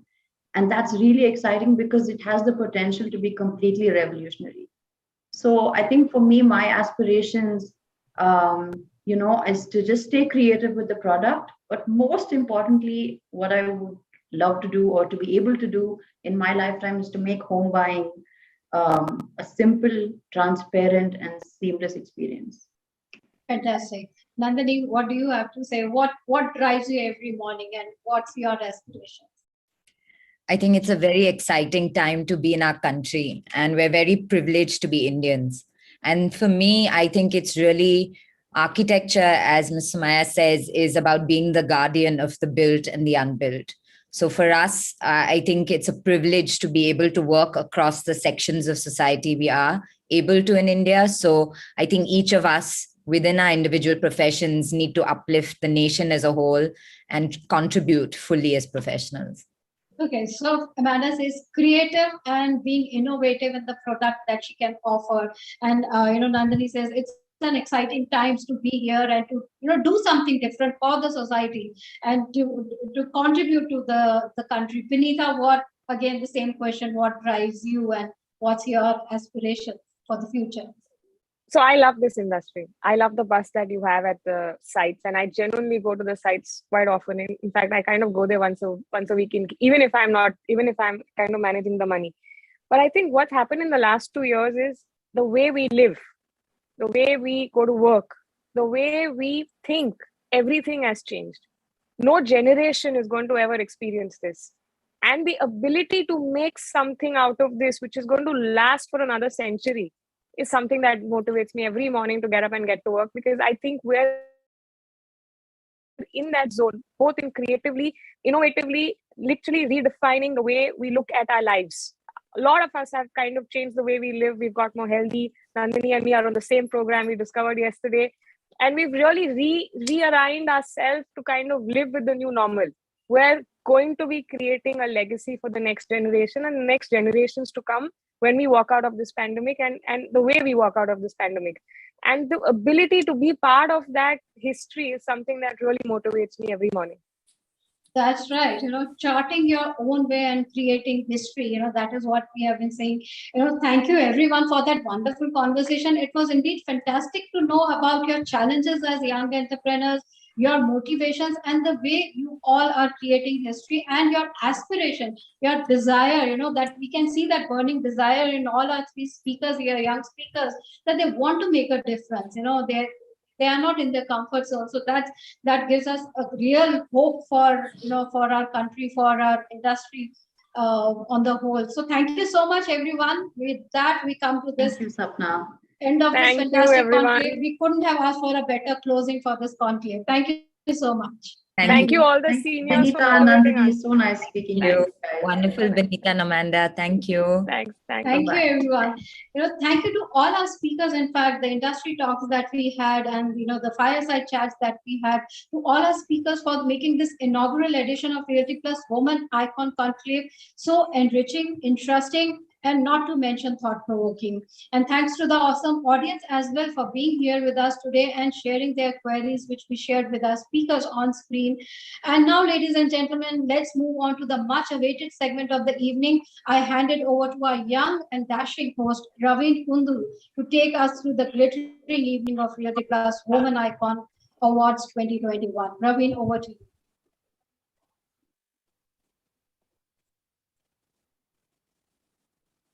Thank you so much, Sapna, and let me congratulate you on behalf of everyone who's listening to this amazing show online, virtually through their devices, for a wonderful and of course a well-needed conversation that happened today with all the amazing speakers, and congratulations once again on moderating it so well. So, ladies and gentlemen, with that, I want to thank once again the moderator, Sapna, along with all the speakers who came in today. And to be honest, it's probably one of the best times to have this conversations where we want to make sure that everyone gets their credit and the due that they deserve. So with that note, ladies and gentlemen, let me quickly welcome you all to inaugural edition of Realty Plus Women Icon Awards 2021. I'm your host, Raveen Kundu, and it is an absolute pleasure to welcome you all. Let me quickly remind you, we are on our social networks like www.realtyplusmag.com. That's our website. You can see the show live there, along with our Facebook page. That's RP Realty Plus, and Realty Plus on LinkedIn as well. You can use the hashtag to let us know that you enjoy the conversation. And all our social network handles are on the screen as well. RP Realty Plus on Facebook, Twitter, and RP_Realty on Instagram is where you can have. All right, with that, ladies and gentlemen, the percentage of women leaders across key positions in C-suite in the country is growing, and it is time we recognize the contribution to not only the businesses, but also in inspiring the next generation of women professionals all throughout the world, setting role models for them.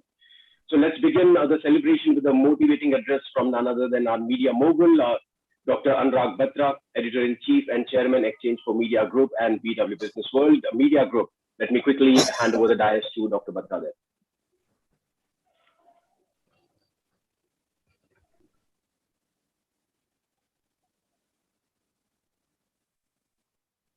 So I'm presuming he'll be connecting with us shortly. Let me once again remind you, if you're enjoying the conversations, you can use the hashtag with the same name, that's Realty Plus Women Icon Awards 2021. And we'll be really happy if you spread the word around, motivate these leaders who are achieving amazing heights in their respective fields. All right. With that, once again, if we have Dr. Anurag Batra online with us, I would hand over it to him so that he can set the context for this amazing award evening that we have planned for you. Some people are born to show the world which path to choose in a crisis. Some brands are born to do the same. And during the times of challenge, the stalwarts of Indian real estate industry have chosen to do just that by showing others the way to finding opportunities even amidst a crisis. By showing the world how to go about delivering on promises even amidst adversity. Success doesn't just happen, it happens by design, by pushing the boundaries, by raising the bar. It's days of creating a vision and nights of bringing it to life. Knowing that pictures are worth 1,000 words and every word makes a difference. It's doing the research, trusting your instinct and finishing what you started. For the past 17 years, Realty Plus has been turning obstacles into opportunities, keeping the industry informed on the latest developments.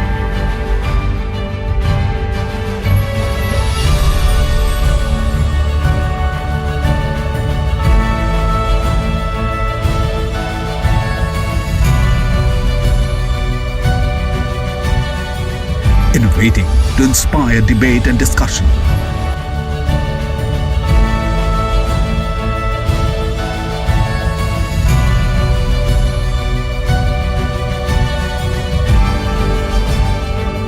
Bringing forth the perspectives of industry leaders.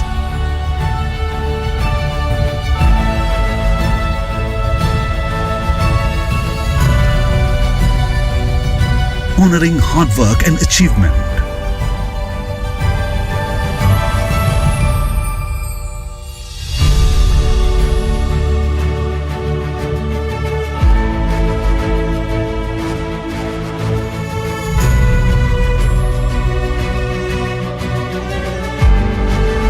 Keeping the industry connected.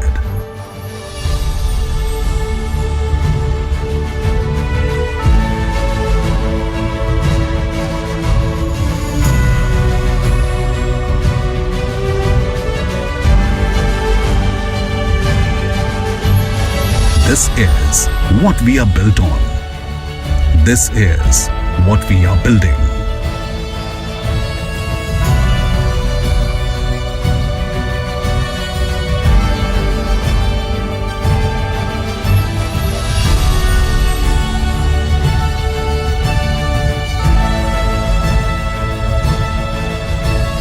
We are Realty Plus and we lead the way.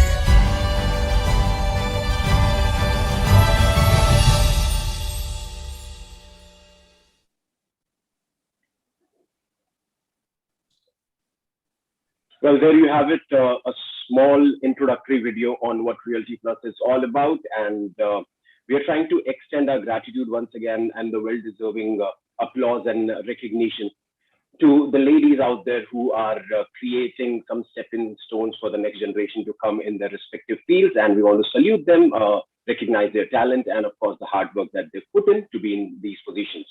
And yes, with that, I think it's time we invite our serial entrepreneur, Dr. Anurag Batra, to kindly step up on the stage and set the context for the evening before we move into the facilitation and a special address by one of the finest ladies in the game. I'm absolutely sure that you will be thrilled to know this amazing scroll of honor that is being given to this next amazing speaker that will be getting up on the dais. But before we get to that, as I said earlier, that's AV, and let's quickly dive into the felicitation then. We'll have Dr. Batra joining in later on. It's a great pleasure to invite Ms. Renu Sood Karnad, Managing Director, HDFC Limited, to join us here today and receive the scroll of honor. Let's have a look at the AV, please.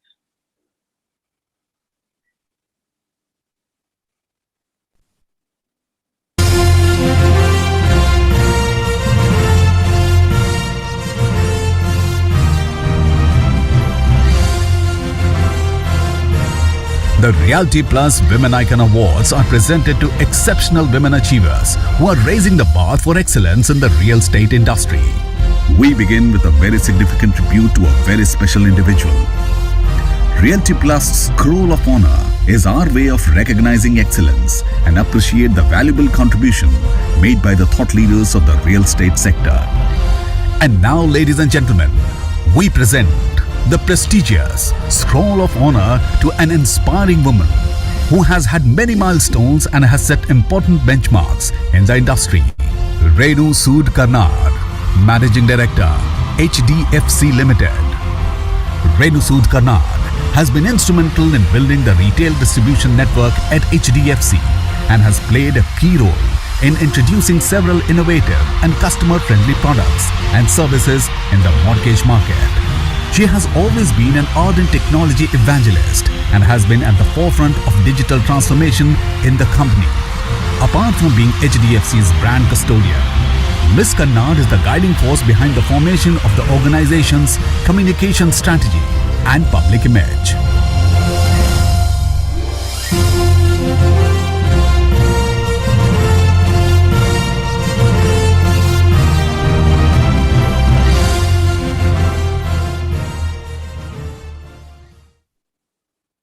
Well, as you just saw, Ms. Karnad has been instrumental in transforming the mortgage as well as real estate industry in the country. I would request ma'am to kindly step up and receive the scroll of honor from Realty Plus and kindly say a few words as well. Thank you so much. Actually, I am already there, but for some reason, my camera is not getting on. When I press the camera, it says the host has turned it off. So maybe, I don't know what, maybe you can ask somebody what's happening. Okay, 1 minute. Now they've said, no, they've sent something right now. Well, I think I'm there now. Absolutely visible and looking gorgeous. Congratulations, ma'am. I'll hand it over to you. Thank you so much. Thank you so much. It's I'm really very honored and feel very honored for this, facilitation that you're doing for me. But I think it's more important to facilitate all the other women who are the award winners. It was such a difficult decision how to pick them up because each one of them in their own field were, stars. But let me say it's a great attempt by Realty Plus on these Women Icon Awards. I think it's a brilliant initiative. All this while, realty and real estate has been very male dominated. So this really encourages more women to come into this industry. And I think for the first time, what they say, the right side of the brain, with the right side brain thinkers, which are women, right? They bring in so much more creativity, so much more empathy, so much more, the finer parts of it to this industry is happening. And I feel very, very proud of being part of that team. Of course, there's an old, I'd like to share an old statistics about the Fortune 500 companies. They did US Today had done a report a few years back. It's a little dated, but they found that of the Fortune 500 stocks, 13 stocks of 13 companies in 2009 outperformed the SP, the Standard & Poor 500 company index, which was led by men by 25%. So really, there is such a future for us and the real estate when you see that many more women coming into the system. I think in this is the sector that I come from, which is BFSI, we have seen a lot of spurt of women in the last few years. And it's more, I think, in the services sector too. But in real estate, which, as I said, to repeat myself, so male dominated, it's really a pleasure to see this happen. I think I can't but, talk about the timing of real estate at this point in time in India, the lowest interest rates, right? A lot of benefits from the government, stamp duty waivers in so many states, working from home actually going to continue to be at least a part-time working from home. So people looking for larger homes, people looking for owning homes. I think it's the best time for real estate the next few years in India. And so come on, women, let's get around to it and let's go get it, I think. I also want to wish all our viewers here, it's festival time, one after the other, the festivals are going to be coming in. So happy Diwali, happy Christmas, Merry Christmas. There'll be Guru Nanak Jayanti in the middle, there'll be Eid. And all these occasions actually is when people are looking around to buying homes. There's happiness all around. So I wish all of them the same. And let's nudge all the customers that we are getting in touch with to upgrade, to get into more housing, to own more housing. With that, I just wish Realty Plus all the best for the future. And all the women awards, my heartiest congratulations. And to grow this this initiative even more in the years to come is what I'm going to request Anurag Batraji to do. Thank you. Thank you so much, ma'am. Ms. Renu Karnat, first of all, taking out the time from your busy schedule and being here with us, and also for your judging of these awards. But in the morning we had spoken about one of the reports which says that India is actually leading global countries in terms of women in leadership roles. So while India has a 39% ranking, as against 31% in terms of global ranking. What do you attribute? You have been the veteran of the industry for last 40 years now. So how have you seen that change happening? So I didn't know the statistics, and if this is indeed there, I think I'm very, very proud. I think a lot has got to do with the last few years of women being able to now manage both home and family, and being able to, also, I think the other change that I've seen in the last few years is women ensuring that other women are also part of the team. I think it is so important that we as women, if you're successful yourself, you should actually reach out to other women and help them during those daily periods of, when you're not sure, should I continue with working? Should I not continue working? At that time, you need that camaraderie, you need that help. And I think that's helping in a big way. All that is creating a space for women to actually to manage both. The other thing I think is also at the workplace, there are lots of more things happening, making it easier for women to continue. I think the Indian government has also done their piece to it. I think setting up of creches, ensuring that, longer maternity leaves, because that's when you used to see a lot of people drop out, of their jobs. So longer maternity leaves, making sure that, the facilities are available.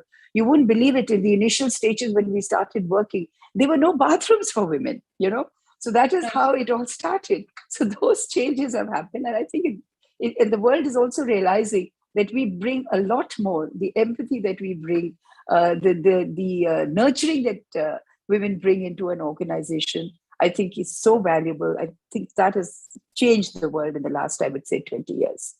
That's right. In fact, the women leaders who were there with us during the conclave, they echoed the same sentiment.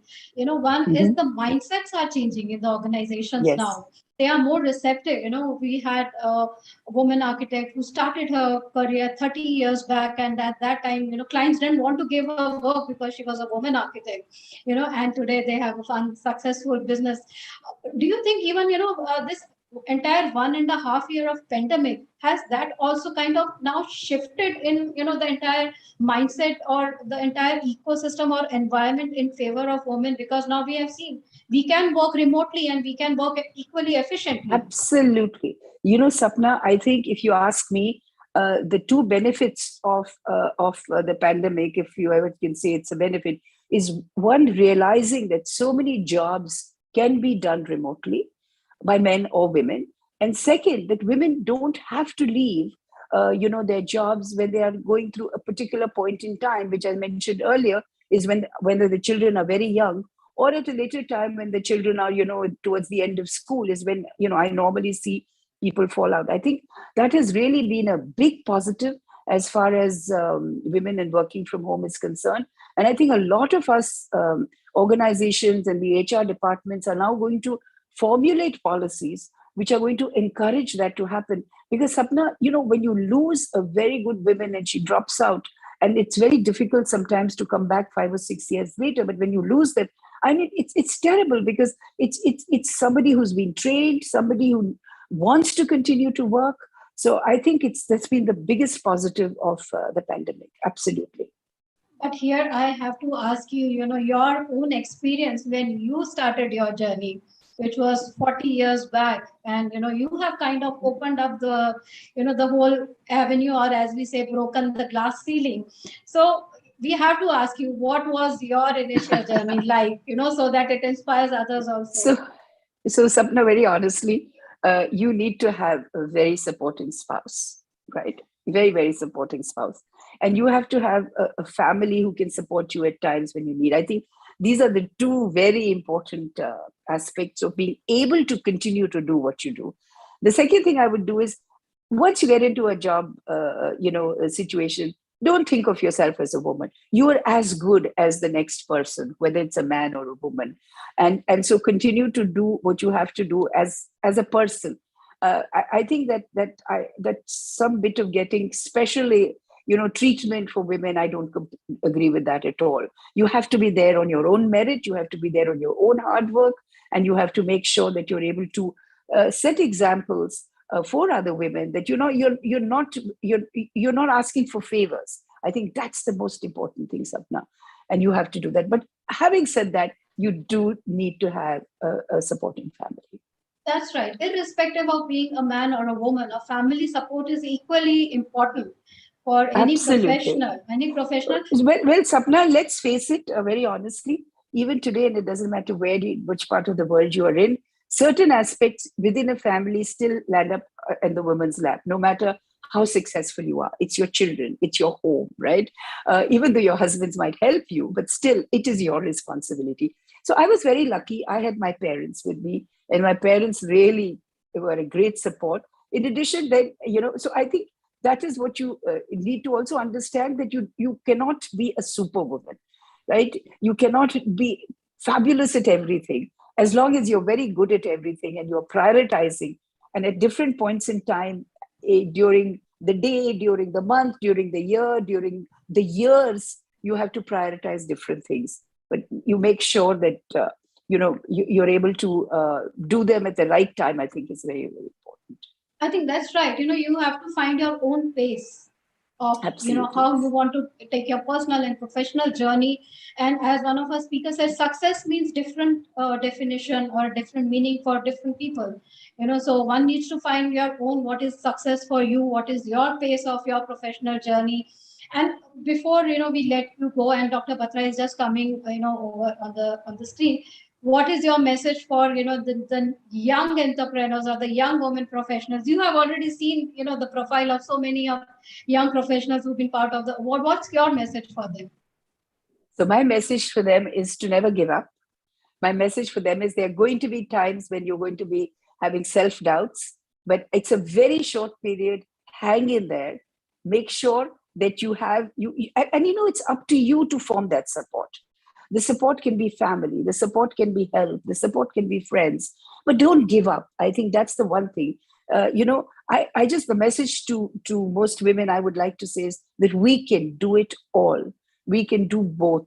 It's not either or. And I think that's the message I want to give. Do not give up. Okay, fantastic. Dr. Batra, you are also there, although we cannot see you, but what do you have to say? What Miss Renu Karna just said, don't give up and continue with your passion. Good evening. I could hear her, whether because I'm in a car going from somewhere to somewhere. First of all, good evening, Mr. Karnad, and congratulations. It is. Fascinating. Thank you, Anurag. Yeah, and I don't know if you still remember, I keep reminding you, on the first day of my job, I reported to you, there was Ved, the office boy, and there was Bhim, and look at where they are. I don't know where Ved is, but I know Bhim is a property agent or a software guy in Canada. So I was hearing that ultimately it's your home. You got to do. So you're talking about responsibility. I think responsibility is gender neutral. And again, one of the things is we live in this, what we call, in a gig economy where people are changing jobs. You've stayed in a long job for a long while and you continue to grow. So it is because you stayed in a job long, you continue to grow, or because you continued to grow, you stayed in a job. Because I see young professionals changing jobs very fast. So I wanted to ask you this specific question. So definitely, Anurag, because I continued to grow, I stayed in the job. Definitely, when you reach a time when you think that you platted out, but you can do more, is when you start looking out. Fortunately, I was in an organization and in a job which has been growing for the last 30, 40 years, not only within the group, but also outside of the group. We've set up so many companies, we've set up so many new businesses, the bank, insurance, the education business, the schooling business. So definitely, for anyone, whether it's a man or a woman, I think that is completely gender agnostic. When you realize that you're not able to grow, then you start looking at other things, because there is a sense of achievement in wanting to, learn more, in wanting to do something different. So I think that is what it is. Today people are switching jobs much faster. I also have to say, I come from a very different generation. My generation, there's a 40-year difference between the new guys who are coming in. So it is also that. But yes, it is true that growth is very important. Being happy in the job is very important. Being the feeling of being useful and that you are actually contributing either to nation building or to the company or to yourself, I think is so important. I think those are the things that drive whether it's a man or a woman, Anurag. I think he's dropped out. Thank you so much. That's a very authentic answer. Thank you. Growth, freedom, and the opportunity to be able to contribute using the position. Now, post-pandemic, the last 18 months have been very tough on women. Because last 2-3 months are a little different. Broadly speaking, the last 18 months, women have been, and I'm not talking at your level, but middle level, junior level women, they have been at the receiving end because their workload has increased. The expectations because they're at home have increased. What is your advice to women post the pandemic? So, Anurag, I think what you're saying more of,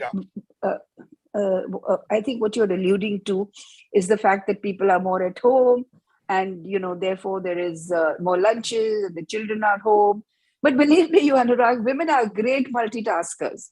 And I'm sure all of them have done it very well, right? I don't think there's been much of an issue.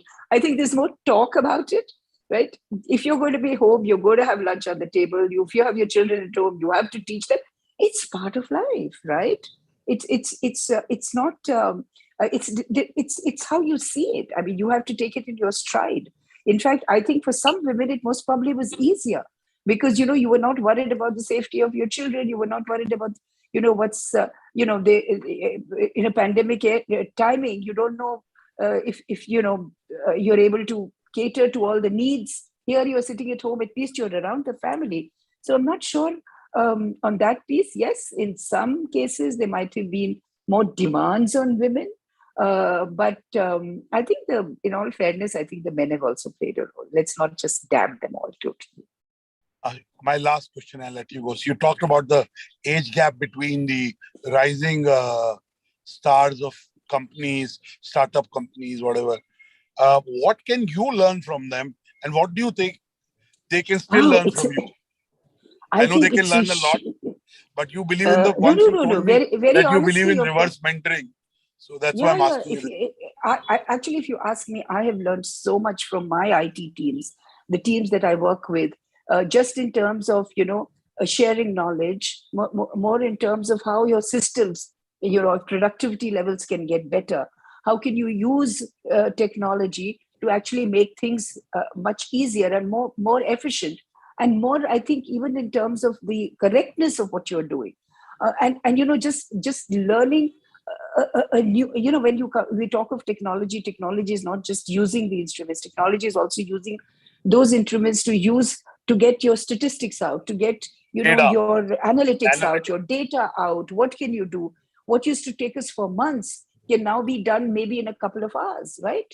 And how you can actually, and particularly in this new world, Anurag, where there is so much of data privacy, you have to be so careful of who you can do what with.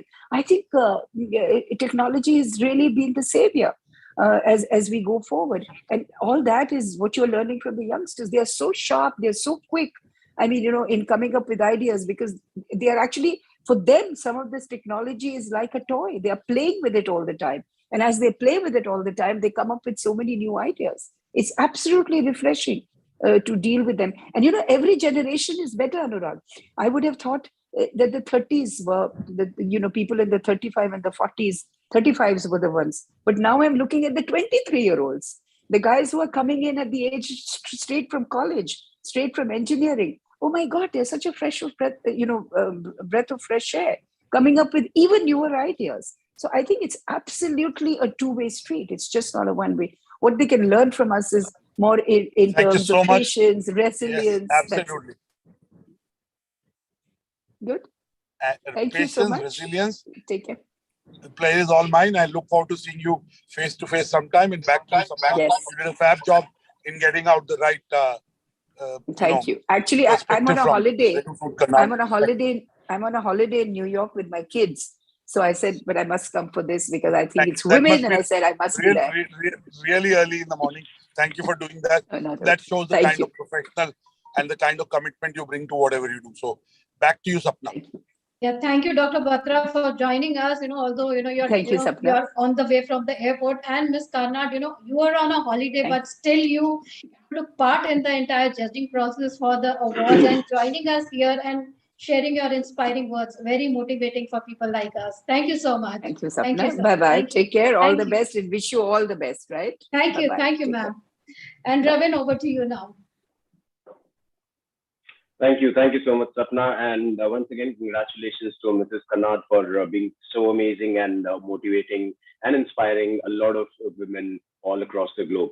With that, ladies and gentlemen, it's time we move into the awards that we all have been waiting for. This is the winners list of Realty Plus Women Icon Awards 2021.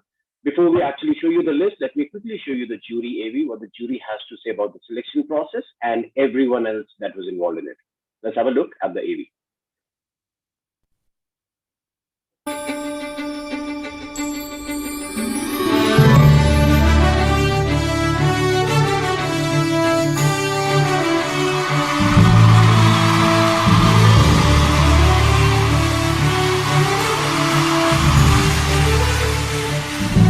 Realty Plus Women Icon Awards 2021 is a platform to recognize and reward the efforts of our women colleagues who have played a major role in building this industry. Historically, our industry has been tagged as a male-dominated one, but now, and increasingly so, we have women performing roles of great influence and leadership. In our endeavor to make this industry more inclusive and hence progressive, we need to recognize these exceptional professionals, and I feel platforms such as the Realty Plus Women Icon Awards go a long way in applauding those efforts. Hi ladies, I'm really excited about being on the jury to judge the Women Icon Awards for 2021. I'm passionate about women professionals, especially those who are in leadership roles, who lead from the front, go the extra mile, and become role models. Hi, it gives me great pleasure and honor to be part of the jury for the Reality Plus Women's Icon Awards 2021 for the real estate sector. The real estate sector till now has been a male-dominated sector, but in the last few years we have seen a number of women take strides to come in the forefront of the industry and take many initiatives which have helped the real estate sector grow.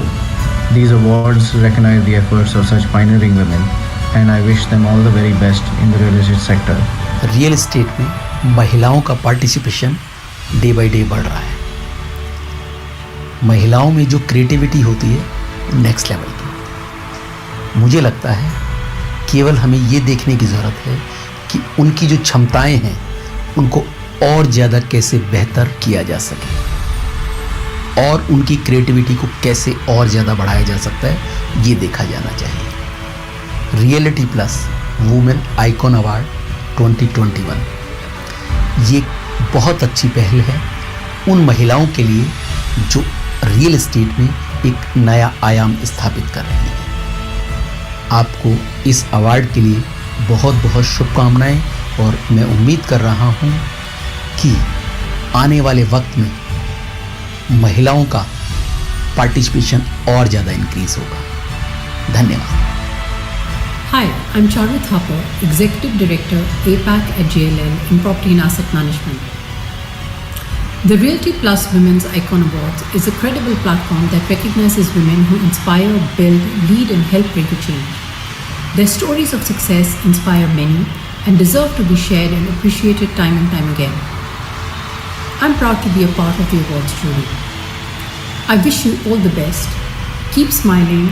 And I hope you all achieve your ambitions and dreams. Good luck.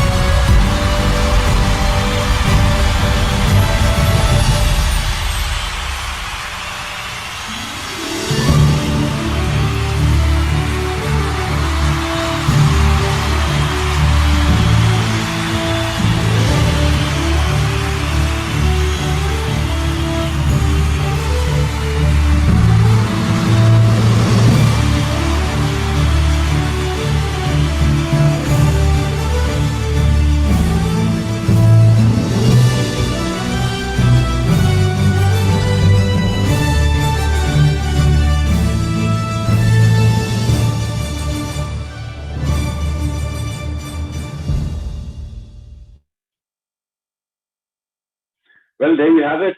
That's the jury speaking about the process. And of course, as always, we've made sure that the jury encompasses all respective fields and every single layer of the industries that we could gather around in order to make sure that it's absolutely fair playground for everyone. All the winners, I'll request you all to kindly stay back at the end of the show for a group photograph. And with that, ladies and gentlemen, it's time we embark upon the first ever Realty Plus Women Icon Awards 2021. Let's quickly make sure that since we can't see you all through the other side of the screen, you send across your appreciation to all the winners. So wherever you are, even though we can't see you, but I'm absolutely sure the warmth of your claps would reach the winners. And if you are there in the list, congratulations to you. If you're not, well, fantastic on making it thus far. I'm absolutely sure there's a prize for you waiting in the future as well. So with that hope, ladies and gentlemen, it's time we move on to the first award of the evening. And for that, I would request you all to kindly pay your attention towards the screen for the first category.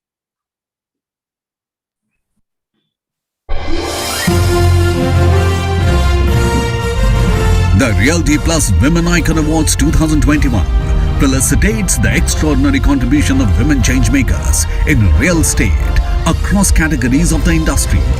The mission is to honor women for their merit, expertise and experience and spotlight their meaningful contributions to the sector. This inaugural edition received more than 150 plus nominations, a testament to the strength and enthusiasm of women achievers in the real estate sector. And now, ladies and gentlemen, we begin the first category of the evening. Entrepreneurship is a dynamic calling, and this category drew immense response from the industry, thereby resulting in 3 deserving winners in the category of Women Achievers in Entrepreneurship. And the award goes to Nikita Shah, Director, Shivalik Group. Nikita Shah is a great asset to her organization with her excellent dedication towards work and high level of commitment. Well, congratulations to Ms. Shah there. I would request if we have Nikita Shah online with us, I would be very happy to invite her on the screen and have a few words on how she's feeling winning the award. Hi everyone. I'm thankful to Realty Plus and the jury to consider my name for the Woman Achiever in Entrepreneurship, and a special thanks to my Shivalik team who has been my constant support. Thank you so much. Thank you, ma'am, and congratulations. We hope you keep getting these awards one after the other. And thank you so much once again for joining in. Thank you, Robin. Thank you so much. So that's our first winner in the category. And I'm sure you remember just a while ago, we said that we have 3 winners in this category, the Women Achievers in Entrepreneurship. Let's have a look at the second winner on your screen. Dr. Payal Kanodia, Trustee, M3M Foundation. Dr. Payal Kanodia is driven by an ethos of sincerity, dedication and entrepreneurial skills, ensuring that commitments are honored with precision.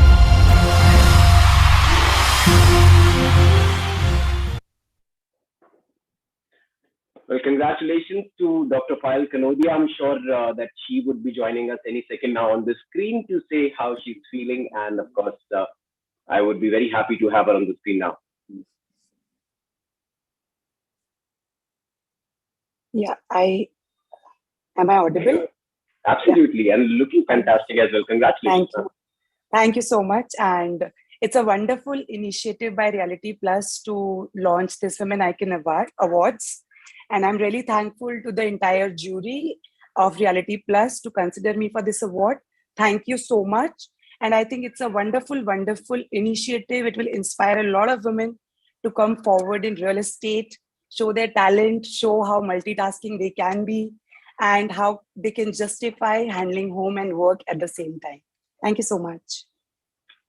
Thank you, ma'am, and congratulations once again. Your growth and M3M's growth is a testament to the fact that new heights are there to be achieved. Congratulations once again, and thank you so much for joining.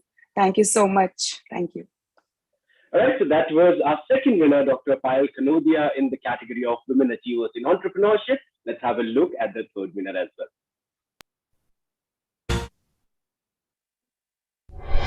And Snehal Brahmbhat, co-founder and COO, Shelp Group. Snehal Brahmbhat spearheads PR and communication, taking on the responsibility of planning, developing and implementing strategies that help to create visibility for business.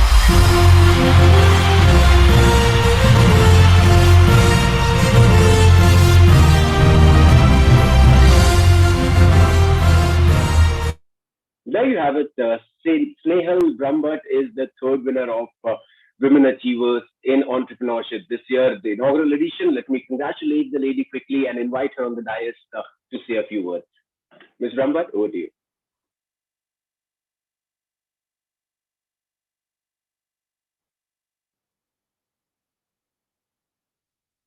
In the meantime, she's joining in.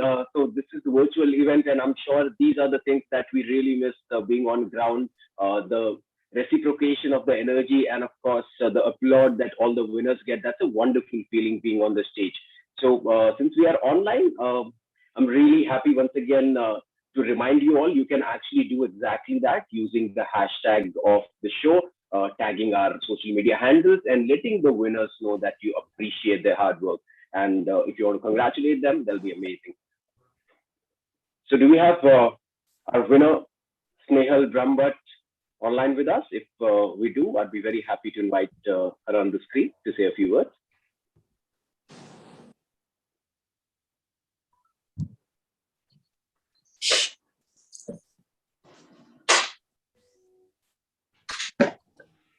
Ms. Brahmbhat, I can't see you.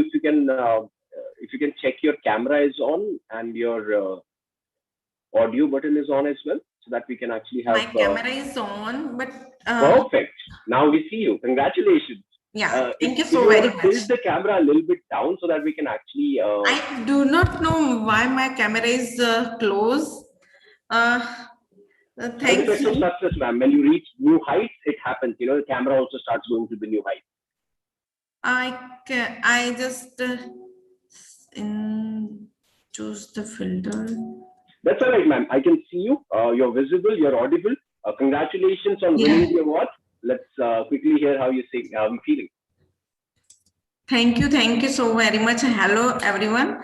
My name is Snehal Brahmbhat from Shelp Group. Thanks for the reality show and thanks for the award. Thanks for the opportunity. Thank you so much, ma'am. बहुत शुक्रिया आपका हमारे साथ जुड़ने के लिए. We wish you continued success and amazing things in the future. Thank you so much for your time. Thanks for the Women Iconic Awards. Ma'am, you are an icon, and it's our duty to celebrate icons like you who are inspiring a lot of other women in their respective fields. Thank you once again for joining us. Thank you. So, ladies and gentlemen, those were the winners of our first category, that was Women Achievers in Entrepreneurship. Let me quickly recap this for you. Ms. Nikita Shah, Dr. Payal Kanodia, and Ms. Snehal Brahmbhat are the recipients of the first category's awards. With that, we'll move on to the next category, and I'll request our backend team to kindly show you the AV on the screen.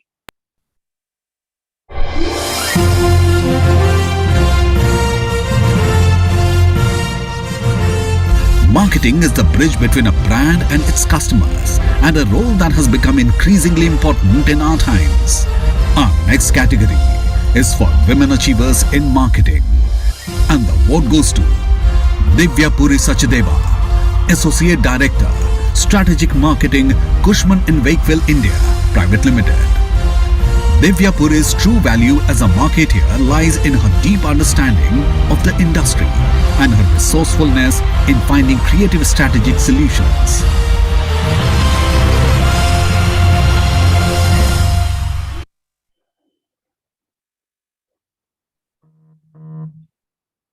Ma'am, we can see you. Congratulations. Let me quickly invite Ms. Divya Puri Sachdeva on the screen for you all to kindly share a few words with us.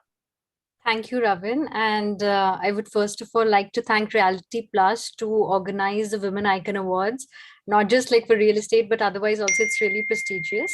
And I've spent a decade in the industry now. So After spending a decade in this male-dominant industry, all I can really say is a lot of credit to this award also goes to my peers, ex-colleagues, the organization that I represent, and a lot of inspiring women that are there on the platform. Thanks to jury for acknowledging the efforts of such wonderful women.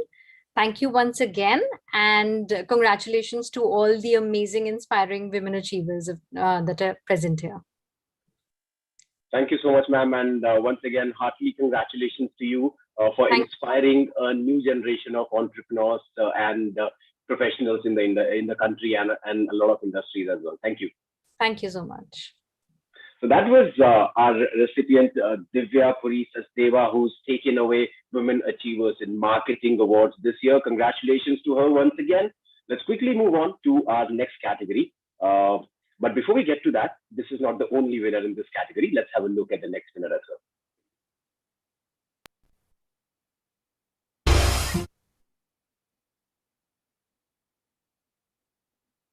And Ishita Bhattacharya, Zonal Brand Head, Tata Realty and Infrastructure Limited.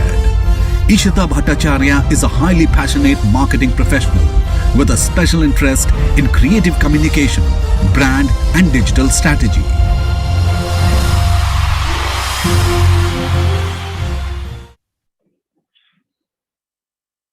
Ladies and gentlemen, we give you Ishita Bhattacharya. Congratulations, ma'am. Let's quickly invite Ms. Bhattacharya on the screen to kindly say a few words. Hi, hello, good evening, everyone. I'm really humbled to get this award, and thank you, Realty Plus, for giving me this platform. I thank the jury members for choosing me for this award.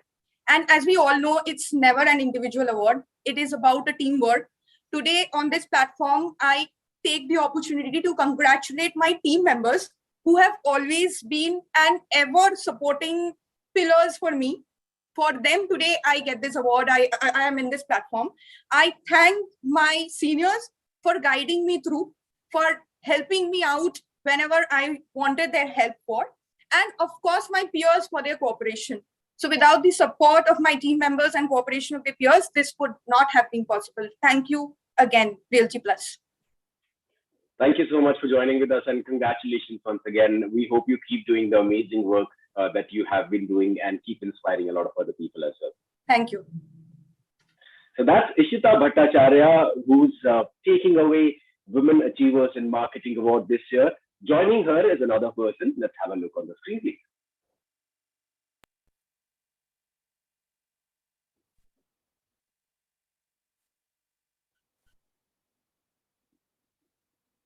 And Nikita Suratwala, Head, Corporate Marketing, Anarok Property Consultants Private Limited. Nikita Suratwala's key attributes are her out-of-the-box thinking, proactive approach, and a positive outlook towards work and life.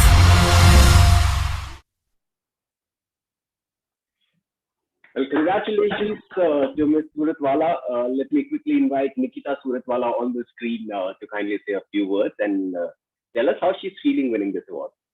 Thank you so much, Ravin. Thank you to the entire team of Realty Plus, the jury. I mean, this is really a great acknowledgement, truly humbled by this. And it's just a validation for all of us to just strive harder to bring about a change, not only in our sector, but to the country as well. I think this is a great opportunity. And Ms. Karnar, like she said earlier, that we are the right-brained group, very creative. And thanks to my organization, Anarok, and my team, who I think just push me to think innovatively and explore new opportunities every day. So thank you once again to the team, and thank you Realty Plus and the jury. And congratulations to all the winners, and looking forward to some exciting times. So thank you once again. Congratulations to you as well once again, and truly deserve, may I add there as well. Thank you so much for joining in, ma'am. Thank you so much, Ravi. Wonderful. So that was Nikita Suratwala on winning her Women Achievers in Marketing Award at the maiden edition of this amazing event that we have for you all. Joining her is another person. Let's have And Pancham Lilani, Chief Marketing Officer, R Retail Ventures Limited, JBO, Wagberg Pincus, and Runwell Group. Pancham Lilani is known to break set norms of marketing with her innovative marketing.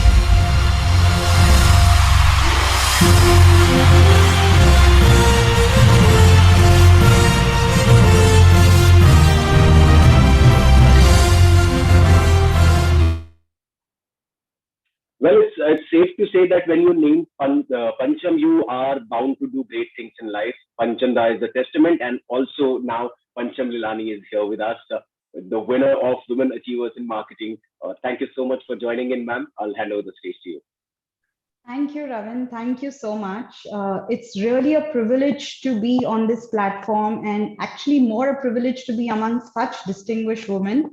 It's also an honor to receive the Women Icon Achiever Awards for this 2021. Thank you to the jury and Mrs. Renu Karnad, ma'am, you're an inspiration. Would just like to thank Realty Plus also for creating this platform, which acknowledges the expertise and experience of women. Lastly, I'd just like to say I see my success as an obligation to give back to the younger generation and women to ensure they achieve the same level of success and more. So thank you to the jury, Realty Plus. Thank you so much. I would like to thank you on behalf of Realty Plus for being here with us and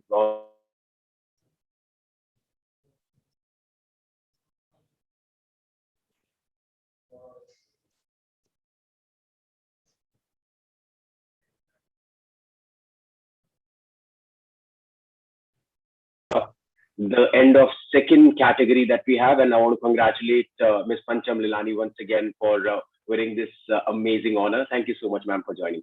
Thank you, Ram. All right, there you go. So this was the Women Achievers in Marketing category this year, and those were the 4 ladies that are taking away the prize. Now, you must have noticed that there are multiple winners in the category, and that is a testament to the amazing work that is being done by women leaders in their respective fields. So continuing the trend, we have the next category. Let's have a look at it on the screen.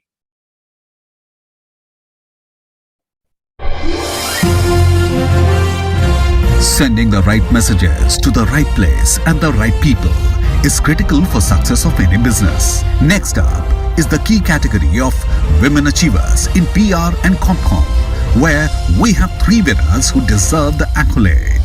And the award goes to Piyali Das Gupta, Director, Corporate, Marketing and Public Relations, Knight Frank India Private Limited.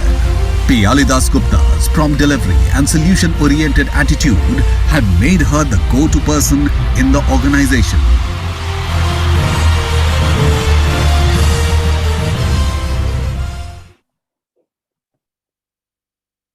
Ladies and gentlemen, let me invite Ms. Piyali Das Gupta on the screen, please. Thank you for the award. Realty Plus needs to be mentioned for putting together such an amazing event to conceptualize an award for women in the real estate category. But I also must thank the jury who have taken the time to go through the nominations and selected the winners. My gratitude always to the company I work for and my previous employers. I've spent 15 years in real estate, so a lot of time spent working for this sector. And finally, thank you and congratulations to all those who are winning today in the evening. Thank you so much, ma'am, for joining with us and of course, for doing the amazing work that gets you on the dais here. It's an honor to have you join in, and once again, congratulations for winning the award. With that, ladies and gentlemen, let's move on to the next winner in the same category. Let's have a look.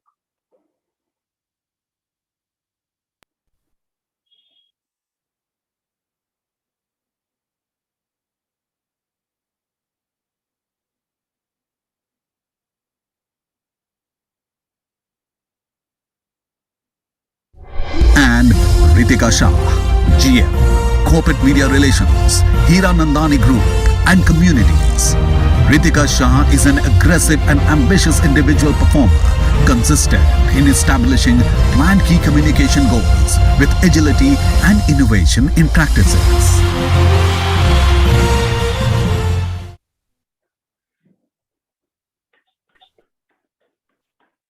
Congratulations, Ms. Ritika Shah. Let me quickly invite the winner on the dais to say a few words and let us know how she's feeling.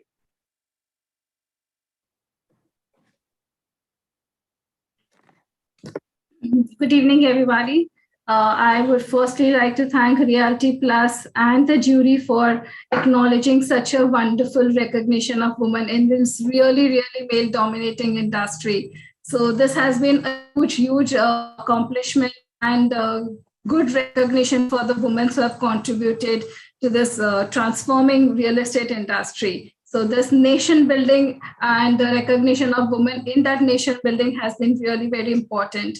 And I would especially like to thank the organization Hirandani Group and my mentor, my boss, the big boss, Dr. Niranjan Hirandani, for giving me such a wonderful opportunity, believing in me, pushing us, and giving the equal opportunity to all the women in the organization for all the opportunities and wonderful experiences that we have been through this in the organization. Thank you, and thank you all the winners of this award. Congratulating all the winners of the awards. Thank you.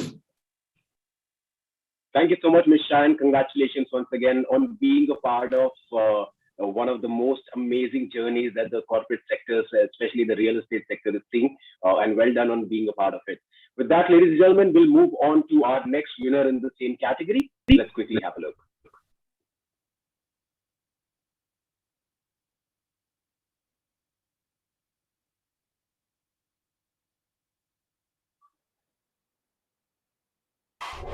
And Uzma Irfan, Director, Corporate Communication, Prestige Estates Projects Limited. Uzma Irfan is credited for single-handedly strengthening the public image of Prestige Group during the time it experienced tremendous growth.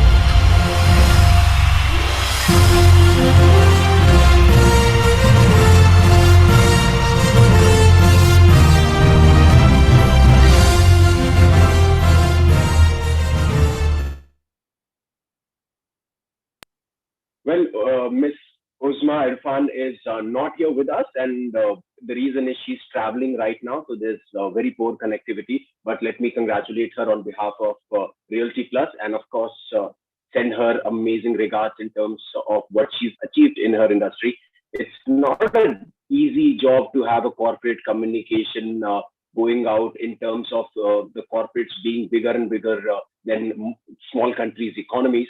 So having a communication that's crystal clear, yet also has an emotional connect. I think all these women are doing a fantastic job. Let me once again congratulate Ms. Piali Das Gupta, Ms. Ritika Shah, and Ms. Uzma Irfan for doing wonders for their respective brands, and also helping all the other women achievers and aspirants to reach for new heights.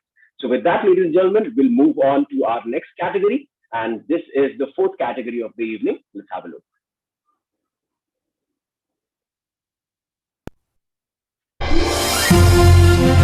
Some goals of real estate technology include reducing paperwork as well as making transactions quicker, more efficient, and more secure. The next category of the Realty Plus Women Icon Awards is for Women Achievers in Technology. And the award goes to Rashmi Kohli, co-founder and director, Sparrow Interactive Private Limited. Rashmi Kohli has been instrumental in making her organization a future-ready organization, imbibing technology at every level, from systems to processes, product to execution.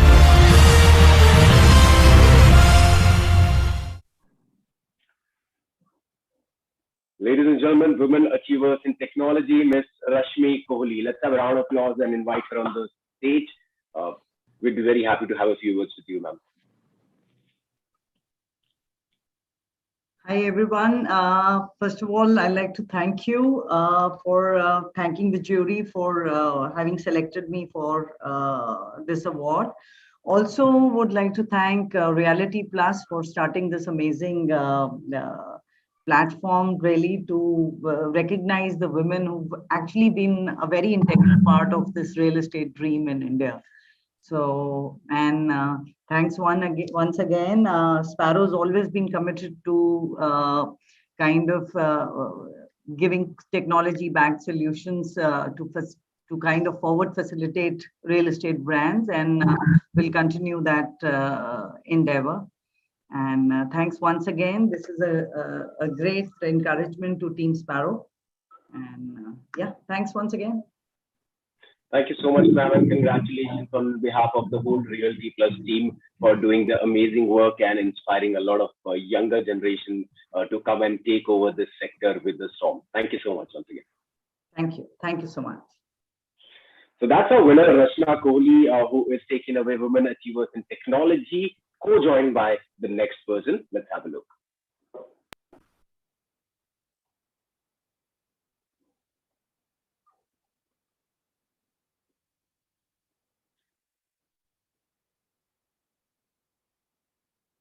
And Jahana Gehlot, Founder and Chief Operating Officer, Property Expo. Jahana Gehlot is a remarkably successful professional with a journey of humble beginnings in sales and marketing to becoming a pro in the real estate industry.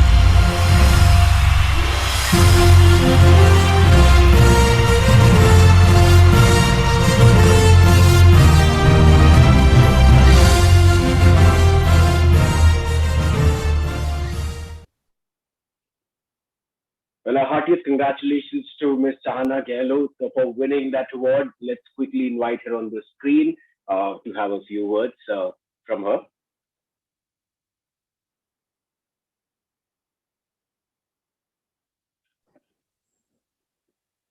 Thanks, Ravin. Thank you, ma'am. Congratulations. Let's have a few words from you. Thanks, Realty Plus, and thank you, jury, to giving this award to me. And I'm very glad to achieve this award. Thank you. Thank you so much. Thank you. I've heard Ms. Gehlot is a woman of few words, and she's proven that, ma'am. But the work that you're doing is speaking volumes, so you don't have to say a lot. Congratulations once again. Thank you so much for joining with us. Well done. Thank you so much. All right, ladies and gentlemen, so that was our co-winner for the category Women Achievers in Technology, helping real estate reach new heights and new customers one step at a time. Ms. Jahana Gehlot and Ms. Rashmi Kohli are the winners. Congratulations to both of them in this category. Thank you. Thank you. All right, with that, we will move on to our next category. And once again, let me quickly remind you, you can actually go ahead and follow us on our social networks.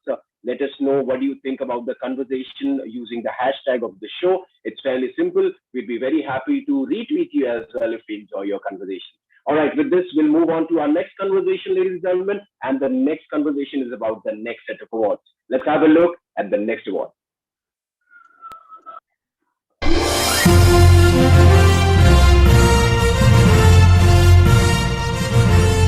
Design being such an integral part of any real estate project, we rightfully have 4 deserving winners in the category of Women Achievers in Design. And the award goes to Anshu Shukla, Head, Design, RERA Developments Private Limited. Anshu Shukla has always ensured team diversity, leading to different ideas and creativity that have significantly helped in performance, processes, and productivity.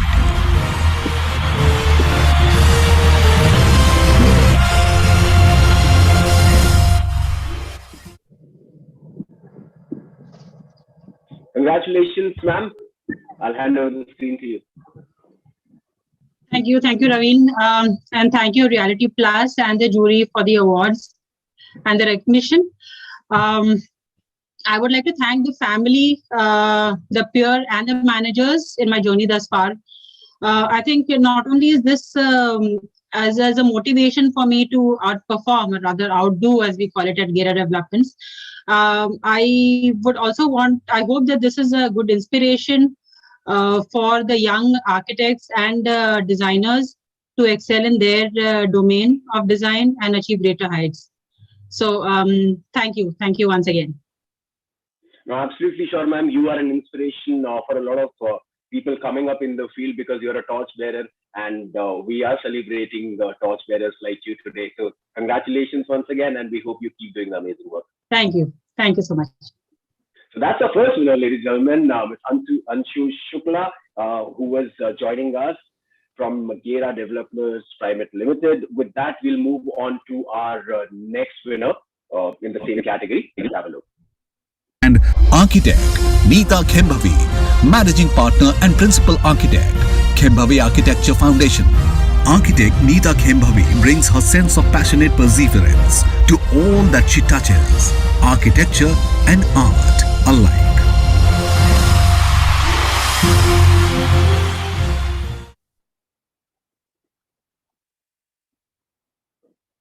Ms. Khembhavi, congratulations. Let's have a huge round of applause for her. And I would be very happy if you can join us on the screen and say a few words. Let us know how you're feeling. Hello, everyone. Can you see me? Sorry, I'm just... Absolutely, we can hear you now. But can you want to turn your camera on once, like on the video button, if you can go and tap once, we'll be able to see you as well. But for some reason, I'm not able to switch it on. Can I request the backend team to kindly have a look into it and see why we can't have Ms. Khembhavi coming in? Yeah, I think the host is letting me in, hopefully. Yeah, ma'am, they're working on it. We should have you visible to us and everyone connected on this virtual event any second now. The backend team is helping us out. In the meantime, let me take this opportunity, since I'm visible on the screen, to congratulate you once again. And can I put up a question while we are at it? So since this is the inaugural edition of the awards, what does it mean for the industry? The women...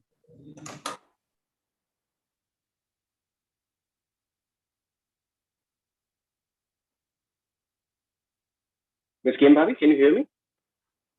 I'm not able to switch on the camera, sadly. But anyway, I'll just talk a few words, maybe. Or shall I? Is anyone helping me out here? So the backend team is trying to get to it, ma'am.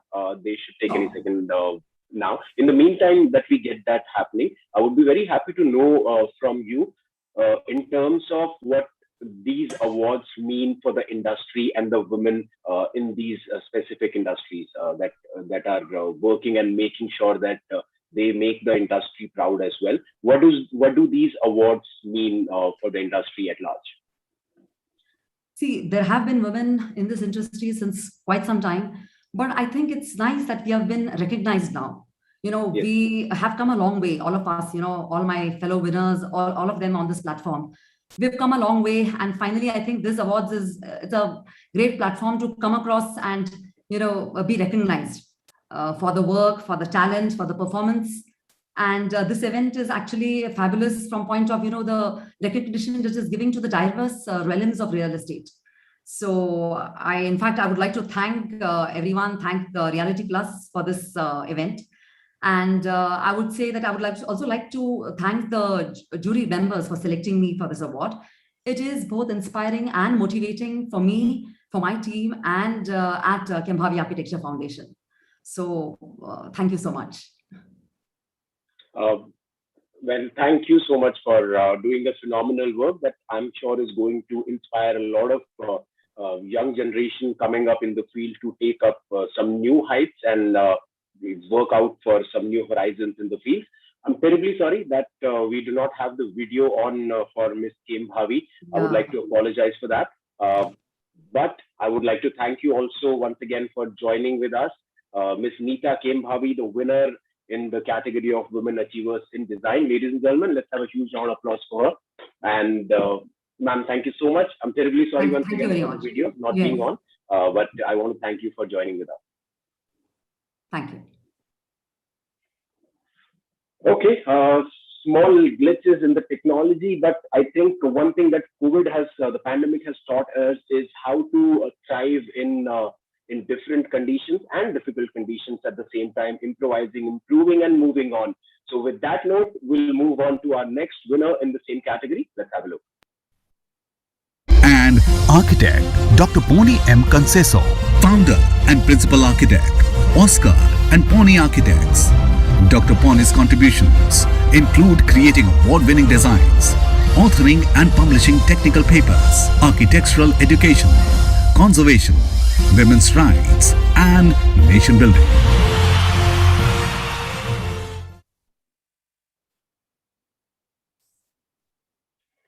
Well, there you have it. Congratulations, ma'am. I'll request you to kindly join us on the screen and let us know how you're feeling winning that award. I think you can hear me, but I don't think you are able to see me. Am I right? Yes, ma'am. Your host is not letting me in. I mean, your people at your team. Okay. I'm sorry about that. Sagar, the backend team, can you please have a look at this? Works perfect. Thank you so much, Sagar. Thank you so much, backend team. Ma'am, congratulations. The screen is all yours. Okay. On the outset, I should say that I'm most humbled and privileged to win such a fantastic award. I wish to thank Realty Plus, the jury, my family for putting up with my crazy work hours and staying away from home for I don't know, for the past 25 years, running here and there to all my sites. I would also like to thank my clients who gave me the opportunity to showcase my talents. And of course, last but not least, it's my team, my precious team that have always been with me, seen me through such difficult times, such great times. You know, life is a balance of bouquets and brickbats. I would also like to commend Realty Plus very much for creating a platform like this to, you know, showcase women's talents.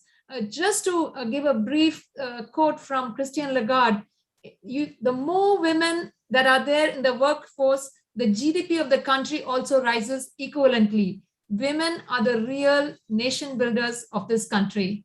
Thank you. Thank you so much. And ma'am, you are a testament to that quote that you just said right now. Congratulations on doing such phenomenal work, and we hope to see you achieving new heights in the future as well. Thank you so much for joining in. Thank you. All right, so that's our winner, ladies and gentlemen. I hope you all are enjoying and applauding for all our winners that you see on the screen, even though they cannot hear you, but trust me, the energy resonates.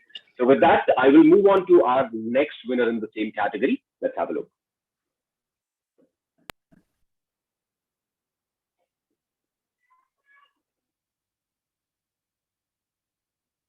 And Sabina Khanna, founder and principal architect, Studio Kia. Sabina Khanna is an architecture critic and designer who leads an energetic and enthusiastic team through inspiration, vision, and leadership.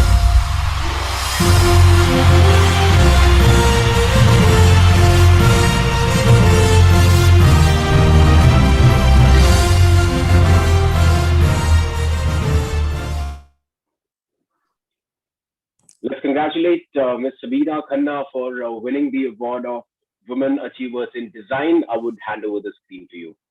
Thank you. Thank you so much, Raven. Am I audible?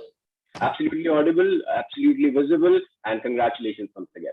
Thank you. Thank you very much. I'd like to thank Realty Plus and the jury for this Women Icon Award as a Women Achiever in Design. I am elated and equally humbled to be amongst the stellar lineup of awardees and the women who are being felicitated. So congratulations and a virtual toast to all the winners. And I accept this award with humility on behalf of my entire design team at Studio KIA, where we are all consciously striving to create happy, healthy, and safe environments. So thank you very much. And if I may say, may this tribe increase. Thank you.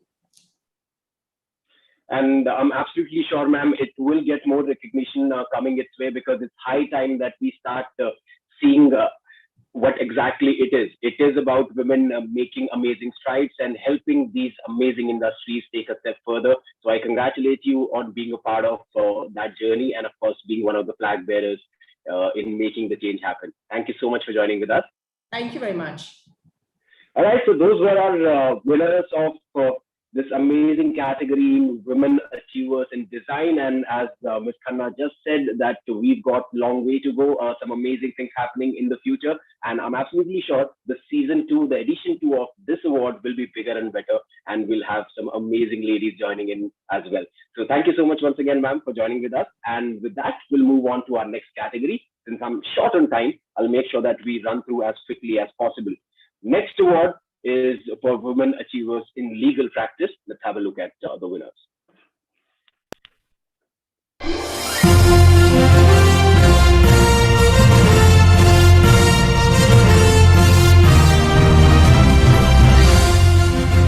Moving forward, the next award category is for Women Achievers in Legal Practice. And the award goes to Rohini BM, Deputy General Manager, Legal, Brigade Enterprises Limited. Rohini BM is the epitome of confidence and handles every situation with grace and equanimity.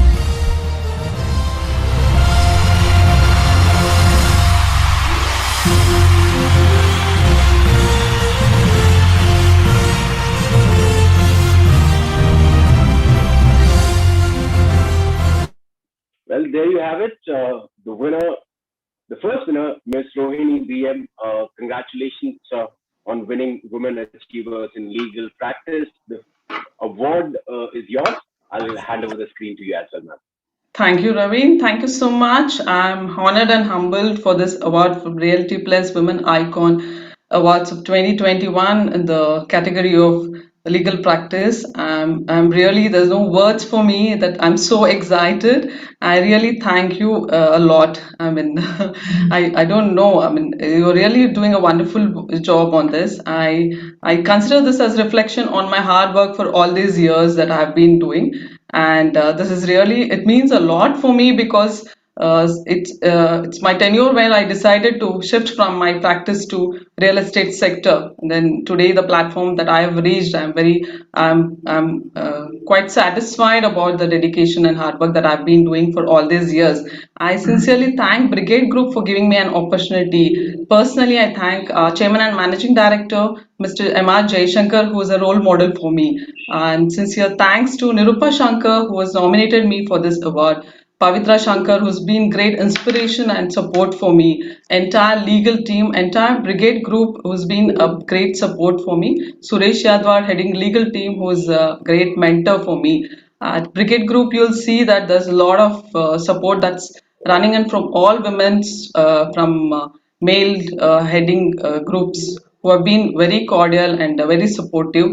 It's really a proud moment for me, and I thank Realty Plus for giving such a platform where we can expose. It's bringing it to limelight of achievers over there. I congratulate each and everyone here. I want to take out everyone's name here in my CMD's office, Mr. Amma Mysore, Pradyumna, Om Prakash, Uday, and I am to name each one of them in the Brigade Group and thank them for their support for all these years. But yeah, we'll be running short of time, so I can't tell so many things which are in my mind right now. But I'm really grateful and thankful. Keep doing such things and keep encouraging all women. They feel so proud. This is really required because they are stepping out of their family and they're stepping out of their four walls and achieving such a good thing that you will be. It's tremendous, really. They are multitaskers. They are able to take care of the family and they're able to do such a wonderful job at their whatever is assigned to them. Be encouraging, be supportive. Thanks to all jury members over there. Thank you. Thanks a lot. Yeah. Thank you. Thank you so much, ma'am, for those kind words. And it speaks volumes about your humility on thanking everyone involved in your life for making it happen and being where you are. And you are in a position where you are inspiring a lot of other people coming in the field. So congratulations on that as well. And I dedicate this award to all brigadiers, my family, and my well-wishers. Thank you so much, Ravi. Thank you. Wonderful. Thank you, you guys have done really wonderful work by setting this platform. Thank you so much. On behalf of Realty Plus, I'll take that compliment. Thank you once again for being with us and congratulations. Keep doing. Thank you.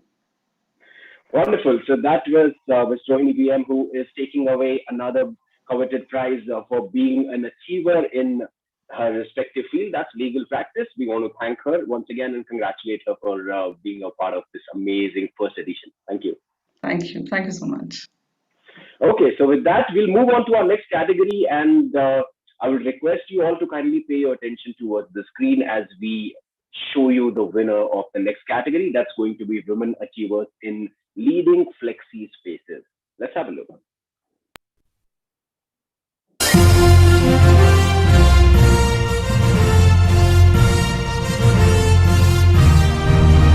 An important category for the times that we are in is Women Achievers in Leading Flexi Spaces. And the award goes to Sangeeta Ray, Head, Real Estate, India and Bangladesh, Siemens India. Sangeeta Ray is responsible for drawing out the real estate strategy for her organization based on the future requirement of the business and the country blueprint of growth.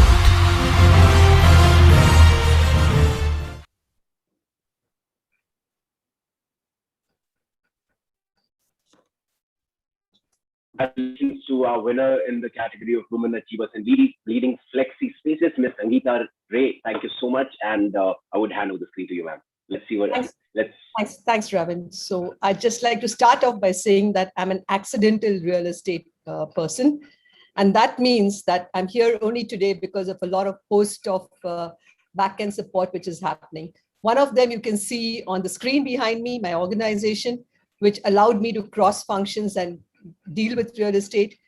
I can't talk enough about my team, which actually does such a great job that people believe that I'm the real estate person, whereas actually they're the ones who are the real estate people.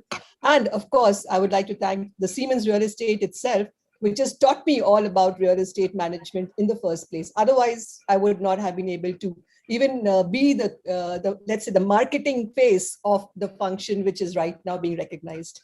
Thanks, everyone. Yeah.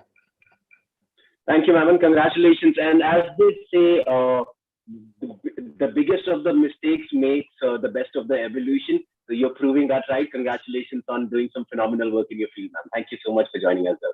Thank you very much. So that's our winner, ladies and gentlemen, Ms. Sangeeta Ray, who was with us just a few seconds ago. And with that, we'll move on to our next winner in the same category. Let's have a look. And Rachana Agarwal, Principal Architect, Studio IAAD. Rachana Agarwal architects spaces that are nurturing and yet reflect a deep understanding of its character.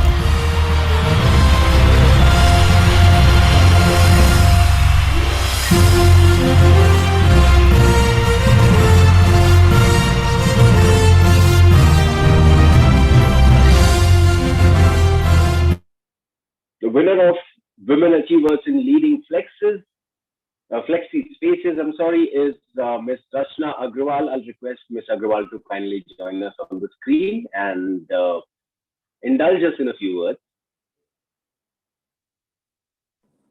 Hi, can you see me? Yes, we can see you now, ma'am. Okay. Congratulations. Thank you, Realty, for the award. I like to take a moment and extend a note of thanks to all our clients, first of all, my team members, and my ever-supporting family. They who have made every challenge a stepping stone and supported me through the journey. Thank you once more. Thank you so much, ma'am, for those wonderful words, and congratulations on inspiring some amazing professionals in your field. So with that, ladies and gentlemen, we'll move on to our next category, and the next category should pop up on your screen any second now. Have a look.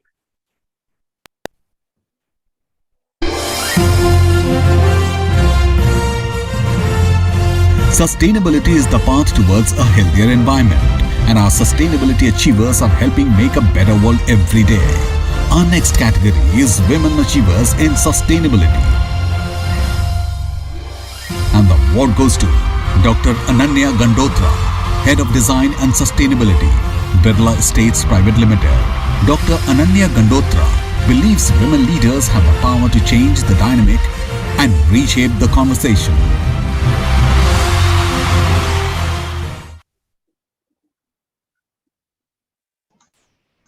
Dr. Gandotra, congratulations. I'll hand over the screen to you. Thank you, Ravi. Really has to say. Thank you, ma'am. At the outset, I would really like to, be very thankful to Realty Plus for developing over many years this platform and being able to kind of recognize women, creating various platforms for debates, for discussions, and generally create a, sort of a group, which, what people like us look forward to every year. So for the recognition, I'm very thankful to the jury members. And this recognition goes out to all the women out there who are striving on a daily basis to say, build sustainable organizations. It's not just a sustainable world, the organizations in which they work, needs to be quite sustainable, and women do play a very critical role there. So a call out to them, and have the will, have the determination, and the accolades will be there. So thank you again for the Sustainability Award in real estate. I'm really, really proud and honored to have it. Thank you. Thank you so much, ma'am. And let me say this on behalf of Realty Plus, that the reason we are celebrating this evening is because of the people that I see on the screen, and you are the reason for the celebration. So congratulations on the wonderful work that you all have been doing. Thank you. Thank you. Thank you very much. Dr. Gandotra was here with us, who is the winner in the category of Women Achievers in Sustainability. Co-joining her is another winner. Let's have a look.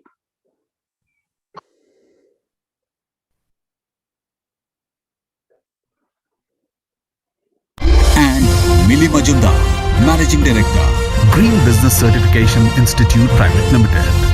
Millie Majumdar has been a strong advocate and sponsor for many women and men around the world.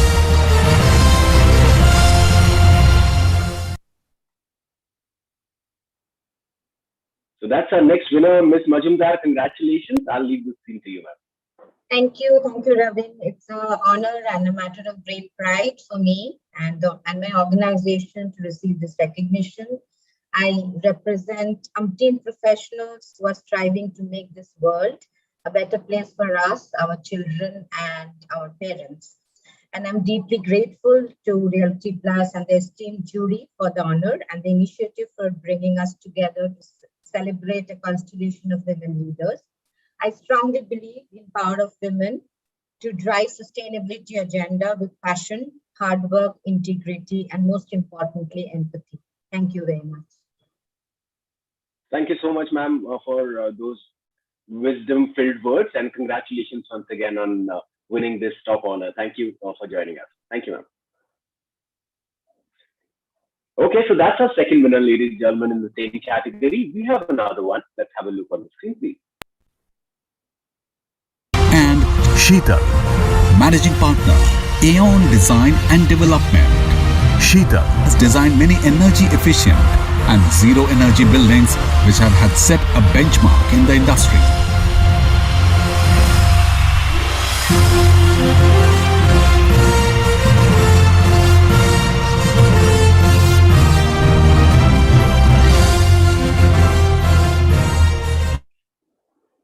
I would like to invite Ms.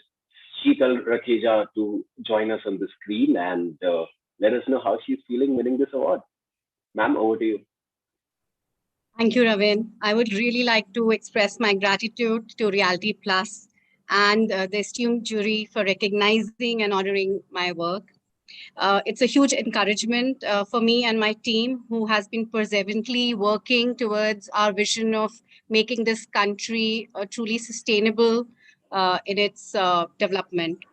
So as we continue our journey, I think I would like to thank from the bottom of my heart and on behalf of my team as well. This achievement would definitely not have been possible without them. And I would like to dedicate this award to my parents, especially my father, who always pushed me towards excellence. So, and it is, I think it's a great, great initiative from Realty Plus. Thank you so much. Thank you, ma'am. And on behalf of Realty Plus, I would like to congratulate you once again for the phenomenal work that you've been doing and for winning this award tonight. Thank you. We hope to see you soon. Okay, so those are the three winners of the last category. And I think it's time we move on to the next one. Let's have a look at the next category on the screen, please. Commercial realty is a highly specialized profession where every deal must yield the most profitable results. Our savvy professionals are just doing that. In the category of Women Achievers in Commercial Realty, we have two inspiring women achievers. And the award goes to Khair-ul-Nisa Sheikh, Executive Director, WTC Services. Khair-ul-Nisa Sheikh is a flag bearer for women empowerment and entrepreneurship, who has helped facilitate the growth of women entrepreneurs.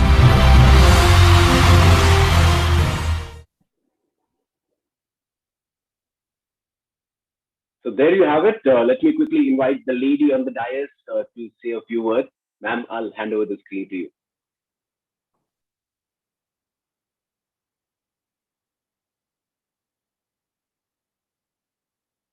In the meantime, Khair-ul-Nisa Sheikh is joining with us. Let me quickly remind you once again what we are doing here. We are celebrating the thought leaders, the action takers, and the torch bearers in their respective fields that are women and that are inspiring a lot of other people to join in and do some phenomenal work in the sectors where people never thought that women can actually take the top positions. They are making some amazing strides and proving them wrong. So I want to congratulate all the ladies that have been in the process of nomination and also the winners. Once again, if you did not win it this time, did not mean that you were not getting the prize in the coming seasons. Like, we'll be hoping to do one of these editions probably and preferably with live audience, with you sitting in the chair and with your family and friends being proud of you and your achievements and the hard work that you've put in to make sure that you are at the top of the game.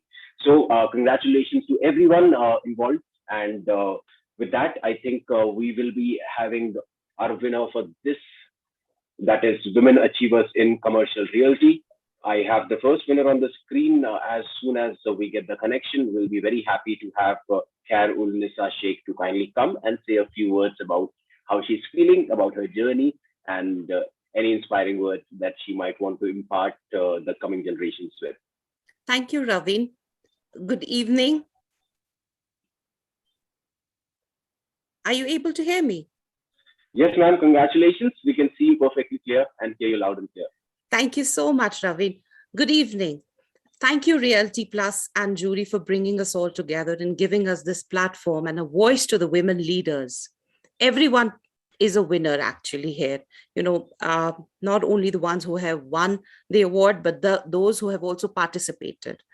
I'm honored by this recognition, and I accept this award humbly on behalf of my amazing team at Viridian and WTC.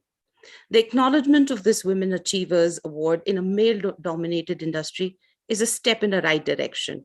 It is an acknowledgement to us women leaders and achievers that our journey has been an exciting one, a crazy one, challenging, inspiring, and of course, blessed with a very supportive family and team that helps us to achieve work-life balance. A special mention here to my mentor, my guide, and my role model, Mr. Ashish Balla. He has believed in me and has always given me a canvas to paint. My father, for being my rock of Gibraltar. My daughter, Samanur, who's just 16 but pushes me and bullies me to reach the stars. She's my inspiration and my determination and the wind beneath my wings, who pushes me to work hard and strive to be a role model, not only for her, but for others. So thank you and congratulations to all the women winners today. I believe that we all are winners. Thank you so much. Thank you, ma'am, and congratulations once again. And we hope that the young one keeps bullying you to reach new heights so that the other generations coming after you will be very proud of you and will be inspired by things that you've been able to achieve. Once again, congratulations. Honored and humbled. Thank you so much, ma'am. With that, I want to thank you once again for joining with us. Okay, ladies and gentlemen, so that's our winner in Women Achievers in Commercial Realty, Ms. Khair-ul-Nisa Sheikh, who was with us. And with that, we'll move on to our next winner. Let's quickly have a look on the screen. And Wilma Crasto, Senior Director, Tenant Representation, Cushman and Wakefield India Private Limited. Wimla Crasto brings creativity, enthusiasm and precision to her work. She has a great deal of industry knowledge and is known for her deeper understanding of the business.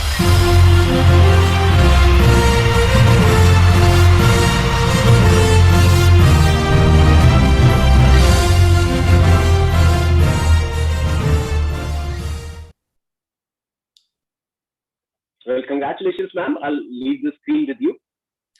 Right. At the risk of losing my 20 seconds, you can see me, you can hear me? Absolutely clear. Great. Obviously, I'm very thrilled to get such an honor, and it's really, I was filled with a lot of humility and a lot of gratitude for, receiving this award. There is so much to be. I've been listening to a lot of the speakers this evening, and I think one thing that's resonating is there is a lot to be done in bringing about an equitable future and securing a future for women. But I've got to say that there is no other time than now to be in the real estate industry. It's a great industry, and it can propel women to success. And therefore, I think each of us should kind of use this opportunity to kind of make that change, make an impact, and bring in inspiration to the people and our circle of influence. I would like to thank Realty Plus and the eminent jury for making this a very visible platform and recognizing all of the amazing talent, all the deserving winners today. Thank you very much. And on behalf of Realty Plus, I would like to thank you for joining with us and congratulate you on the journey thus far. Wish you a fantastic journey ahead as well. Thank you so much, ma'am. Thank you so much. So that's our winner, ladies and gentlemen, Ms. Vilma Castro. I'm sorry. She is the winner in Women Achievers in Commercial Realty. Co-joining her was another winner, that was Ms. Khair-ul-Nisa Sheikh. So we want to congratulate both the ladies on achieving some amazing things in their professional career, as well as inspiring everyone with their professional lives and personal and professional balances in both their respective fields. So with that, we'll move on to our next category. Let's quickly have a look at who's getting this award and for what.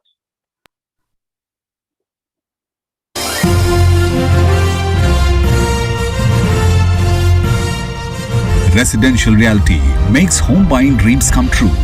Helping bring life to these dreams are our top performing winners in the category of Women Achievers in Residential Realty. And the award goes to Amanda Purvankara, Executive Director, Provident Housing Limited. Amanda Purvankara's progressive ideas and dynamic thinking has helped transform the company into a leaner, well-oiled system.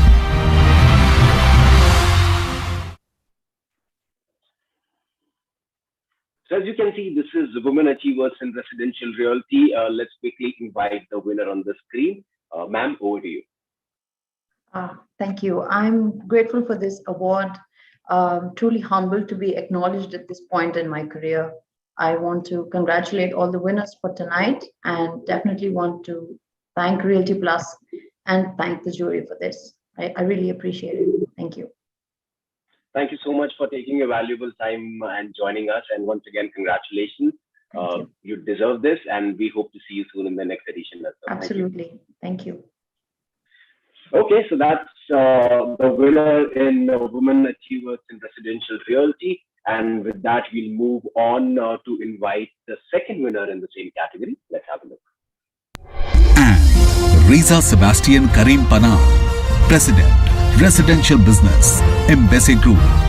Riza Sebastian brings together two important qualities that are hard to find in one person: determination to close a deal and patience.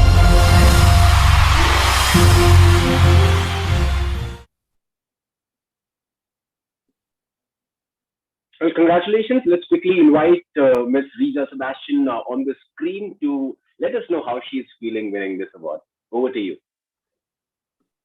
Thanks, Raveen, and good evening, ladies and gentlemen. I'm extremely honored to be receiving the Achievement Award in Residential Realty from Realty Plus and such an esteemed jury.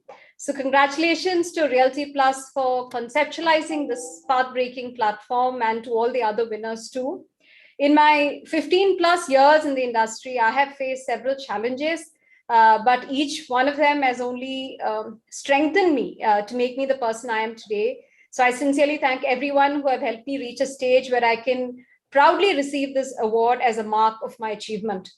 Winning this award would not have been possible without the inspiration I have received from Mr. Jitu Virvani, my colleagues and my team at Embassy Residential, for whom I have the deepest respect, and to my family, from whom I have derived the strength at every step. This award is dedicated to each one of you. I promise to continue to contribute to this industry while making a difference and creating more impact. Thank you. Thank you so much, ma'am, and we hope you keep inspiring us with amazing work in the future as well, and look forward to seeing you again. Thank you. Thanks, Raveen. So that's our winner from the category number 2. Let's have a look at the winner number 3 on the screen, please.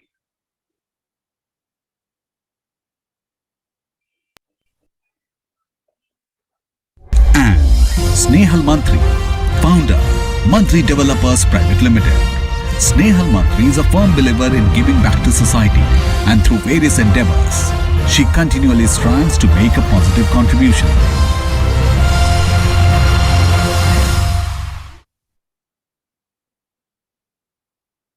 Ladies and gentlemen, it's a privilege to invite on screen Ms. Snehal Mantri, the winner of Women Achievers in Residential Realty. Congratulations, ma'am. I'll hand over the screen to you.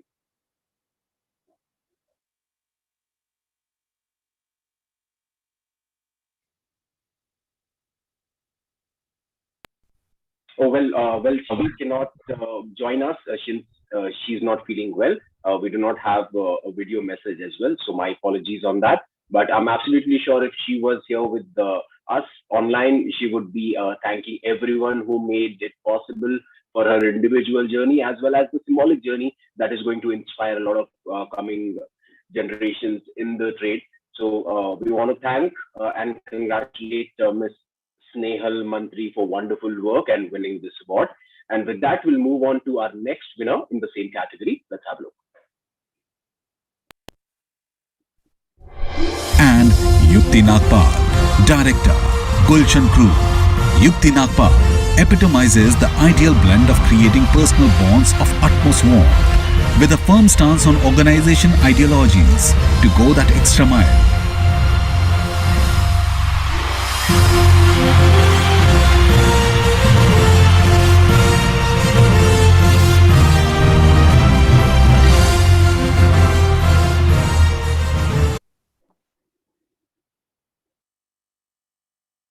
Let's quickly invite the winner on the screen.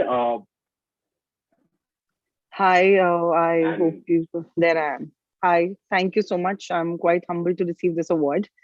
And I have to thank Realty Plus to taking this initiative because, you know, women have been in real estate for decades now, but never has this recognition been given to them. So this is a first step for the future, and congratulations to all the winners who've done their bit in contributing to this sector. Thank you so much. I'm quite humbled and honored. Wonderful. And let me take this moment on behalf of Realty Plus to congratulate you, Ms. Yukti Nagpal, for being a winner in the category of Women Achievers in Residential Realty. And plain and simply saying for making a change in the industry that was really hard to crack. Congratulations on the feat, ma'am. Thank you. Thank you so much, Ravin. Appreciate it. Okay, so those are the winners. So let's quickly put our hands together and show our affection to Amanda Purvankara, Riza Sebastian, Snehal Mantri, and Yukti Nagpal for doing the phenomenal work and getting the award in the category. I presume we have an AV to showcase to all of you. Let's quickly have a look at it before we move on to our next category.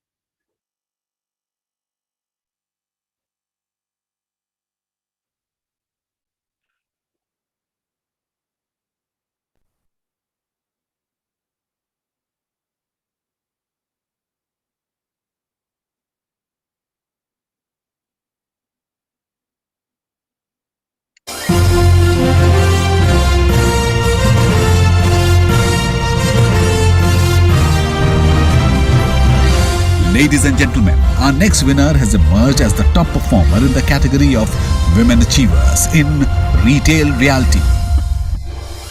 And the award goes to Pushpa Bector, Executive Director, DLF Retail, DLF Limited. Pushpa Bector has created her own path to success and inspired other women to follow their passion with similar determination and grit.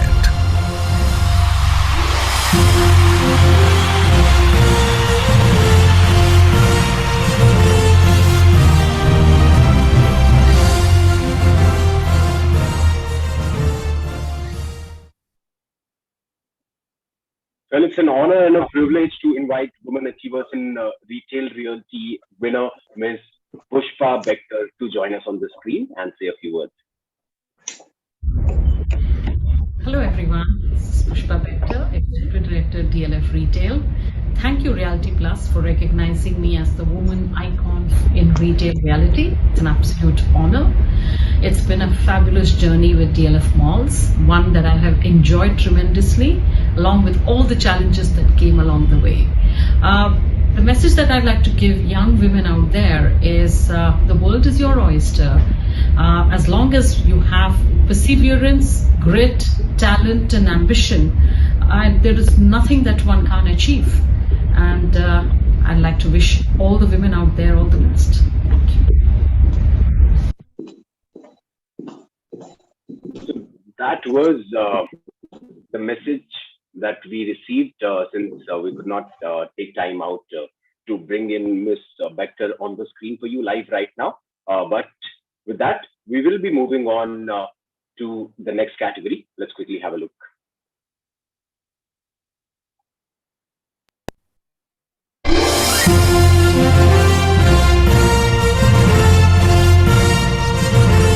Now it's time to felicitate our financial geniuses and taking away the top honors in the category of Women Achievers in Finance, our two dynamic women achievers. And the award goes to Geetanjali Mirchandani, Managing Director and Head Origination, Real Estate Lending, JM Financial Credit Solutions Limited. Geetanjali Mirchandani is a strong leader who believes in setting and communicating clear goals while entrusting the team with their execution.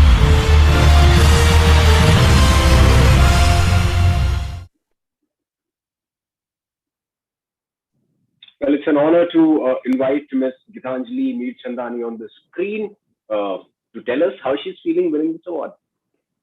Hi, Ravin. Thank you very much. I am absolutely happy and honored to be here. And I think it's a great platform, what Realty Plus has done to have these awards honoring women in an industry where women are not the obvious choice of this is a sector where you see more male dominated sector. So I feel absolutely happy to be here receiving this award. Let's hope next time it's not Women Icon Award, it's only the Icon Award, and I'll strive to achieve that sometime soon. Thank you. Thank you so much, Ms. Mirchandani. And as they say, the steeper the climb, the better the view. I think since it is an industry that is proficiently male-dominated, what you have done is an inspiration to a lot of people coming in to pursue and trying to fill in the shoes in the same departments, in the same sectors, and in the same industries. So kudos to the hard work, and thank you so much for being here with us. And once again, congratulations. Absolute pleasure. Thank you so much. All right. And yes, we will be making sure that we have an Icon Award next time, and then both the men and the women can actually come to the same platform and claim these amazing applauds and absolutely wonderful achievements of their work being displayed in front of the world. So with that, we'll move on to our next category. Let's actually, in the same category, we have one more winner. Let's have a look. And Diva Jain, Director, Arjav Builder Private Limited. Diva Jain has designed and conceptualized major award-winning marketing campaigns and a plethora of groundbreaking development projects.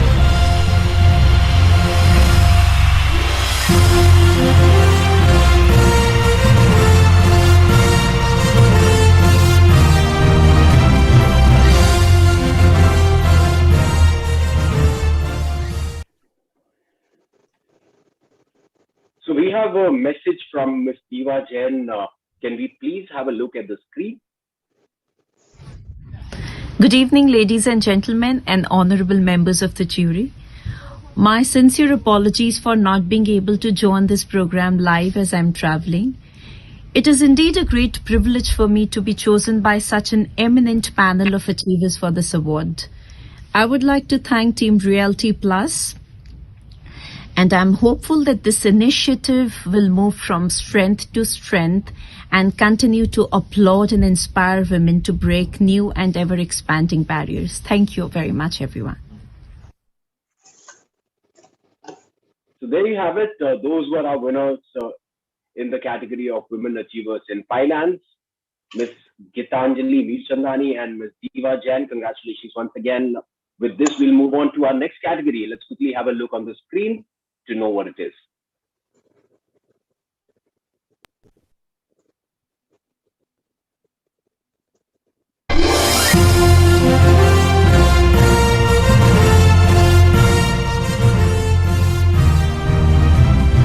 Our winner in the next category of Women Achievers in Engineering is Turning Visions into Reality Every Day. And the award goes to Smita Vikrant Singh Bhosle, Lead EOS, EHS, ESS, QAC, Jones Lang Lossell Building Operations Private Limited.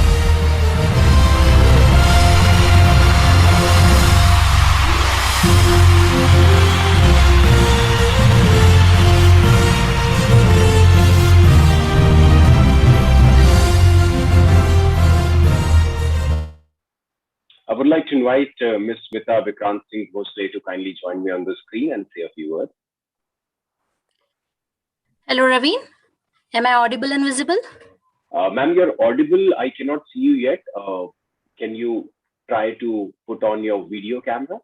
I did that and it's giving me an error saying cannot start video. Okay, the backend, if you can look at it. In the meantime, I'll request you to kindly continue, ma'am. Congratulations. The stage is yours. Thank you, Raveen. Thank you so much. Hello, ladies. Hello, everyone. I'm greatly honored to have been selected as the laureate to accept the Women in Engineering Award. I'm sincerely thankful to Realty Plus as well, who have initiated this whole event. My journey of around 17 years in the field of real estate and being part of the market leaders, Jones Lang LaSalle, has been extremely exciting. Every day, I would say, is a new day with new challenges and new learnings, which has kept me going and growing altogether. I really hope to inspire many more engineers and many more women to come forward and join this exciting wagon. I really want to express my gratitude to my family, my parents, my husband, who encouraged me to dream big, and my managers, to start with Colonel Ashutosh Beri, who has been the reason for me to work in the real estate field, my mentor Charu Thapar, and my managers Ravinder, Dinesh, and Rajiv, who have guided me to achieve this dream. And my colleagues, who have helped me in making this journey competitive as well as enjoyable. Last but not the least, I really want to thank my daughters. They are just sitting next to me and they want me to take their names, Arna and Ira, who have cooperated all these years and inspired me to work and help me achieve my best. I thank the jury for the choice. Thank you. Thank you so much. Thank you so much, ma'am. And to the little ones sitting on your right and left, Meera, and I'm sorry, I forgot the other one. Meera and Arna. Yeah. Arna and Meera, you want to remember that your mother is a superwoman. She's doing things in departments of engineering and real estate where it was very difficult for any woman to go and achieve great heights. She has been taking and doing some amazing things in the department. So congratulations to both of you for having such a wonderful mom, and congratulations to Ms. Bhosle for winning this award. We hope to see you soon, and hopefully this time with the camera on. Thank you so much, ma'am, for joining us, and congratulations once again. Thank you. Wonderful. So that's Ms. Bhosle, who was the winner of Women Achievers in Engineering, and sadly we could not see the face because of some issue with the camera. But we will be moving on to our next winner. Let's quickly have a look at the next category.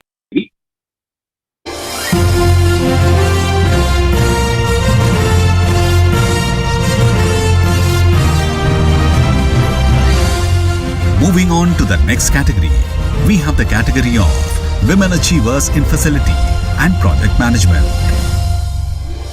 And the award goes to Monica Kaul Sharma, Senior Associate Director, Cushman & Wakefield India Private Limited. Monica Kaul Sharma believes women empowerment is not just about achieving diversity targets, but equipping women with requisite skill, accountability, and decision-making to harness their true value.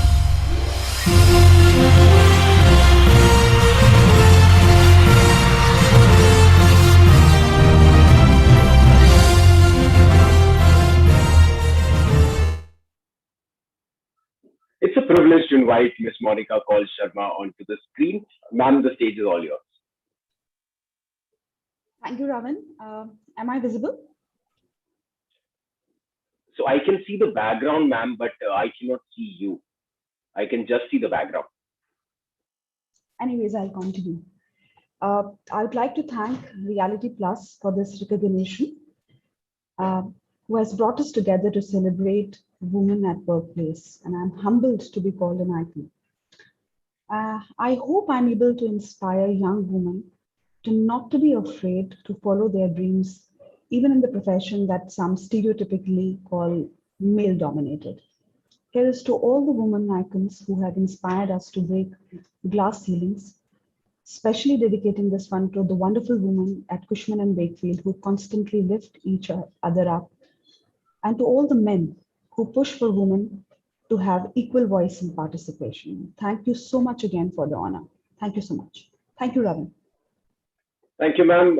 And once again, let me congratulate you on behalf of Realty Plus, Ms. Monica Kaul Sharma, the winner of Women Achievers in Facility and Project Management. Congratulations, and we look forward to seeing you soon. Thank you so much for joining. Thanks. Wonderful. So that's the winner in the last category, and we will move on, taking a cue from this to the next category. Let's quickly have a look.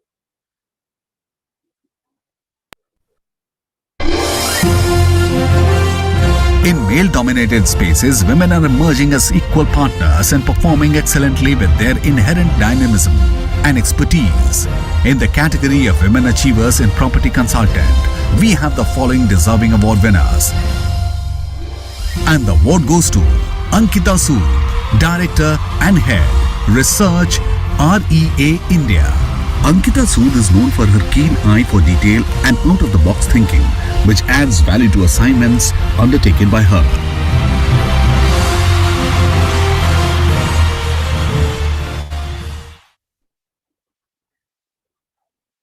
Ladies and gentlemen, it's an honor to invite on stage the Women Achiever in Property Consultant, Ms. Ankita Sood.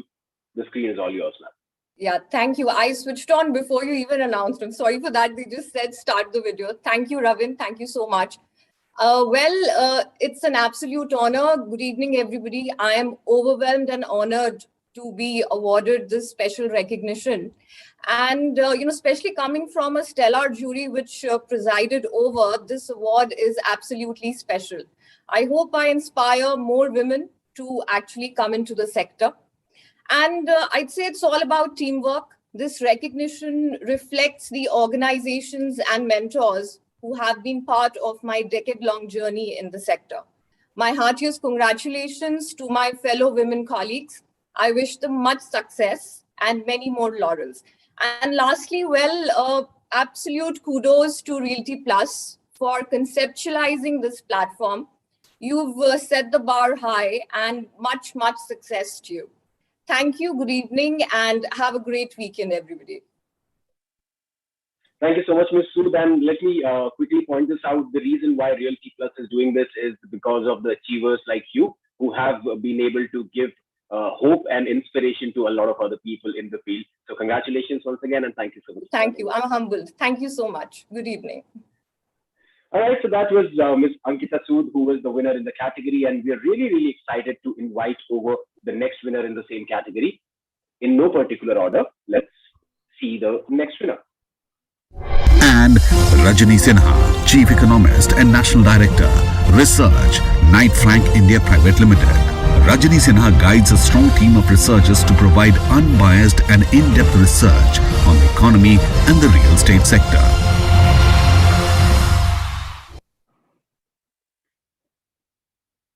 Well, it's an honor and a privilege to invite the next winner on the screen. Ms. Sinha, over to you.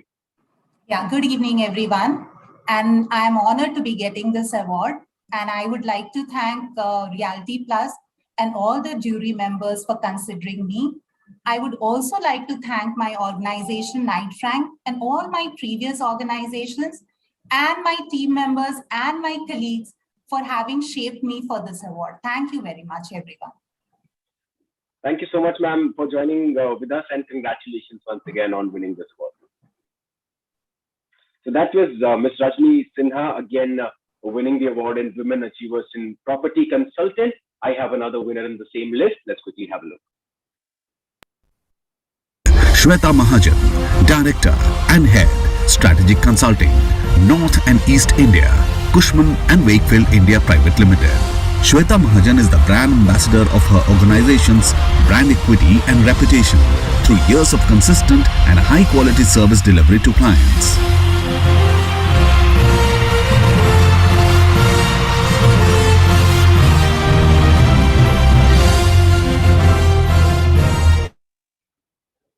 It's time I invite Ms. Shweta Mahajan over to the screen and congratulate her for winning this much coveted prize.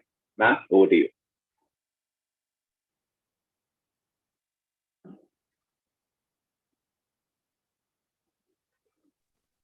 Can you hear me? Yes, ma'am, we can hear you now and see you. Congratulations. I'll leave the screen with you. Sure, thank you.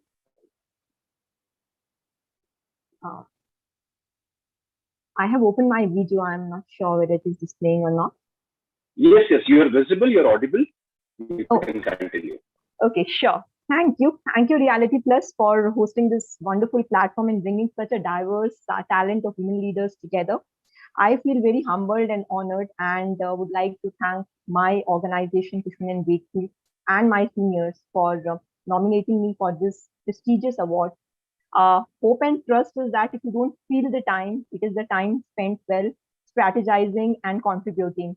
It has been nearly 15 years of professional association with the organization and with the practice, and it feels as if it all started yesterday. Wishing all my women peers a great professional journey from here on. Thank you. Thanks once again, Reality. Looking at that bright smile, ma'am, it also looks like it all started yesterday only. Congratulations and thank you so much. Thank you, Ravin. Thanks a lot. Okay, ladies and gentlemen, so those were our three winners in the category, and we could not be more excited to give them the platform to come and say a few words. And of course, thank you so much once again to all the ladies for joining in with us. Congratulations to the winners in the category. We'll move on to the next category then. Let's quickly have a look at this.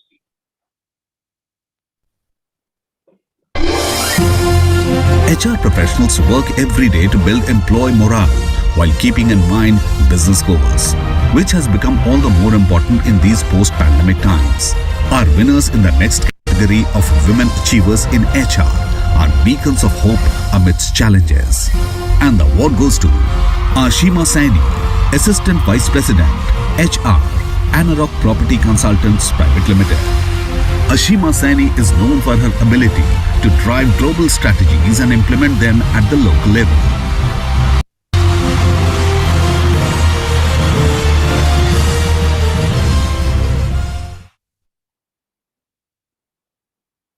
So with that, I would like to invite Ms. Ashima Saini to join me on the screen to kindly say a few words. Ma'am, over to you. Hi, Ravin. Thank you. Thank you so much. And I don't know, I have to switch on my camera. Also, maybe because I'm on road. Yes, so we cannot see the visuals, ma'am, but unavoidable situation.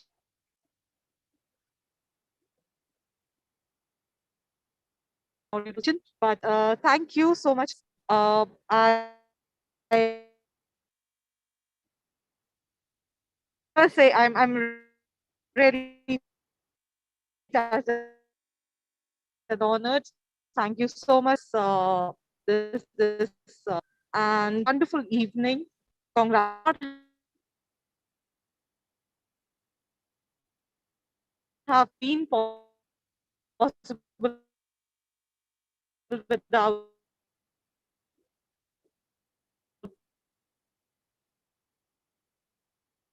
the support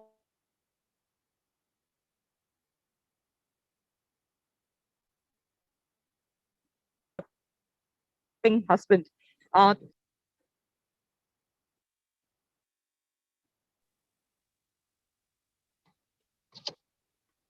Ravin.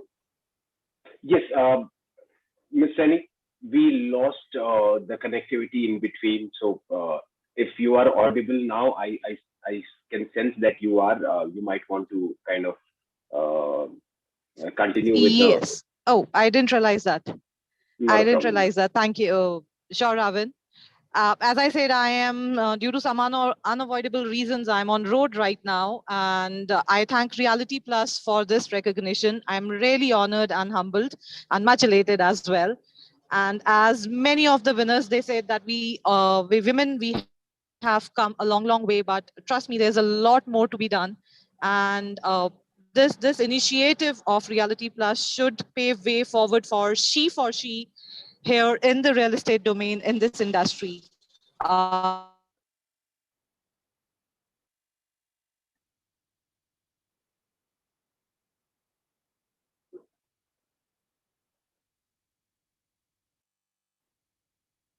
Right. Thank you, everybody. Thanks to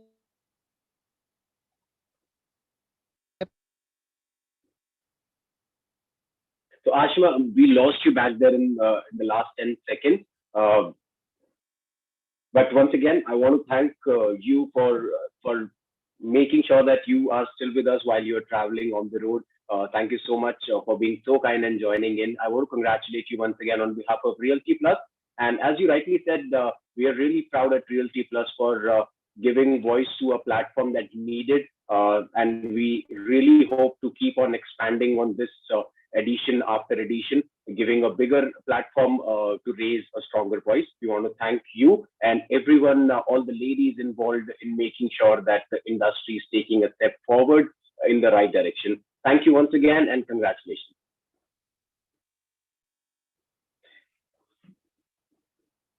So I'm presuming we still have bad access with Ashima. So Ashima, thank you once again. And Ashima Saini is the winner in Women Achievers in HR category. Let's quickly have a look at the next winner as well, coming up on your screen.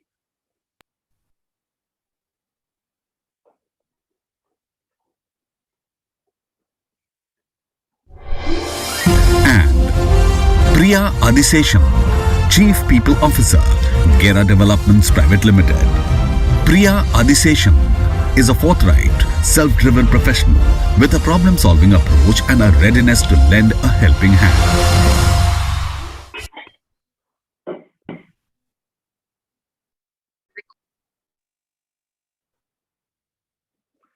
Congratulations, ma'am. I'll leave the screen with you. Thank you, Ravin. I'd like to thank Realty Plus and the esteemed jury members for this honor. I'm sure this was not an easy task for them to select the winners from equally deserving nominations. I'd like to take a moment to thank my MD, Mr. Rohit Gera, for nominating me, for giving me the space to outdo and showing faith in my ability.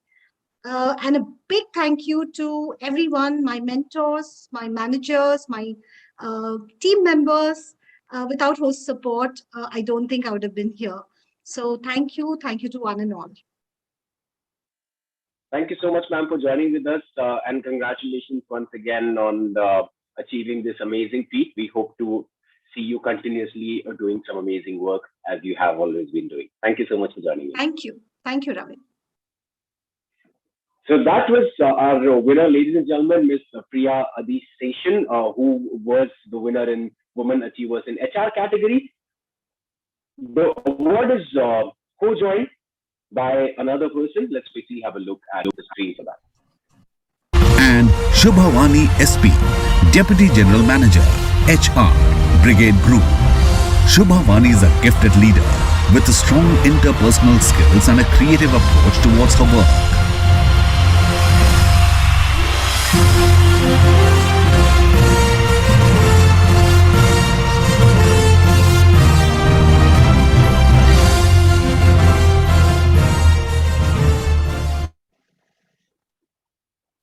So it's an honor to invite the next winner on the screen. Ma'am, the screen is all yours. Good evening, everyone, and good evening to all the beautiful ladies who are sharing the platform. Thank you so much, Realty Plus, for the recognition and the jury members for choosing me. I'm extremely honored to receive this Realty Plus Women Achievers in HR category.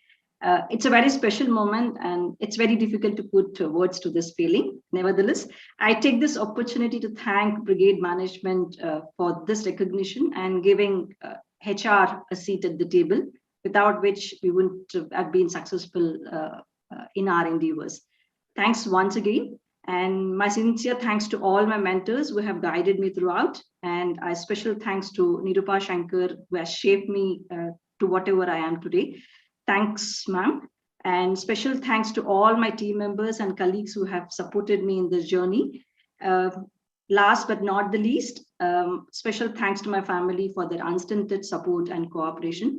And many congratulations to all the awardees and best of luck. Thank you. Thank you so much. That was our winner, Shibawani AP. Thank you so much, ma'am, for being with us, and congratulations on winning the award. Thank you. Thanks. So that brings us to the three winners in the category. Let me quickly recapitulate that for you. Ms. Ashima Saini, Ms. Priya Adiseshan, and Ms. Shubhavani SP were the winners in the category. We want to congratulate all three ladies for the phenomenal work. With that, ladies and gentlemen, we are moving and inching towards the end of the show. We have a few categories remaining. So while I move in that direction, let me quickly remind you all the social network handles of Realty Plus. You can access on Instagram, Facebook. Please go ahead and do that. You can also spread your word using the hashtag. That's the name of the show. That's Realty Plus Woman Icon Awards 2021. Spread the word. Let the world know the winners in this virtual event are the ones that are making a change in the society out there as well. So show your support using the hashtag. Okay, with that, we'll move on to our next category then real quick. This is category number 17. Let's quickly have a look.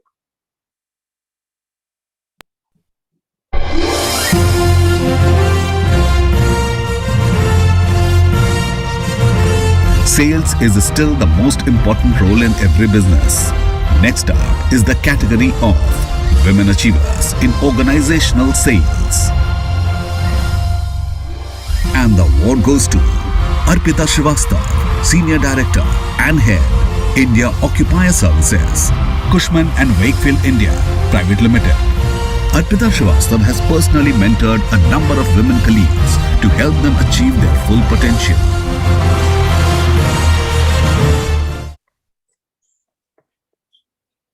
Well, it's an honor to invite on stage Ms. Arpita Srivastava, the winner. Ma'am, congratulations. I'll leave the screen with you.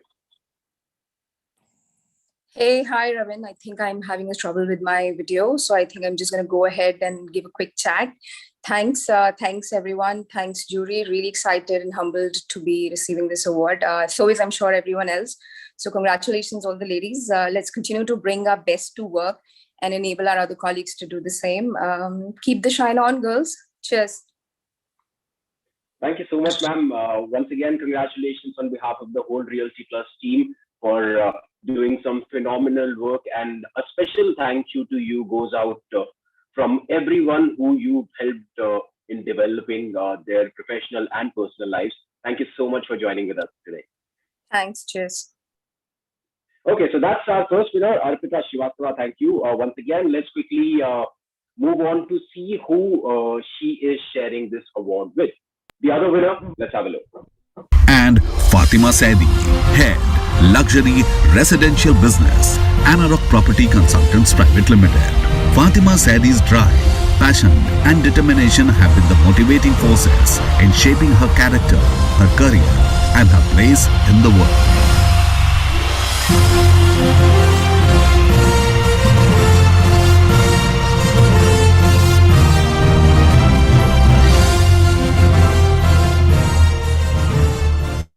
Ladies and gentlemen, we give you the winner of Achievers in Organizational Sales, Ms. Fatima Saidi. Congratulations, ma'am. I'll hand over the screen to you. Thank you, Ravin. Thank you. You're doing a fantastic job this evening. I'm overwhelmed with joy and gratitude to receive this wonderful honor. A special shout to all the nominees. It goes without saying that we share this recognition. You are all superstars. I would like to thank Realty Plus and the jury for this terrific initiative of recognizing and encouraging women in real estate. More and more women are building their careers in the sector. And what can I say? It's showing in the numbers. It means so much to me that the work that I'm so passionate about is recognized. There are so many others who shared this passion with me, and this achievement would not have been possible without them. Firstly, I would like to thank my firm Anurock for building a tremendous platform, and our dynamic founder Anuj Puri for his leadership and vision. Anuj, we all bask in your reflected glory.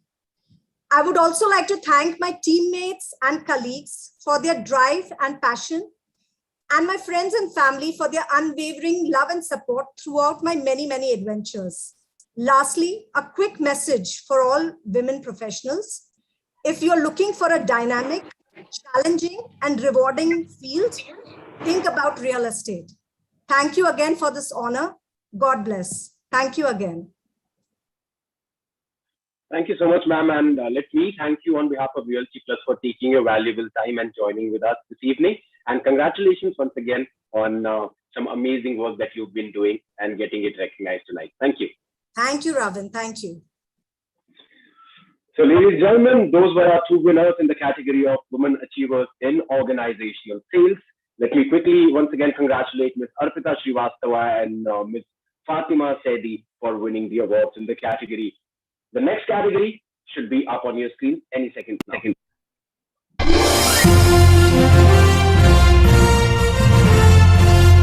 An exciting category of the Realty Plus Women Icon Award is for Women Young Achiever.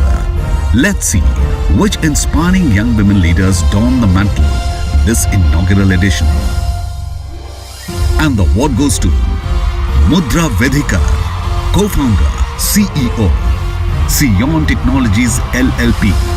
Mudra Vedhikar has, through a few years of being an entrepreneur, been able to set up numerous teams and train them to become independent value-generating entities.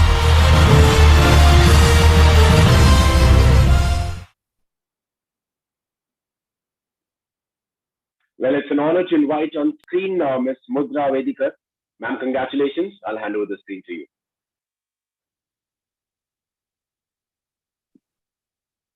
Thank you, Ravin. Am I audible? You're audible, but we cannot see you. If you can switch on your camera. Switched on my camera. Okay, I hope the backend will have a look at it if it's a network issue or not, but I'll let you continue. I mean, we can see her. Perfect. Firstly, I want to thank everyone and Realty Plus for nominating me for this award. It's a huge honor being so young to be awarded this prestigious award. And I want to thank all the team members, all my teammates that have made it possible for me to come here today. Not least all the people who have helped me in making their home buying decisions and giving us a lot of support to be a successful organization and bestowing all their trust in us. So thank you so much. I want to also thank my family for supporting me unconditionally throughout my journey. Thank you so much and congratulations to all the winners today. Thank you, Mudra, and congratulations on joining a list of some top achievers from the industry at such a young age, as you just rightly said. Congratulations. We are absolutely sure we'll see you soon again on the list. Thank you so much. So with that, we'd like to move on and show you another winner from the same category who's been doing some fantastic work at such young age. Let's have a look. And Anjana Sastry, Director, Marketing, Sterling Developers Private Limited. Anjana Sastry is a forward thinker focused on developing unconventional marketing methods to help increase the target audience and drive sales.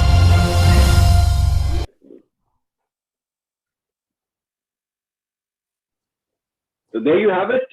Let's quickly see on the screen Miss Anjana Sastry joining in live. Hi, good evening. Thank you so much for the honor. I'd first like to thank Realty Plus their entire team and the jury for thinking me worthy of this award. I'd also like to congratulate all the other women who won in various categories today. I think you all are the inspiration that young entrepreneurs like us look up to. And I'd like to thank Sterling Developers for supporting me in everything I do and helping me learn as I grow from strength to strength. Thank you so much. Thank you, Ms. Shastri, and congratulations on your sterling victories in the work department. Very well done. Thank you so much for seeing you here. Thank you. So that's our winner number 2 in the same category, the Young Achievers. Ladies and gentlemen, let's quickly have a look at winner number 3. Binitha Dalal, Head, Fundraising, Rustomji Group. Binitha Dalal believes the most important thing women can do is to uplift other women, something she herself has been doing across real estate industry as well as in her organization.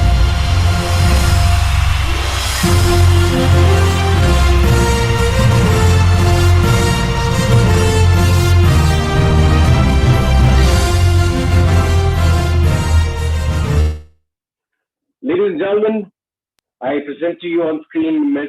Binitha Dalal. Thank you so much, Realty Plus, and thank you so much to the entire team. You guys have genuinely created something which was really, really due for the longest time. I don't think I can be here without the entire support of my team, the entire team, Rustamji, and everyone who has mentored me from day one to make me who I am today. My family, my parents, thank you so much. And congratulations to all the ladies. Thank you so much, jury, for this wonderful accolade. Women have the ability to choose who they want to be. And I'm happy that you've given us the choice to nominate ourselves and to be a part of this platform. Thank you so much. Thank you, Ms. Dalal, for those amazing words, and congratulations once again on winning the award tonight. We look forward to seeing you in the next edition as well in an even bigger role. Once again, congratulations to all the 3 ladies who won the award in the category.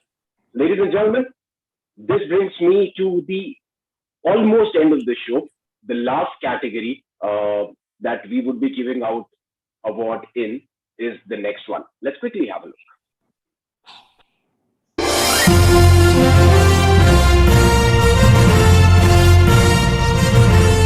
And now, perfectly concluding our honor roll and raising the benchmark for the other women to follow in her inspiring footsteps is the winner of the Women Icon of the Year.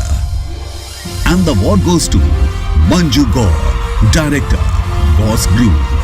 Manju Gaur has worked diligently to bring in the corporate culture complete with social responsibility that have helped her organization become one of North India's respected developers.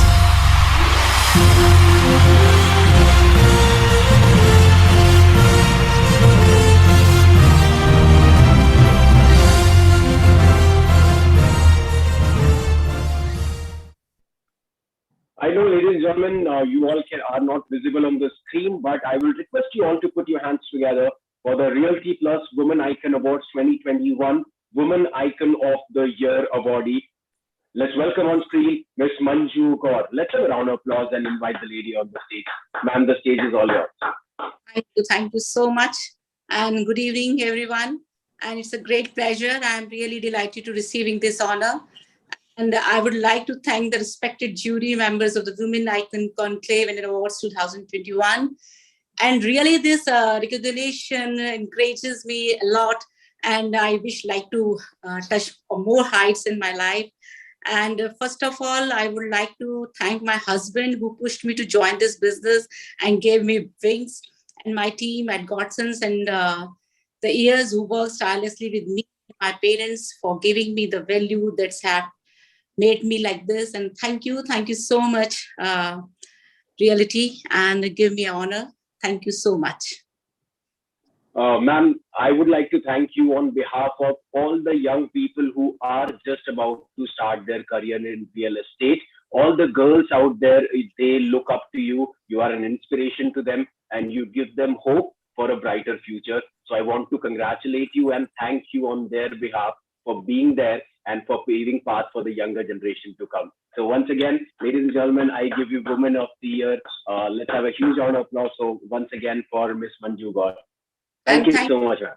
And I want to say something. More and more women have to come and join the real estate, and they can make this sector more beautiful and more organized. I'm absolutely sure with that call out, ma'am, a lot of young people are already were going to do it, but when you say it, they are absolutely going to follow in the footsteps. Any last imparting words that you would want to give to the industry at large and everybody who's gathered here looking at this amazing virtual evening? Any last words that you would like to say, ma'am? Thank you and congratulations, everyone. Thank you. Thank you so much. Wonderful. Thank you so much. This is Woman Icon of the Year, Miss Manju Gaur, Director, Gaur's Group. Thank you so much for joining with us, ma'am. I'll request you to stay back because we have a group photograph with all the winners. So I'll need all the winners from respective fields, from respective awards to kindly join me on the screen. We would like to take a live on-screen group photograph of all the winners of inaugural edition of Realty Plus Woman Icon Awards 2021. Can I please request the backend team to kindly have all the winners lined up? I'll request all the participants, all the winners to kindly switch on their cameras so that our backend team can freeze this amazing day, this amazing moment in virtual time and have all of you something to remember by this evening with. Okay, everyone, I'll request you all to kindly switch on your cameras and the backend team will do the rest. I can see most of the cameras on. Thank you, Ms. Gaur. Thank you, Ms. Majumdar. Thank you, Ms. Crasto. Ms. Wani, Ms. Dalal, Ms. Khanna, Ms. Das Gupta. I can see you all. Rohini, thank you so much. Ms. Ray, thank you. Ms. Sinha, Ms. Sood. Once again, I'm just taking out your names so that I remember all the amazing ladies that I had the fortune of having seen on the screen today. And Ms. Sasteva, Ms. Mahajan, Ms. Shukla, Ms. Bhosle, thank you so much. Ms. Vedikar, Ms. Adi Seshan, I can see you looking all amazing. Ms. Srivastava, thank you so much. Ms. Edi, Chana, thank you so much. Ms. Kembhavi, we have Ms. Kohli as well. Ms. Sharma, Ms. Shah switched on her camera just now. I'll request, okay, I can see everyone has their cameras on and I don't have to say you all are looking absolutely amazing, even though we are doing this virtually. But I'm sure that we'll have the next edition, hopefully, in a live setting where we will be able to share all these amazing emotions with you all as well. Okay, so that's the group photograph. Backend team, let me know when we have the picture. I want you all to kindly probably pose all together. Just a big smile on your faces would be enough. I'll give you a heads up also in 3, 2, 1. That's one frame. The backend will take a couple of other frames. In the meantime, let me quickly remind you, we were live on our social networks, RP Realty Plus on Facebook. On Twitter, it's RP_Realty. On Instagram as well. Thank you so much. Let's quickly have a look at the people that have made the industry proud. We have a winner slide for all of you coming up on your screen.